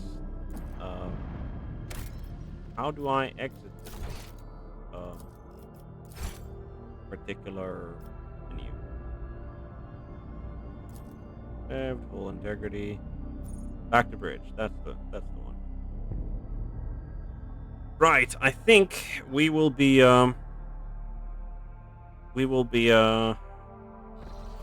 having a little bit of a discussion, I'm sure. Unrest on fuel. Unrest. Always unrest. Why can't they just, have a rest? Right. Let's talk to High Factotum Janus Danrock. Pleased to see you, Lord Captain. How may I have been? Victus informed me about a problem with the servitors. What happened? You see, your lordship, the ship's servitors have been malfunctioning of late. They violate protocols, interrupt their tasks, observe crew members for long periods of time, and move erratically with no meaning or purpose. Nervously pulls on his luxurious frock coat as it was uncomfortably tight. Had it been a routine technical fault, I would have decided the fate of these servitors myself, but I deemed it necessary to notify you. I do not wish to hide such irregularities from the Lord Captain. Agreed. If you wish to observe the servitors' unusual behavior before you decide their fate, this can be arranged. The majority of the defective units have been delivered to one of the storage compartments pending your decision. Right. I shall take a look at these servitors, but not right away. You wish, your lordship? Right. I think that we need, like, we're definitely want to recruit an Adeptus Mechanicus member before we go and take a look at them. Right. I would like to replace the painting of. Let's not yet replace the painting of Theodora in my chamber. So I would like to order. We'll keep it as a homage to her for at least a little bit. I would like to order the shipping and transportation of some goods. Right. So really, this is Fellowship of the Void is still the only one. Okay. So these are all of the factions that we've been told about. And then there's apparently the Imperial Navy, which is, I mean, yeah, makes sense that the Imperial Navy would be one. I'm surprised that, however, that they weren't like specifically mentioned as a trading opportunity, but I suppose that's like in-universe explanation is that, like, of course you can always trade with the Imperial Navy. Like, we're like, yes, like they don't need to be specifically mentioned for that. All right, let's talk to Avalon. Lord Anything? Captain. Nope. Fair Lord enough. Captain. All right. Voxmaster Vigdis. Have the Vox spirits brought you anything of interest lately? I have no information that would be of interest. Oh, fair enough. All right. I think. Why do you look so strange? My appearance comes from my heritage. Generation after generation of people who spent their entire lives in the depths of this void. Neither we nor our ancestors have ever left our home, but the same can be said of many denizens of the Imperium's million worlds. We're used to the silence of the cosmos and the voices of the ship. There are thousands of us, but we dwell far from the Lord Captain's upper decks and remain unseen. We are the Voidborn. Where does the word Voidborn come from? Because we are the children, born in the void between the stars, be it the womb of a traveling vessel, an orbital satellite, or a forgotten asteroid station. Low gravity, voyages through the warp, and the countless dangers of space travel. Everything others hate and dread is second nature. Tell me about the lives of the Voidborn in my crew. To us, the groans, creaks, and murmurs of the ship sound the way babbling brooks and singing birds do to world dwellers. We hear the ship breathe, we know what it is feeling and thinking. We are part of the ship just like it is a part of us. We perform numerous functions, and there are many officers among our number. Some maintain order and prevent mutiny, others serve as shepherds and support the crew, and some devote themselves to mending the body and spirit of the vessel. Most of the Voidborn are members of large voidship dynasties that bear responsibility for a certain aspect of the ship's life. For 300 years, the main branch of the Ptoleman dynasty has produced the ship's Voxmaster, and most of our subordinates come from the cadet houses of the dynasty. How do you find life on the ship? Life has been quite generous to me, Lord Captain. I am the Voxmaster, and only the best in the dynasty can become one. By virtue of my skills and position, no one has ever denied me anything. Our family claims a spacious section of its demeure. I also enjoy long walks through the narrow and dimly lit corridors of the ship, listening to the sounds of her activity, falling asleep and waking up, chanting hymns, and admiring the stars beyond, of course. How do others on the ship treat you? We look, speak, and move differently from the inhabitants of the planetary worlds. Our way of life, traditions, and quirks frighten these people just like the darkness of the cosmos. Many believe us to be the bringers of ill fortune, and alas, it is the Voidborn who get the blame for terrible warp phenomena during longer voyages. Several years ago, an unfortunate warp jump caused all the food on board to spoil. 15 days later, a hungry and furious crew nearly massacred everyone on the lower decks, blaming us for the misfortune and hoping to restock the larders with our flesh. I would have been killed during the mutiny had Idira Tlas not shown up in the right place at the right time. She came to my rescue, and the scoundrels' fear of her was even greater than their fear of the Voidborn. Ugh. Looks like you're close friends with Adira. Webs of tiny wrinkles appear at the corners of Victus's eyes. The only hint that Voxmaster is smiling. The Voidborn seldom make friends, especially among the captain's entourage. But you see, many consider Adira to be different. I am different too. We have spent plenty of time in each other's company, discussing regicide over a glass of emissary. Except Adira changed after one incident, and we started to drift apart. The death of Lord Captain Theodora made her withdraw even more. I do not know if Adira considers me her friend now, but we used to be very, very close. It is good I can still look after her in my own way. Perception test succeeded. Interpreting the Voxmaster's emotions based on half a face and a Vox-modulated voice is no easy task, but you managed to catch the undercurrent in Victus's words. Voxmaster is not merely saddened by her rift with Adira, she is devastated by it. Have you ever left the ship? Oh, I did once, and it was dreadful. It felt like the massive blue dome overhead could shatter at any moment and fall, and my bones would be crushed by the gravity. Victus twitches her shoulders, trying to ward off the flood of memories. The ship is my home, Lord Captain, and I would not trade it even for the bounty of 100 worlds. I see. Let us return to business. That'll be all for now. Okay. We found out something interesting, and we apparently gained a level by doing that, so that's good. Oh, and Cassia is on the bridge now.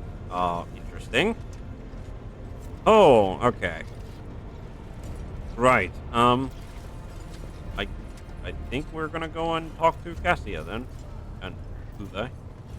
Twilight flinches at your approach. A silent greeting escapes. Okay. Let's talk to Cassia. So before that, might as well save. There we are. Game save. Cassia, what brings the Lady Navigator here? Words cannot describe how boring the bridge is without our stimulating conversations. Okay. Tell me about yourself. I am a part of House Orselio, an ancient dynasty of the Navis nobility.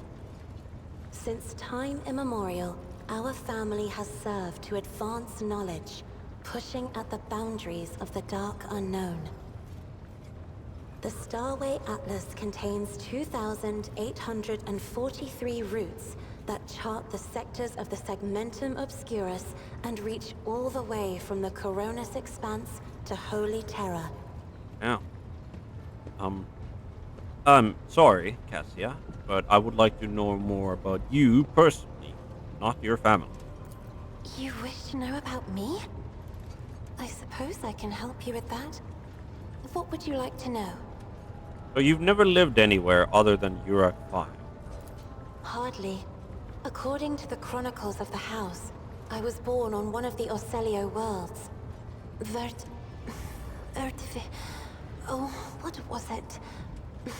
Please forgive me, Lord Captain. My childhood memories are too vague.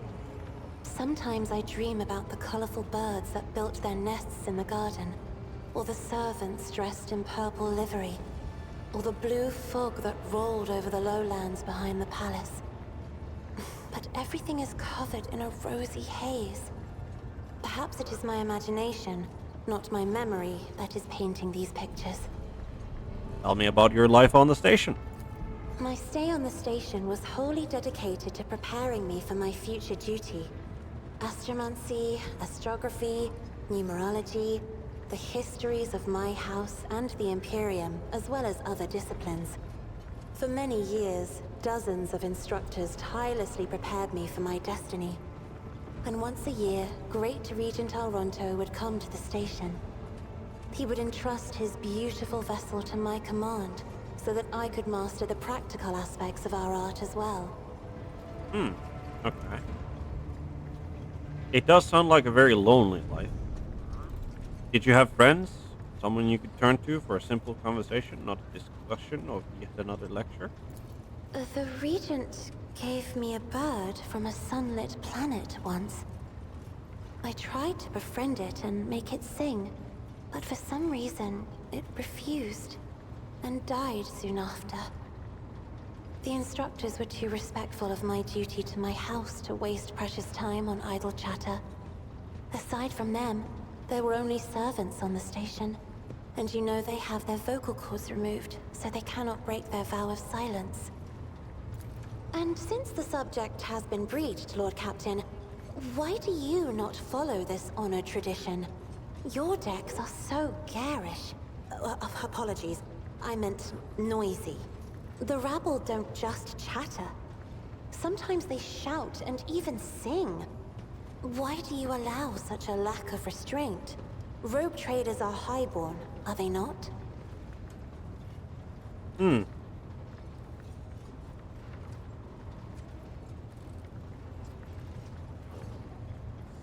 But the practice of depriving servants of their voice is not particularly widespread outside. A ruler cannot maim people just because it is in his power to do so. On the contrary, it is the duty of every ruler to look after his subjects. Your words sound amazingly blasphemous. If a ruler's duty dictates the need for violence, would dispensing it not be their responsibility? I will contemplate your answer in solitude. Oh, I'm glad I've given her something to think about, I guess. Your third eye, do you always conceal it? The Navigator's open eye is baneful to whoever the warp's ruinous shine falls upon, and therefore it is the symbol of our power. We are the guiding stars of humanity, found worthy of an uncommon gift, and one of the duties that we bear is to guard our eye, even from wayward glances that may bear evil. Besides, I am aware that lesser servants of the Imperium may find our appearance repulsive. The Navigator gene twists the features the rabble are used to seeing, and the magnificence of our role cannot be grasped by their feeble minds.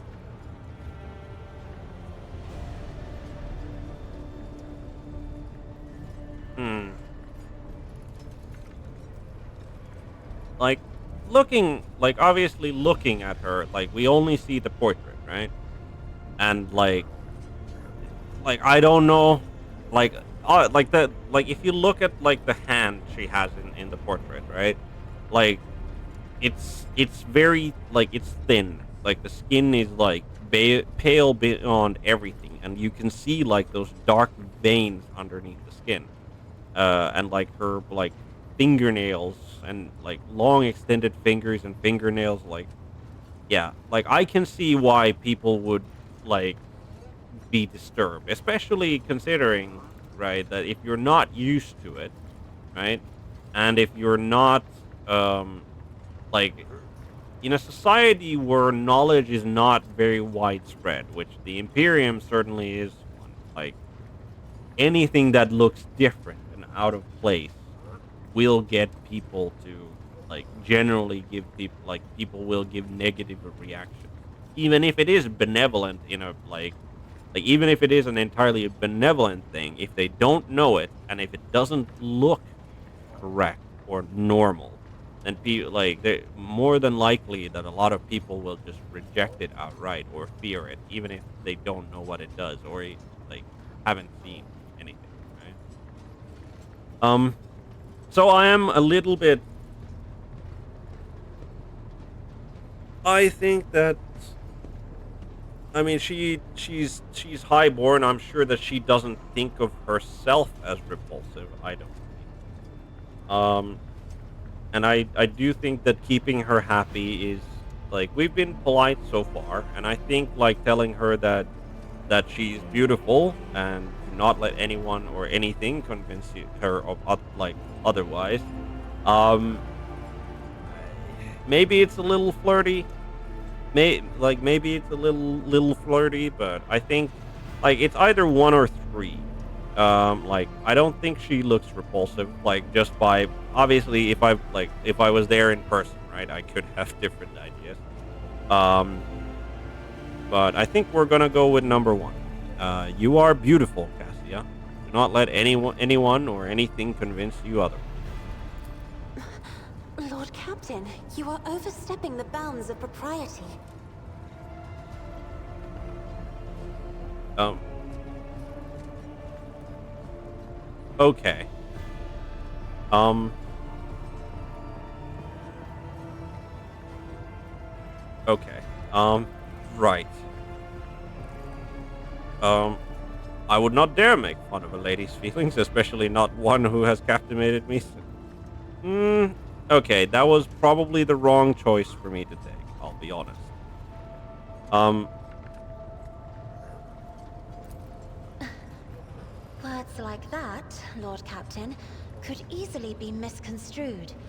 You should familiarize yourself with some of the works in your library to learn the appropriate manner of conversing with a lady. right. Fair enough. I shall take that advice to heart, Cassia. Um, what does it feel like to guide a vessel through the warp? It may be difficult to describe. You see, every navigator perceives the warp differently. My mentor, Great Regent Elronto, always described his travels through the Immaterium as a journey through a vast wood with countless paths. And I, assisting him in the first voyages, futilely tried to follow his example. But the wood would not reveal itself to me. But everything changed when I found my own key to this mystery. You see, I've always brightened up my rare moments of leisure time by painting. You may recall there was a workshop in my chambers. As soon as I imagined the warp as a blank canvas, an indescribable feeling came over me. I moved the brush, going deeper and deeper into my own painting. Visions were hidden within the vibrant colors of my palette, and something inside me knew which should be brought out and which should be left behind. I woke up several days later, after the voyage was safely complete. Yeah, and I noticed that your love of painting is reflected in your speech as well. You associate so many images with hues and colors. The Emperor graced me with a gift. I can see inner life in addition to the mundane. You cannot know that a fruit has rotten from the inside until a blade slices it in two. I can see the rot from far away. It roils like swamp mud, oozing through the bright peel. Anger and boredom, sadness and joy. Everything that people shut away inside themselves is revealed to me like colors on the canvas of my world. I'll be honest, like, seeing the world as she sees it would probably be, like, a very interesting experience. I don't think I would want to be a navigator, like, if, like, in the theoretical possibility that, like, I could be one, right? I don't think I would want to be. Like, that's a lot of, it's a lot of pressure. It's a lot of it's a lot of pressure. It's a lot of, like, not a, as she like gives. It's not a lot of leisure time. Like, even if, like, all Navis nobility are considered to be highborn, but, like, there are, like, I feel that, like, her house is, like, particularly esteemed, which is probably why she has, like, even less leisure time than I would normally allocate to a navigator. But yeah, I would not want to be one of them. Though it would probably be a very interesting experience to, like, just momentarily be able to see the world as they do. And I do definitely, like, appreciate the sort of, like, uh how they've decided to describe it here. Why don't we talk about something else? You will hear no objection from me, Lord Captain. Tell me about House Orselio. As the only voice of our family on this vessel, it is an honor.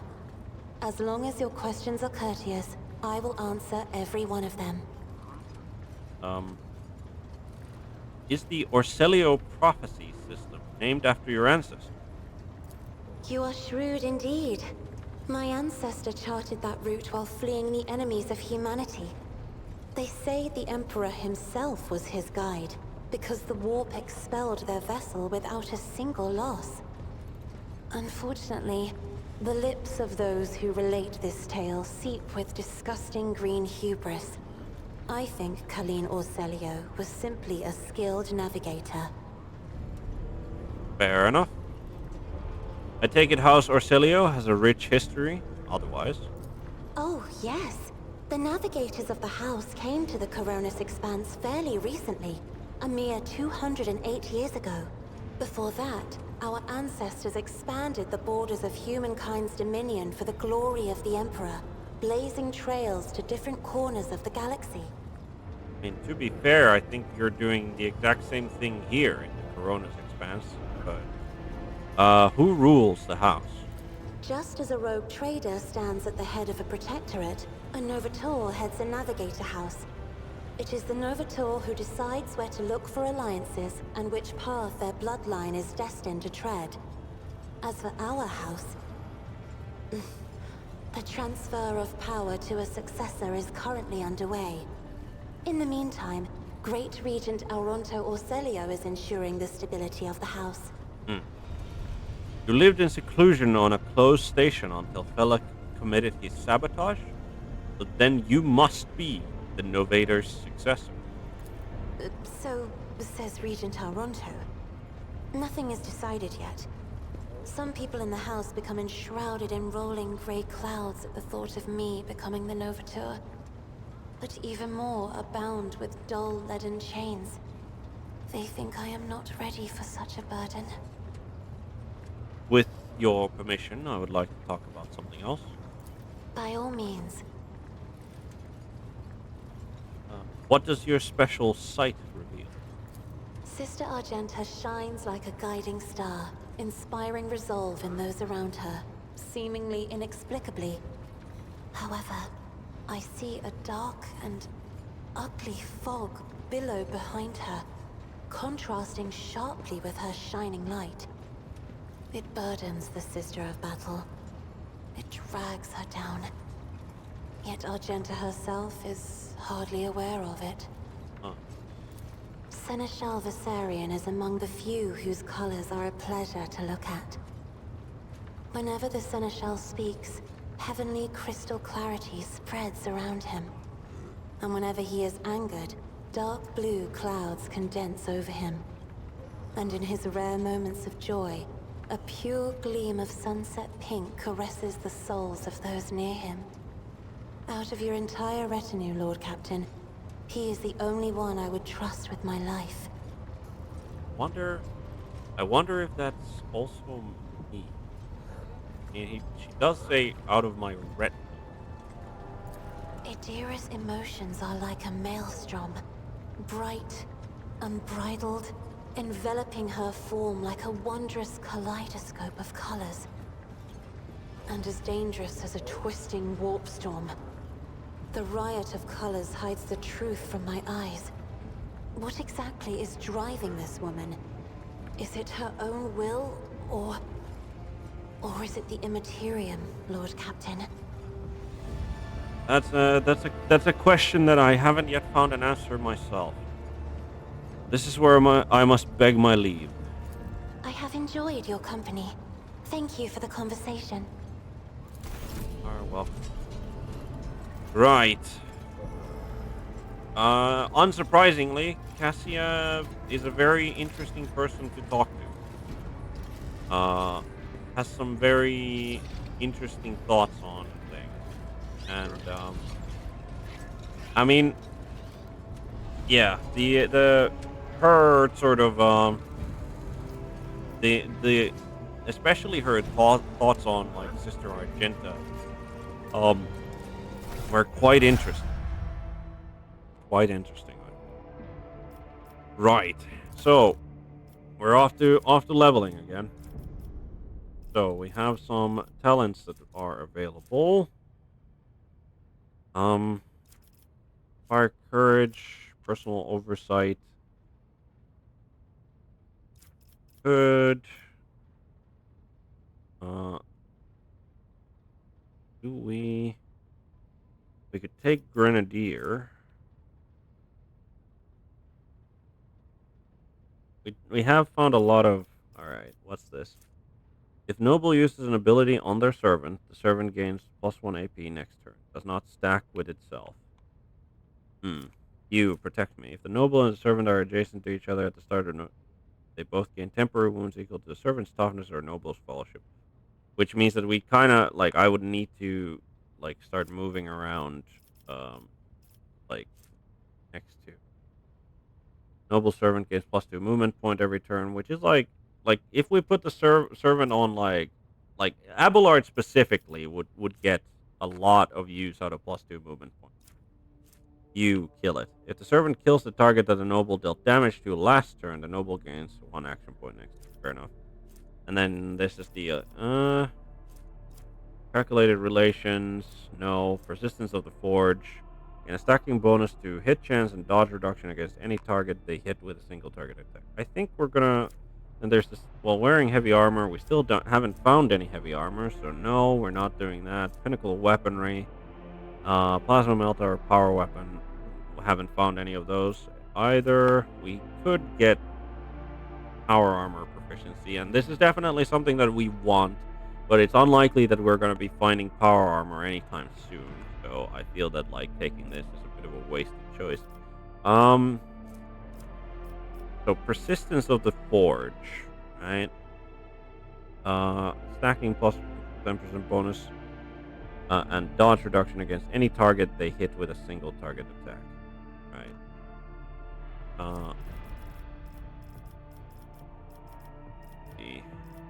Could get some base skills. Is there anything? Solid projectile. Gain +2 to minimum damage. Nimble, not really.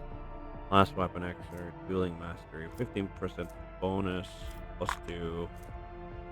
Right. This is the thing that we wanted. We want combat master because we don't want to get melee superiority. We're taking that, then we can get persuasion, we can get commerce, we can get coercion, get carouse, we can get lore imperium.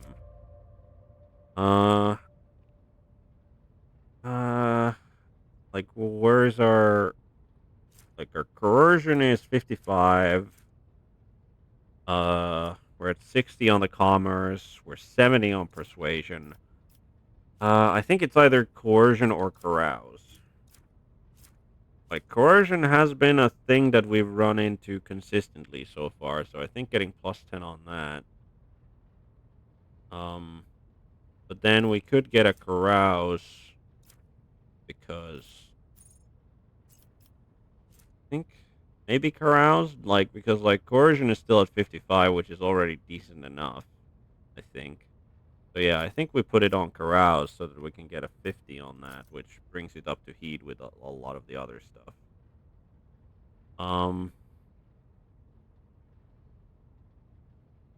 Could also just take characteristic to get some more toughness in.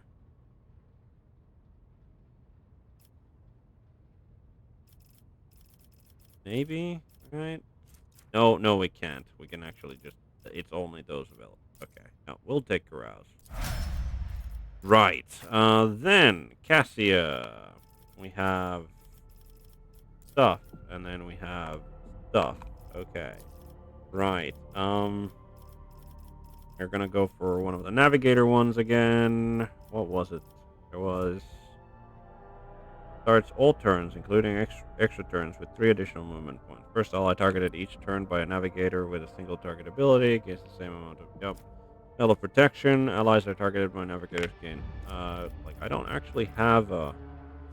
Never used a Navigator power that hasn't been used in combat. Navigator gains 2 perception. Blood augury. Enemies damaged by the suffer additional damage from warp damage. Bonus damage stacks for each. I think blood augury is probably what we're gonna go with. Gains additional action points. No.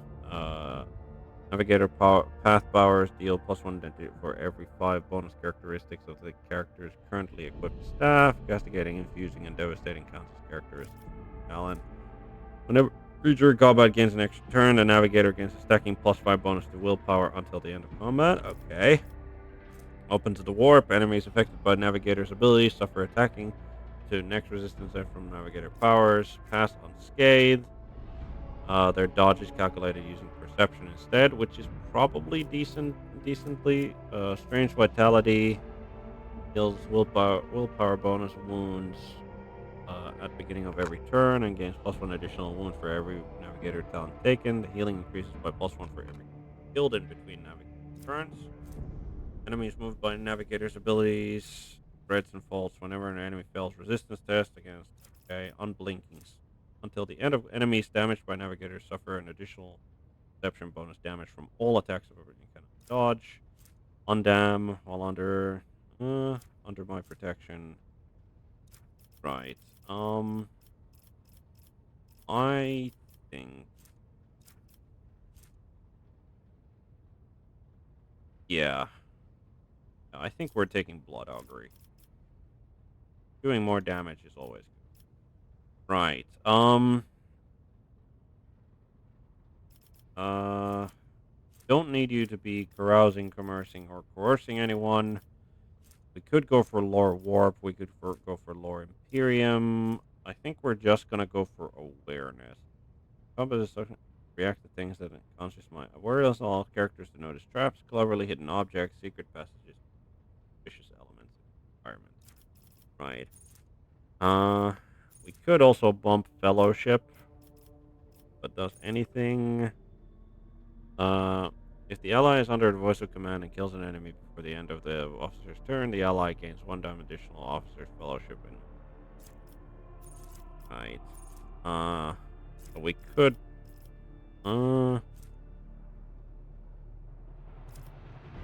Could go for lore warp, but we kind of have a Dira for that. But lore warp is based on intelligence. I think we're gonna go with +10 awareness. Yeah, I think we're gonna go for +10. All right, Argenta. Right. Rapid reload. Reloading costs 10 MP less. First reload in combat does not cost any AP, which is nice. Deals damage to 3 different soldier gains percentage more damage for their next attack. No camaraderie. Each adjacent ally deals more damage to enemies. Unpredictable. Critical hit chance. 3 plus agi bonus. Percentage bonus is doubled against enemies from which the soldier is protected by cover. Wait. This bonus is doubled against enemies from which the soldier is protected by cover at the moment. Okay. Whenever a soldier deals damage, their critical damage is increased by 1% until end of combat. Exploits cover efficiency is increased by 10% for full cover and 20% for half cover. Pretty decent. Don't need combat Medicae. Tenderize. No. Integrity. All full wounds. Soldier has +10. I mean, Point blank. Base the muscle velocity. First hit of each burst attack deals an additional. Okay, enough bullets for everybody. Second attack action in turn deals more damage to enemies that have not suffered damage from this. Okay, fortress. Full cover against. Okay. Double. The next user use a run and gun when used after entrench grants an additional plus agi bonus move. Okay, that's pretty decent. Second skin, medium armor does not reduce dodge. That seems pretty decent. Each shot fired by the soldier grants them +1 until the end of their next turn. Bolt weapon expert. Do we just go for a bolt weapon expert? Like, it seems that getting some more. I mean, we haven't really come across a lot of things that have a lot of armor. So 10% armor penetration doesn't really feel like necessary at this moment. We could give her nimble. I don't think we need that. Heavy weapon proficiency, maybe. We haven't found any heavy weapons yet, so that seems pointless. We could just up her ballistic skill again, I guess, with a base skill. or characteristic training, sorry.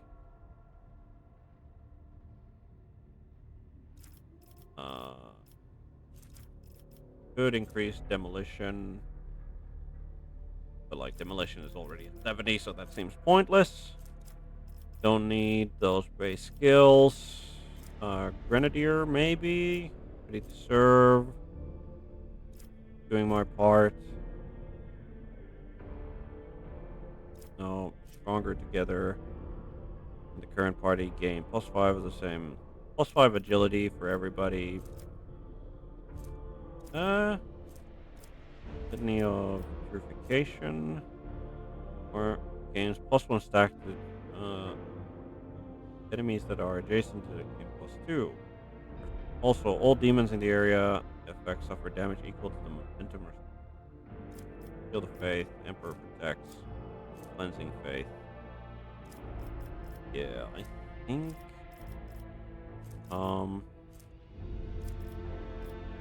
Maybe we just increase her ballistic skill.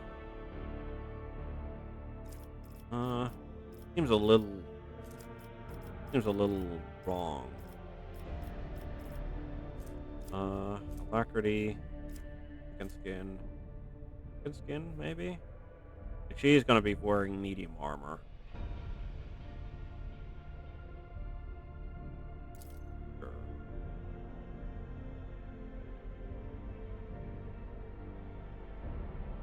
I think second skin. Like, I do like integrity, though. Yeah, we'll go with integrity.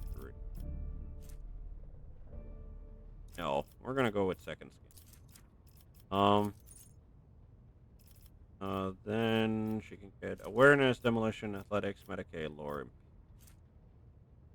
We'll just awareness.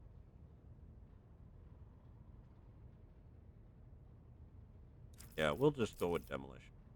Just make her even better at what she. All right, Idira. A lot of things that we choose. When the Psyker uses divination psychic power on an ally without an unnatural luck effect, that ally gains unnatural luck. When the ally suffers a critical hit, it becomes a normal hit instead, and the unnatural luck. Okay, I think. I'll be honest. I think, like, this seems pretty good. Like, that have a range of subtle manipulation, obscured threat is not in target. Okay. Force reality, use of a heroic act by the Psyker decreases. Blade of light, force weapon attack, skill, damage and half armor, advice and guidance. First time in combat that an ally becomes the target of the psychic power, gains +1 until the end. I think advice and guidance. Advice and guidance seems pretty good because, like, she's gonna be throwing out that, like, if nothing else, she's gonna be throwing out the forewarned or whatever it is. So I think that's what we're gonna take. Then common talent as well.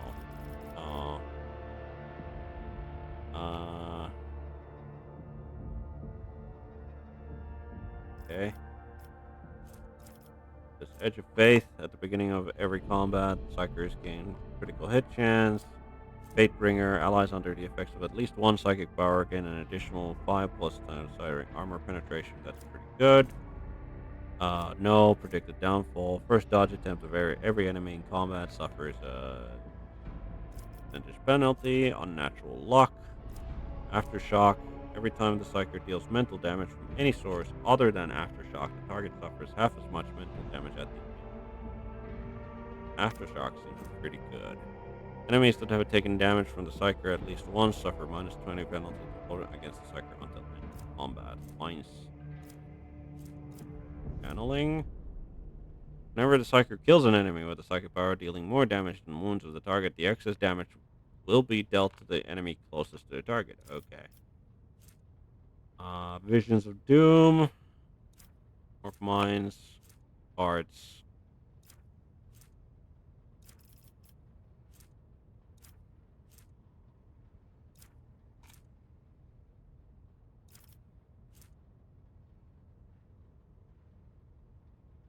Uh. Hmm. So many good ones. So many good ones to choose from. Uh. Pain channeling is pretty good.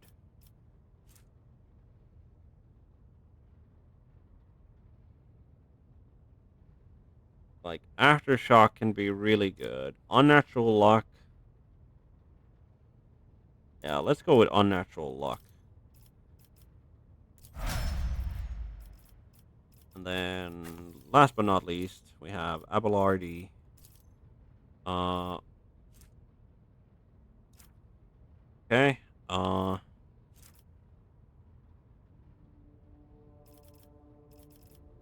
Browse maybe? Version, Position, Medicae. Don't think there's any reason to up the Medicae. Like he is kind of our Medicae, but okay. Uh Epicenter first of all. Whenever the warrior is attacked, they can get +1 damage deflection, their parry chances attempt whenever an enemy attacks the warrior's next melee. Not stacked, but it can be reactivated. Metis, damage dealt by charge. Bonus. Spells. Living shields suffer a minus 10 penalty to their hit chance attacks against the warrior for every enemy. Increase charge distance. First. Okay. Armed. Toughness bonus. Every enemy. What? Warrior gains plus toughness bonus, damage deflection.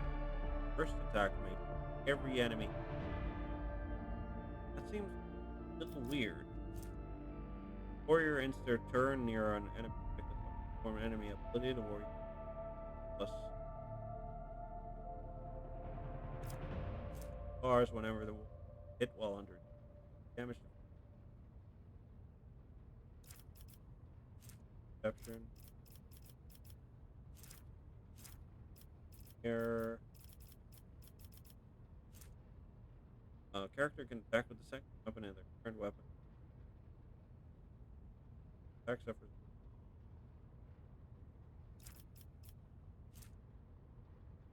Could just go.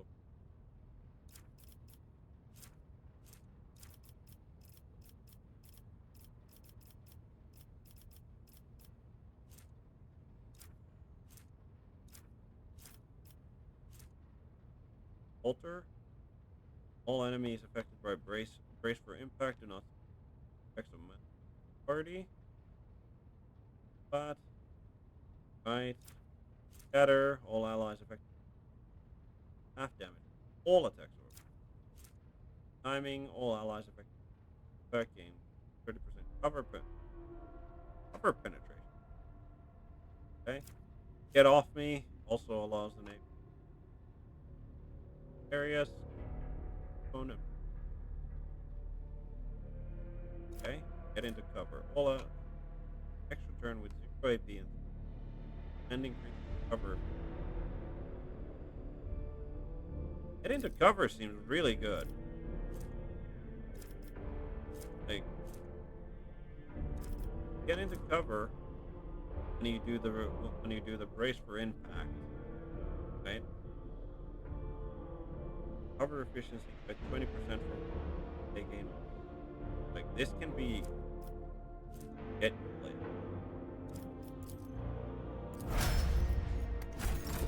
All right. So that's that. So the protective servitors, which is a problem. Need to find a machine spirit keeper, and that's what we're doing. Is that we're gonna go to Rona's Expanse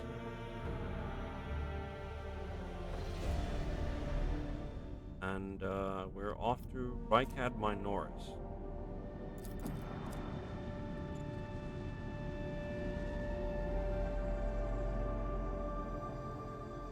Wonder what kind of trouble we can get here.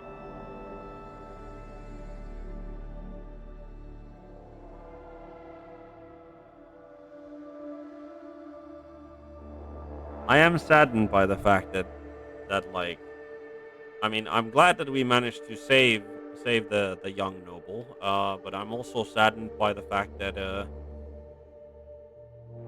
like for like the man who wanted to do good in the prison colony just went back, like just went bonkers.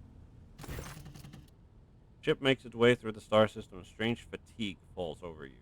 Your eyelids grow heavy, and the quill you have been using to draw up yet another.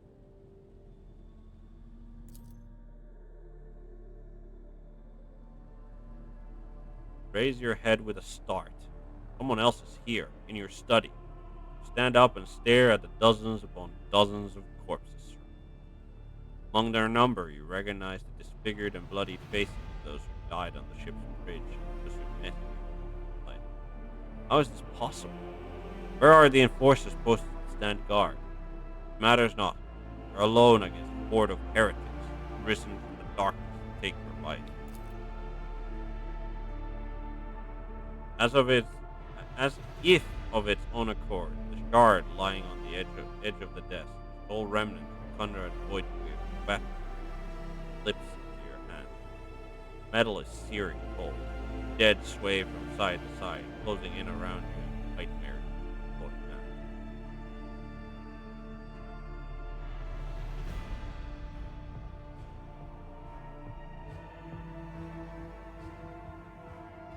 Stop! I did not wish for any of you to die. The dead remain deaf to your words, creeping ever closer with the inevitability of death itself. Belatedly realize that your trembling hand has found the shard when its razor-sharp edge cuts into your palm. Unbearably bright light floods everything around, and you find yourself surrounded by groveling minions, your body shivering in your presence. Your hands no longer hold a pitiful shard, but a majestic and ancient weapon. Skillfully crafted sword with strange, unnerving proportions, curved design, and unusual hilt adorned with image. Die. Eye opens wide, revealing a gaze so ancient and dark that it steals your breath away. You have felt this gaze before, there, on the bridge. The voice that appears in your mind only confirms you. Tapestry is woven. The path is chosen. Accept your fate, champion. Never! Your body refuses to obey your mind. The handle feels as if it has become one with your hands. The gaze of the demonic eye sets your very soul ablaze. Resisting your fate is futile.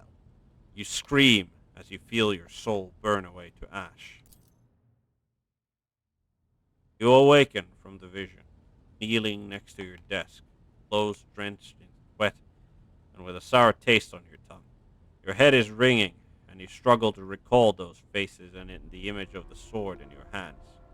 Only the deep cut on your palm and the bloodied shard lying on the floor remind you. You would rather die than touch that thing again. You reach a shaking hand for your box and call for a servitor. Now you just have to wait for the mindless automaton to arrive. Pick up the cursed artifact, head for the nearest airlock. I'll be honest, I don't think throwing it out of the airlock is going to solve our problems. I think that's not going to solve our problems. At least we're rid of it, I guess. Right, looking at the stuff that we actually managed to find. So we have, we found an improved armored body glove. That's the one. Cassia got our carapace chestplate. Cassia, what's this? How are you? Cassia is going to get the improved armored body glove, and then we can give the chest plate over to Kira. No. These go to cargo.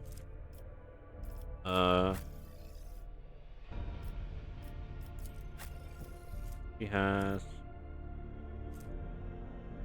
prisoner shank. Right, let's actually see what this sword is. So we have more armor penetration.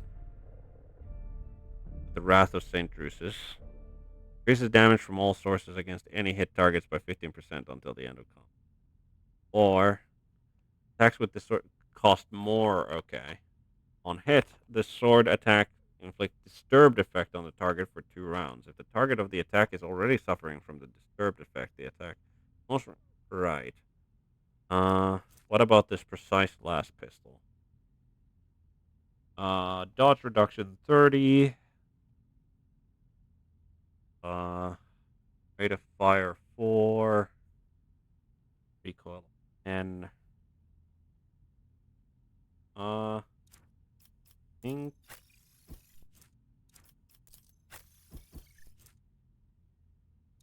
will maintain stopper roll.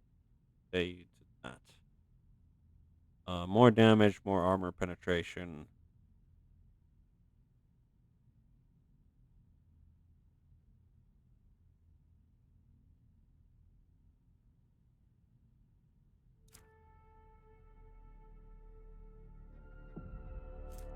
Think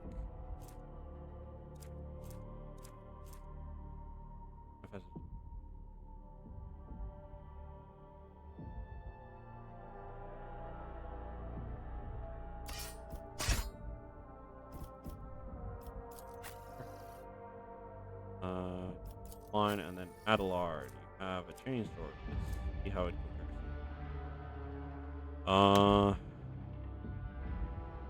compares. What does disturbed actually do?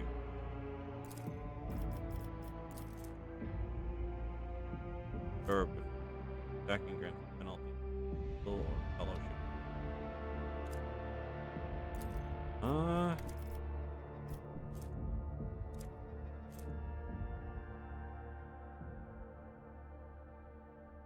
No, I think this just gets. We'll keep it, I guess, in hand, but I think that's just gonna be cargo.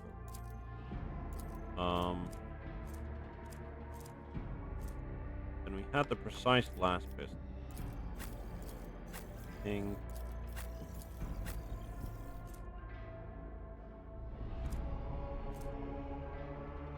I think we just give the precise blast pistol.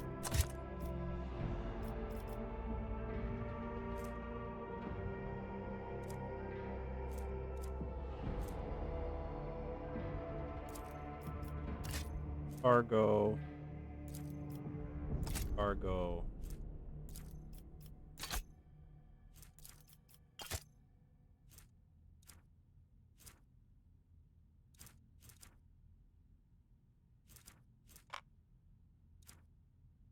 We'll keep the Rotobi shotgun at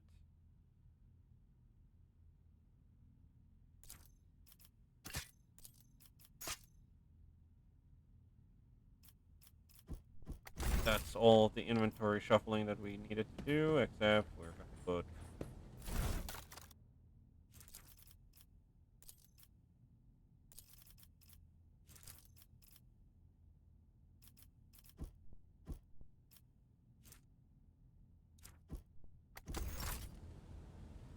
and with that, get ourselves back to the void ship.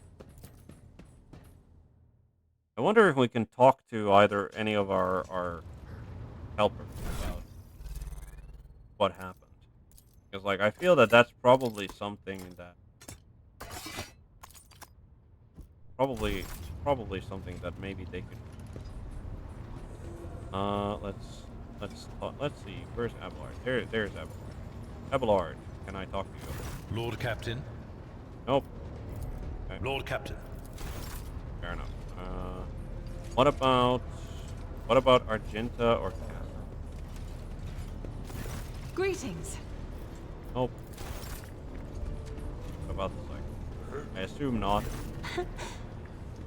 Words I have enjoyed your... Right. Okay.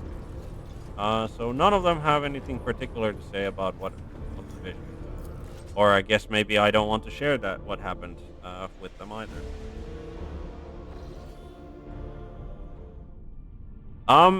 That's the thing is that like he came to the prison colony, right? And he wanted to like improve the lives of the prisoners as well as improve the effectiveness of the prison like resource extraction efforts.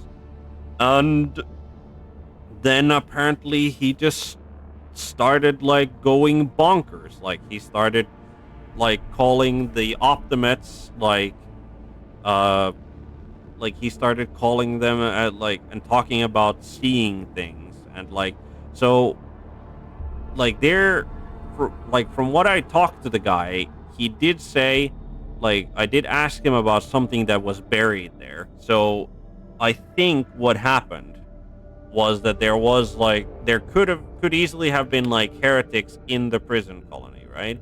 And uh they apparently like and the heretics that were there uh dug up some kind of a relic. So that chaos relic could could have like poisoned his mind or any other like anything else of the heretical stuff that was going on in there could have poisoned his mind, and that's why he went bonkers. Like that is my assumption of what happened. And then like when he snapped, he just snapped completely. Like that's how I see it at the very least. But I'm not I can't really say anything other than that. Like there was like we didn't find his personal diary or anything, and like the diary that we did find like was just talking as like the guys that we also took aboard our ship, like we're all just um like he was like more lenient to people and talked about like wanting a better future for people, and like so everybody considered him crazy already like from the get-go. So but like no there wasn't any it was this one event or it was like this person that he talked to that caused him to go like utterly insane. uh so yeah, but yeah, let's get to Rykad Minoris, shall we?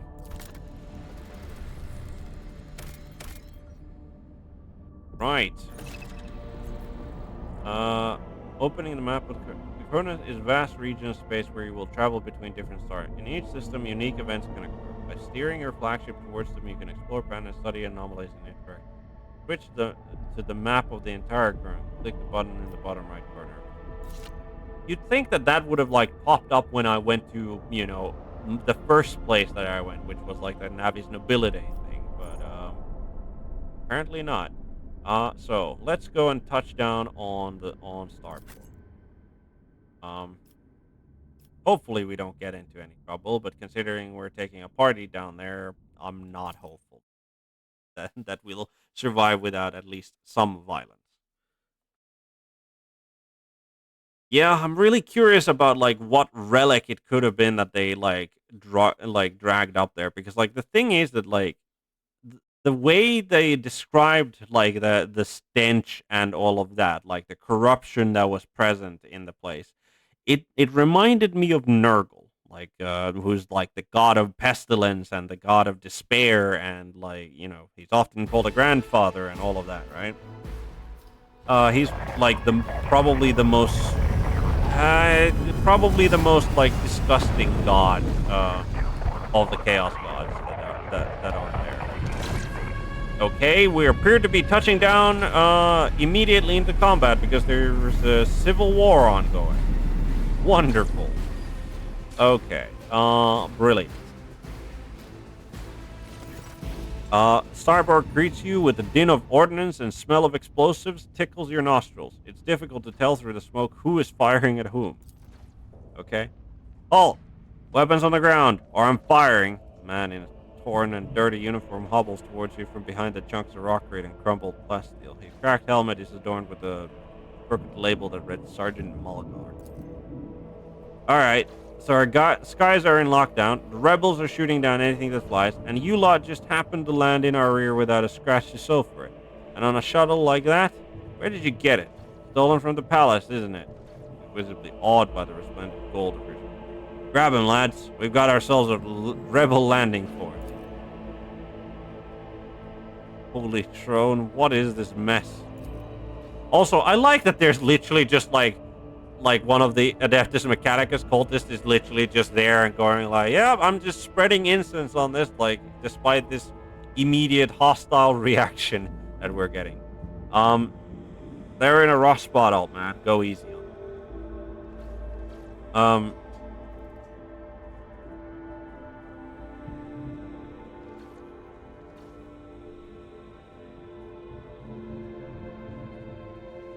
Right. Who am I, Cyphus Kane? I mean, I'd like to say that I take some inspiration from that. I will certainly, I mean, I will not admit to being a coward because I'm not, but, I will certainly attempt to reach the same amount of glory that he has. But yeah, we do keep on landing in places where violence is just immediately happening, like, without our knowledge. Right. I think that we're gonna give this to our seneschal then. Abelard, enlighten this rabble about the proper manner of greeting the God Emperor's chosen. Abelard clears his throat. You stand before rogue trader one Valancius, you ignorant worm. Snap to attention this instant and give his lordship a formal report. A mixture of awe and terror, he snaps to attention, raises his freshly cut chin like an exemplary soldier. My mistake, sir. At once. The starport is under control of the governor's wardens. Perimeter commander is Sarge. I assume he just gets shot. He doesn't get shot, but a frag grenade explosion cuts off the rest of the sergeant's words. Shrapnel flies everywhere with a piercing screech. One of the soldiers falls to the ground, clutching the remains of his forearm that is now adorned with crimson tatters. Blood is pouring out of the stump, and it is short-lived. The sergeant curses and hastily says an army prayer for the dead. Right. Pardon me, sir. Sergeant Last Mulgar reporting. My unit is holding the starport on the government's order. How may I serve? What is going on here? Unrest, sir. Armed rebellions in both the capital and the provinces. First the lower level sparked, then it went up the spires. They hit the Vauxhalls, the arsenal, the Mag train station. Then Felek tore off his mask, precisely because he knew about the trouble on Reichad Minoris. He knew that none of our allies would come to our aid. You may continue your report, peasant. My unit was here when it all went to Groxus. Tech priest linked to the satellites reported sightings of strange void ships in the system. They were orbiting the star until one of them set course for landing on Reichad Majoris. The Majoris? The governor took precautionary measures in order to increase security at the key facilities. Everyone knows that whenever something's not right, you better double the warden details. The alarm was raised, and we were sent to secure the starport. It's the only reason we were able to hold it. They're crushing us, scumbags. It's been a whole turn since last reinforcements came in. We're running low on ammo, every other fighter is wounded. I don't know how bad it is in the streets, but they'll drive us out of here any minute.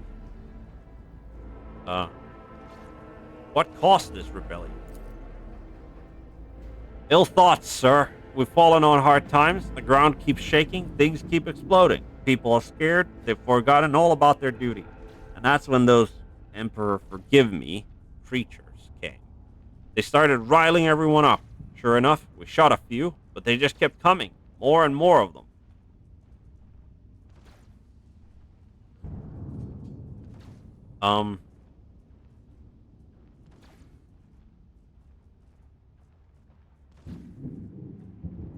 Who are you, anyway? Sergeant Last Mulgar, sir. 11th generation loyal soldier of House Winterscale. Awarded 3 commendations for faultless service. Ever since the olden days, his lordship the Road Trigger has recruited soldiers and shipwrights on Reichad Minoris, so there's no greater honor for a Reichadian than serving his lordship with diligence. Right. I cannot leave you and your people without aid. Reinforcements will be sent from my ship. I live to serve. Sergeant is so astonished that he only barks out the mandated words of gratitude after a non-mandated lengthy pause. We won't fail. We won't forget. We'll be praying to the Emperor for you, your lordship, sir. Do you happen to know if a member of the Inquisition has come here? At the word Inquisition, the sergeant's face fills with awe. I don't know, sir. There definitely haven't been any visitors like that on my watch. You might have to inquire at the headquarters, your lordship, sir. I'm going to see the governor. If I may report, sir, as long as the rebels keep shooting their damned anti-aircraft battery, there's absolutely no way to shuttle you to the governor. It would have to be on foot. The streets are dangerous. I have no one to send you with as an escort. I assigned all available troops to accompany the esteemed tech priest to the governor. I will cast orders to them to wait for you. And I'll inform headquarters. They better send out a convoy to meet you halfway. Meanwhile, we will follow the governor's orders and hold the line here. Adira frowns as her gaze grows distant, as if she's looking through the sergeant. You're a good soldier, but you've got a lot of blood on your hands, both yours and others. No, the same hand that salutes now might falter in darkness. Hank and Paulette will save you. Pardon me, my lady, but I can't get my head around these fancy words you're saying. I've seen plenty of blood, but trust me, I'll fight till my last drop. Psyker's always just like, why did she even have to say that out loud? Like, he didn't need to hear that. Goddamn Psykers. Right, is the path ahead dangerous? What exactly awaits me there? All our roadblocks are gone. The whole place is in the rebels' hand. City's almost lost, so no help will come. We're surrounded by rebels. And watch your steps, sir. The streets are chock full of mines. His remark about mines lodges itself in your memory. More than anything, you will need to watch the ground and not your surroundings. You'd rather risk a shot from a rebel or a jittery soldier than experience a few handfuls of lethal frag shrapnel resting on top of some 300 grams of explosive fissilin. I'm like, why did that need a logic test? Why? Alright. What tech priest? Very important person from the Adeptus Mechanicus arrived on the last shuttle before they locked down the sky. He kept on asking whether anyone by the name of Amarant or Amarnat or something like that had recently arrived. Barely answered any of our questions though. Said he was under no obligations to tell us anything. Yeah, I mean that is Adeptus Mechanicus to a T. He demanded to talk to the governor personally, so I had to send a quarter of my troops with him to keep trouble at bay. You're a good soldier, Malgar. I'll see that your heroism is noted. I live to serve. Another explosion interrupts the sergeant's words. With a sigh of relief, he turns to his soldiers and spits out a booming series of commands. Alright, so, Jesus Christ, that's suddenly a lot of last gunfire. On your travels, you will hear many rumors.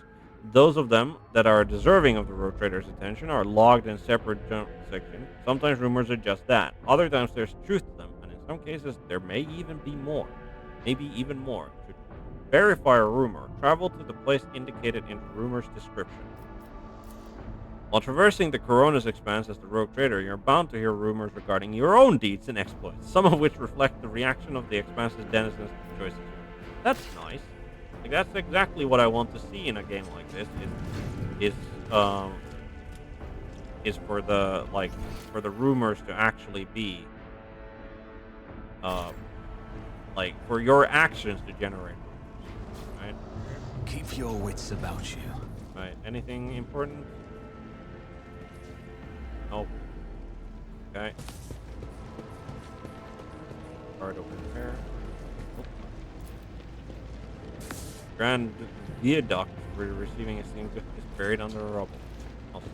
Let us not dawdle. Alright, we found some cargo immediately. Always a good day when we can get some cargo straight off the bat. Right. I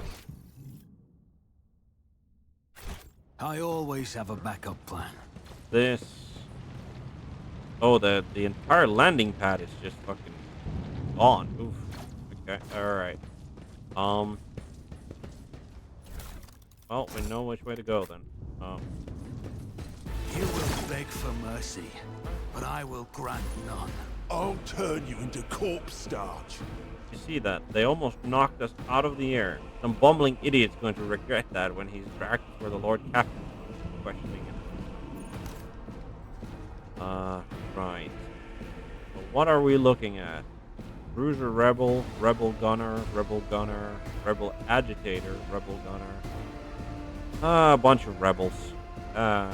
Rebel scum, always getting in the way of good business. Right. How are we looking at on the initiative? We're pretty far up there. Idira's down, but Abelard, Cassia, and Argenta get to go. Okay. Right, so we're gonna go behind this full cover here. Actually, let's put you in a half cover.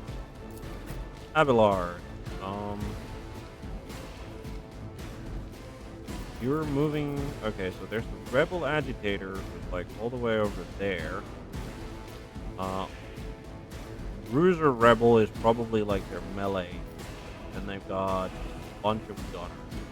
Oh, another Bruiser Rebel over there. Okay, I think. Let's see. Argenta can't really get anywhere useful. Let's put her over there. Cassia. Cassia, you go get safe as possible. Idira, get over there. Then we have Abelard. I think we need to, like, the Rebel Agitator is obviously like some kind of specialist, so we want to get rid of him as fast as possible. But, so I think Abelard gets. Argenta really, like, is this the best? I mean, they moved before everyone aside from them, like. Alright, let's start that battle. Right. So we can do. What are we doing? The voice of command. Take it. Or we could just give up, bring it down for agenda.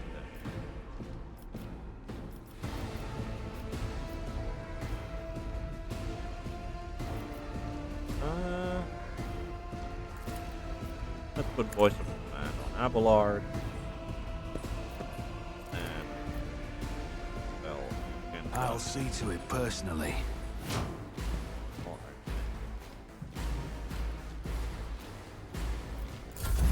Alright, what does Rebel Agitator do? Unrighteous. Okay, so he just so he's essentially an officer.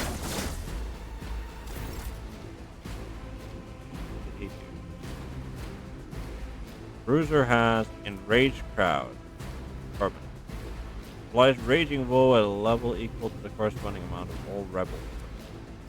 So, like, the more rebels, the better it is. Eye of Oblivion. Okay. So.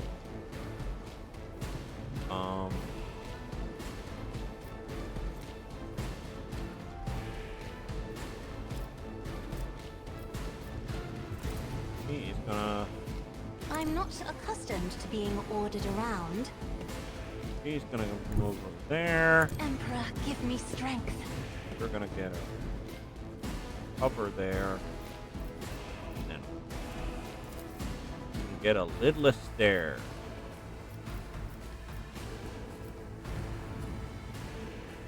Let's horrify. Let's just like scar something. Me, if you insist.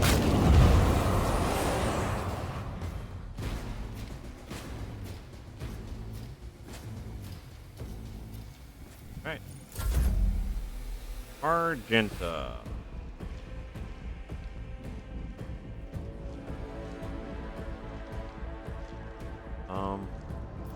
We're going to. As the Emperor commands, I act. We're gonna run and gun.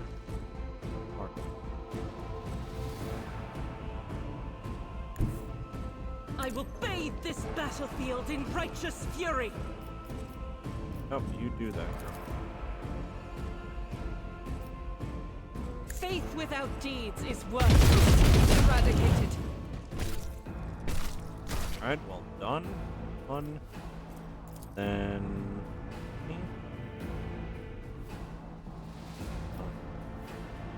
Super Rebel.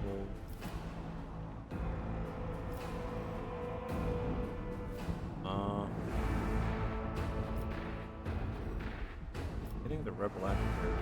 Nice. Do we kill that? No, I think this Rebel Gunner... We just... As the Emperor commands, I am. None can escape the Emperor's judgment. None can, so... Immediately removes the winded effect. Till the end of combat, the soldier gains the following +10 critical damage, critical... This ability becomes available after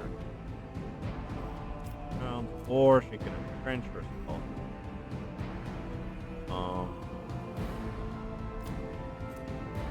Skill counter is not reset. Okay. I think we just entrench ourselves. Extra protection. Right. Then. I think we're gonna do what I would like to describe as pro game mode. At large, you move over there. Victory is reduced to dust. Pull and get. Oh, the charge is not long enough. Damn it. Charge is not long enough. And he. Well, so much for that pro gamer move, I guess. At your beck and call. Gonna endure. We're gonna Indeed. brace for impact. Oh yeah, brace gives. I completely forgot that brace gave that.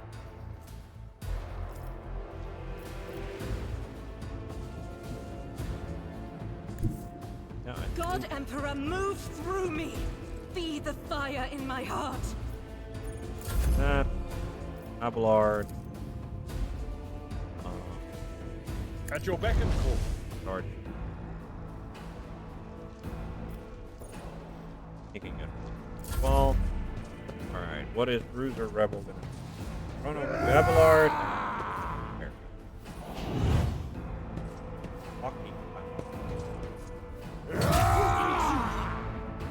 Get there. What does Cocky Glamour? Magenta. Provoked. Chances to hit any other target but this creature are okay. It's not exactly a taunt. Kind of. Right. Anything is? Magenta. That.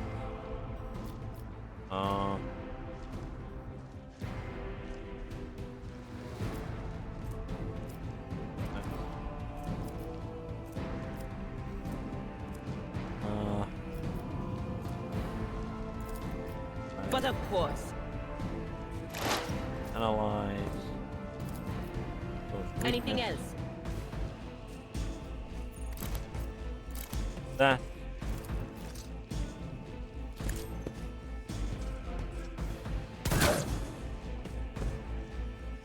Mostly dead. We should be able to win.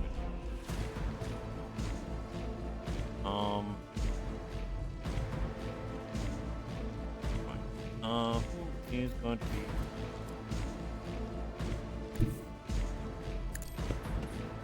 Run over there. We're gonna tell Abelard to serve me. Here, I'll tell I'll see Abelard. to it personally.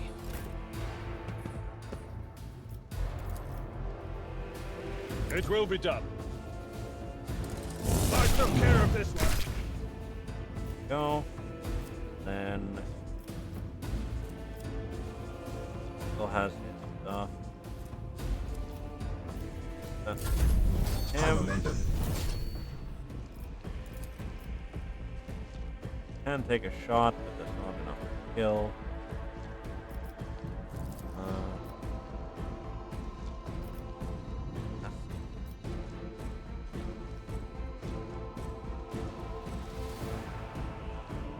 Ooh, we could also do finest hour.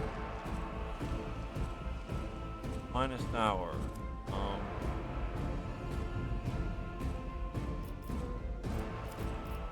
This.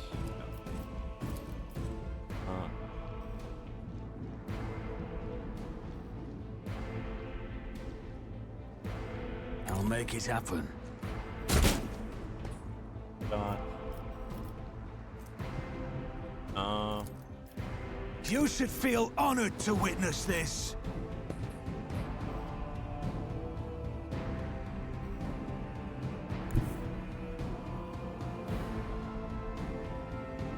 I've seen worse battles than this in my time. Victory is imminent. There. It will be done. One fewer target. That. What still has the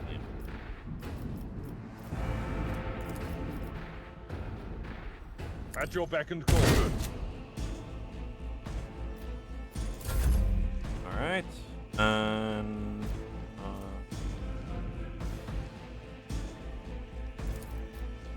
It's give as that good over. as done. Give that over to Cass. Oh, they're actually helping us fight. I think. Question mark. I hope they don't just come over and start like helping us by shooting us in the back, because that has certainly happened before. Nice! They killed one of their friends. Abelard takes minimal damage. Abelard takes more than minimal damage. Abelard parries power swing. Right.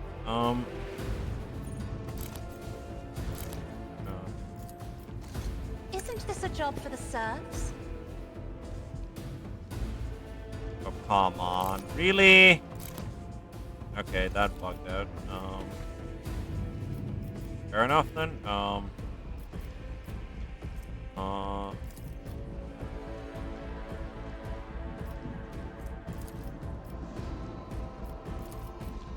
If I may. That on.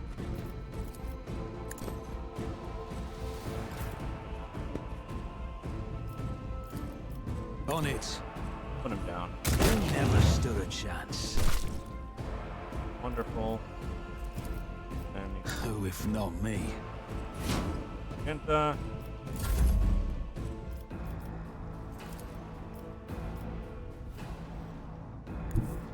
I have read tomes of military tactics.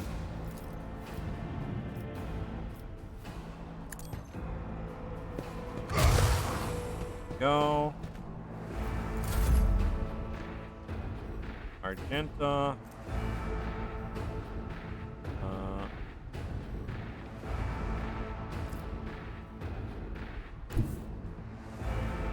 Put her there. The enemies of the Emperor will be undone. Rebel. Doubt is for the Rebel in weak. slaughter.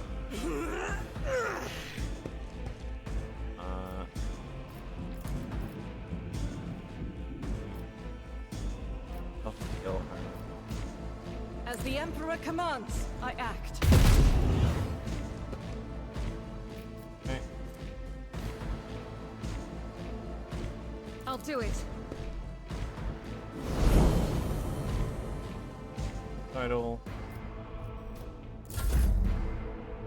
Abelard. I will do my duty. That.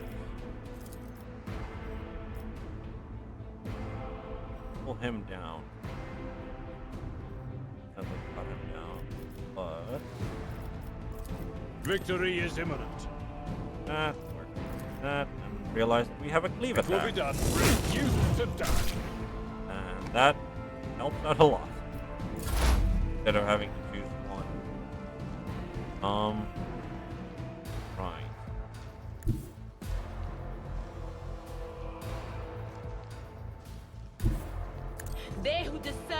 future on the battlefield.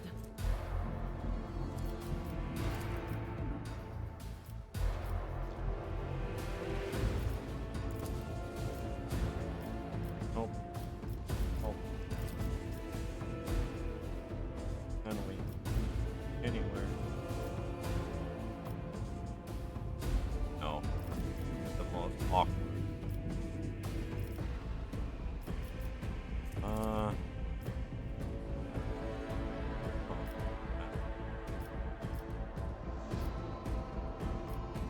Can't put it. Right.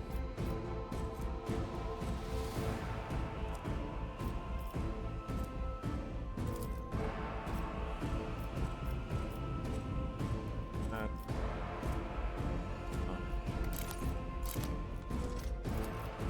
Nope. He has like line of sight to anything either. Bit of a unfortunate maneuver, I guess, but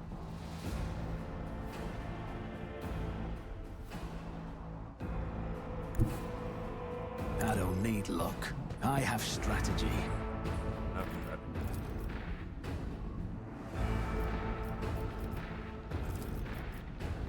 I'll make it happen. Argenta. Argenta. Turn. Faith without deeds is worthless. Oh, he's down to one wound. Really? Aw.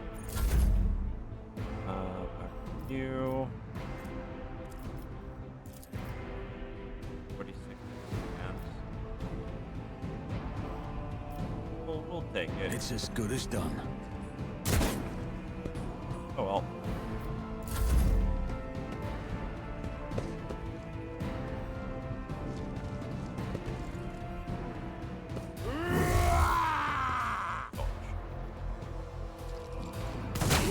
Let's go into the Emperor's light, for I am chosen.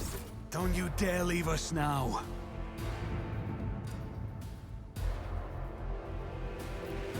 Yeah. Need that. Like you've shown that. Like you would think that I don't need that again.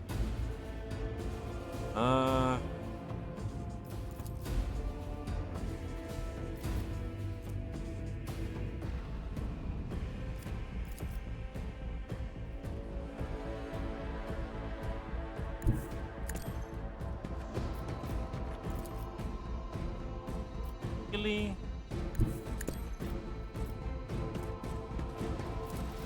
There we I'm go. not accustomed to being ordered around. Indeed. One fewer time. No.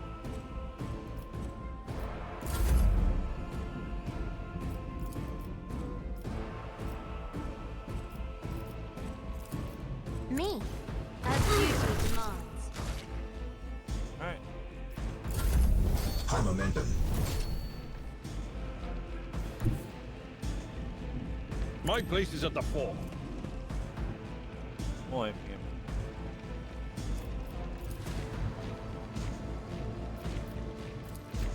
you It will be done.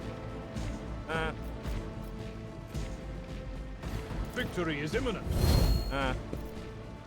No matter the cost. A tactically sound approach. now I rather not. actually walked in too close. At your beck and I took care of this one. Right. Weapon and ballistic. Always keep your eye on the prize.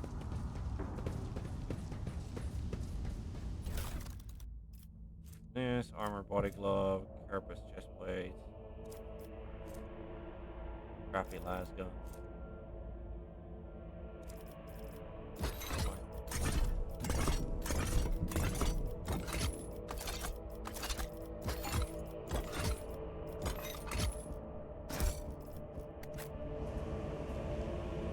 Right. Little unfortunate that Argenta got like knocked down, but knocked down and wounded, but Rise to the top, or get left in the dust. not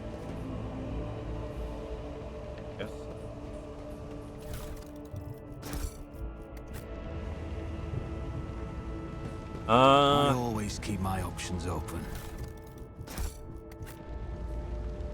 Find at. Find at.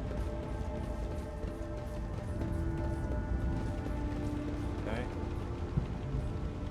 Nice. Have you got them? Please give them back to me. Even just one. Jeez. I mean, that doesn't sound like something that a madman would say. Is there money to be made? Like, if I lost my eyes, I would probably ask to be given them back. Or Imperium. I always get the job done. Written on the side of the shuttle and pilots slowly slang our words. Do not touch. Shipment of ties to the blessed Lord Captain Caligos Winter. Of course the Earth. I could take goods.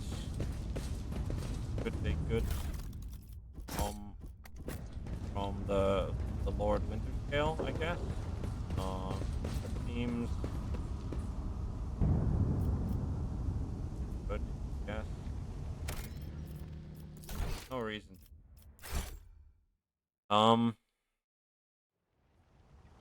Right. I always have a backup plan. What? On. Oh, but you don't come any closer and I don't shoot you. I mean, he literally just... Oh, it was pointing. Okay, okay. Lucky Jespar, the young, shaggy-looking, khaki-haired soldier is still pale. Nonetheless, as you approach, he alters armor. Gives you a somewhat frightened but genuine smile. Thank you, my lord. You arrived in the nick of time. I don't know what those babbling creeps wanted with me, but it definitely wasn't any good. Who are you? Lucky Jespar, Governor's aide and personal Vox operator. I was dispatched to the starport on special order. Are you unharmed, soldier? All thanks to you, my lord. Those blind lunatics are all over the city now. Rebels, damned into the void, go around maiming anyone they get their hands on and scorching their eyes. Ugh. They leave the poor sods driven mad by the pain to wander the streets babbling nonsense. He lowers his voice and adds with gravity.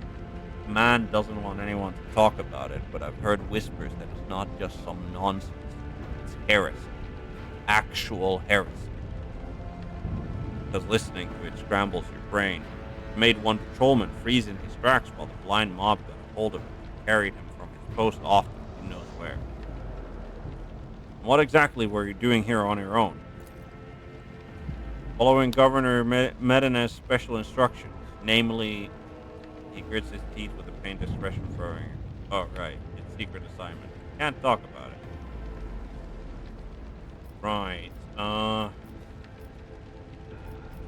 a rogue trader. Why don't I simply order you to tell me everything? It's well within my rights. If what you know is priceless...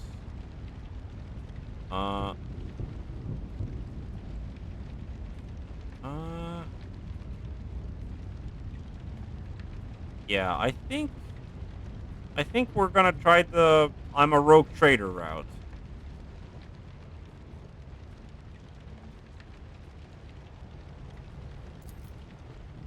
Test succeeded. After casting a quick glance over her gear. I mean, I probably should have gone for the persuasion because I'm much better at persuading than I am of in just like lore Imperium. But hey, we succeeded, so yay. Oh, so you must be from House Valencius. The starboard's auger surveillance station reported it that you had detected your ship entering the system. And you heaved to, sent a shuttle to another unidentified ship. Very strange one at that. And then that ship departed. Pauses for a second, then mumbles. But, the auger surveillance station reports are not to be disclosed to third parties. You know that already, don't you? Well, alright. If you really are a rogue trader, I'll tell you everything. Why did they send you to the starport? I'm supposed to deliver updated Vox codes and, how should I put it, assess the situation. The planet is a real mess at the moment. The rebels have found their way into our VoxNet and are now eavesdropping. This made proper communication impossible.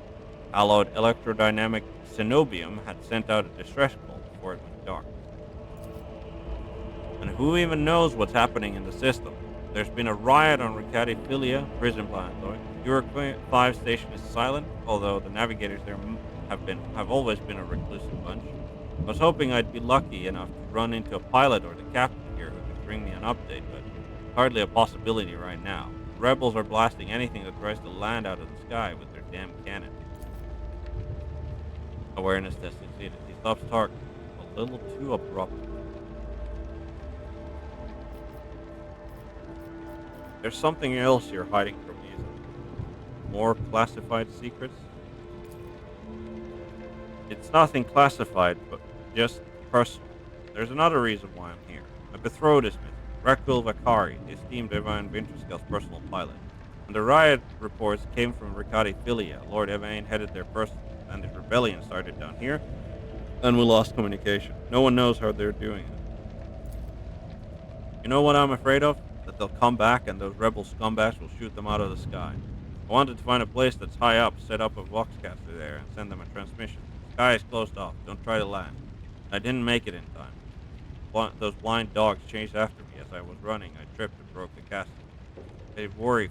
She's an excellent pilot. I still worry. Abelard shakes his head disapprovingly, but his eyes are understanding. That is why all members of a void ship clan share the same employment. No matter how devoted a servant of the Emperor is to their duty, there's always the danger that family ties might disrupt regulations and order. Worry not, for your Raquel is alive. I met her on Ricati Filia. Really? That's marvelous. May the Emperor protect you for 1,000 years and then 1,000 years more for bringing me such good news. I'll name my firstborn after you, I swear. In fact, I'll name all of my children after you.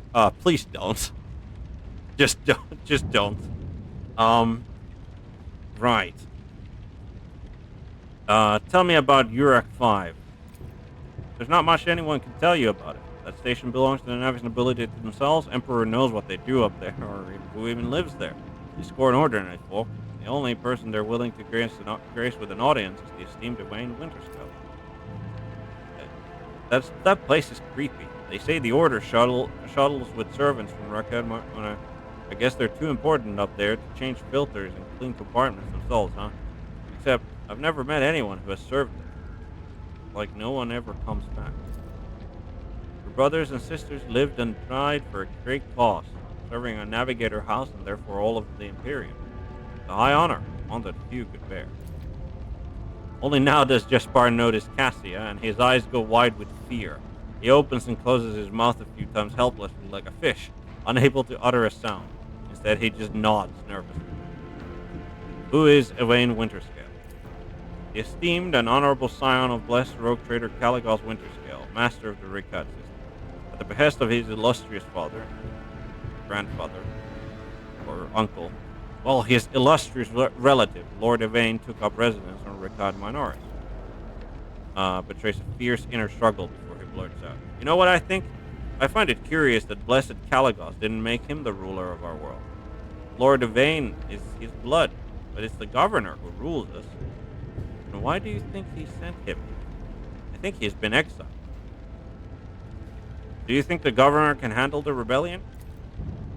Well, obviously, I'm not some pessimist to say otherwise. I won't tell anyone. You really won't? Well then, if you ask me, things are pretty rotten.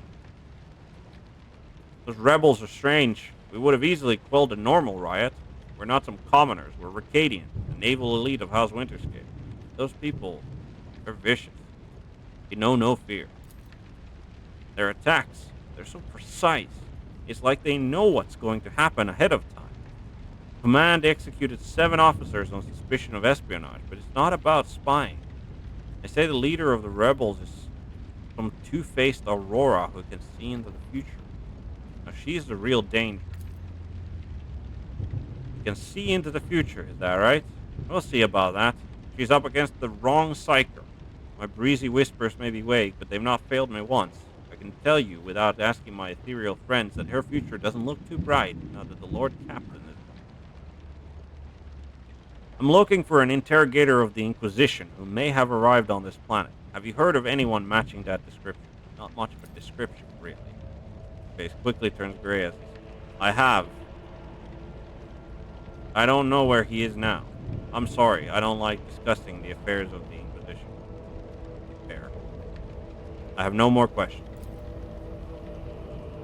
It was my pleasure to be service to you, my lord. It's been nice to chat to someone normal. I must take my leave. You're right. We shouldn't stay here or we might run into rebels.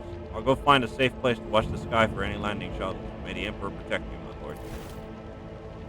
Right. I think this is as good a place as any for us to save and complete the day's journey in the world of Warhammer 40,000 Rogue Trader.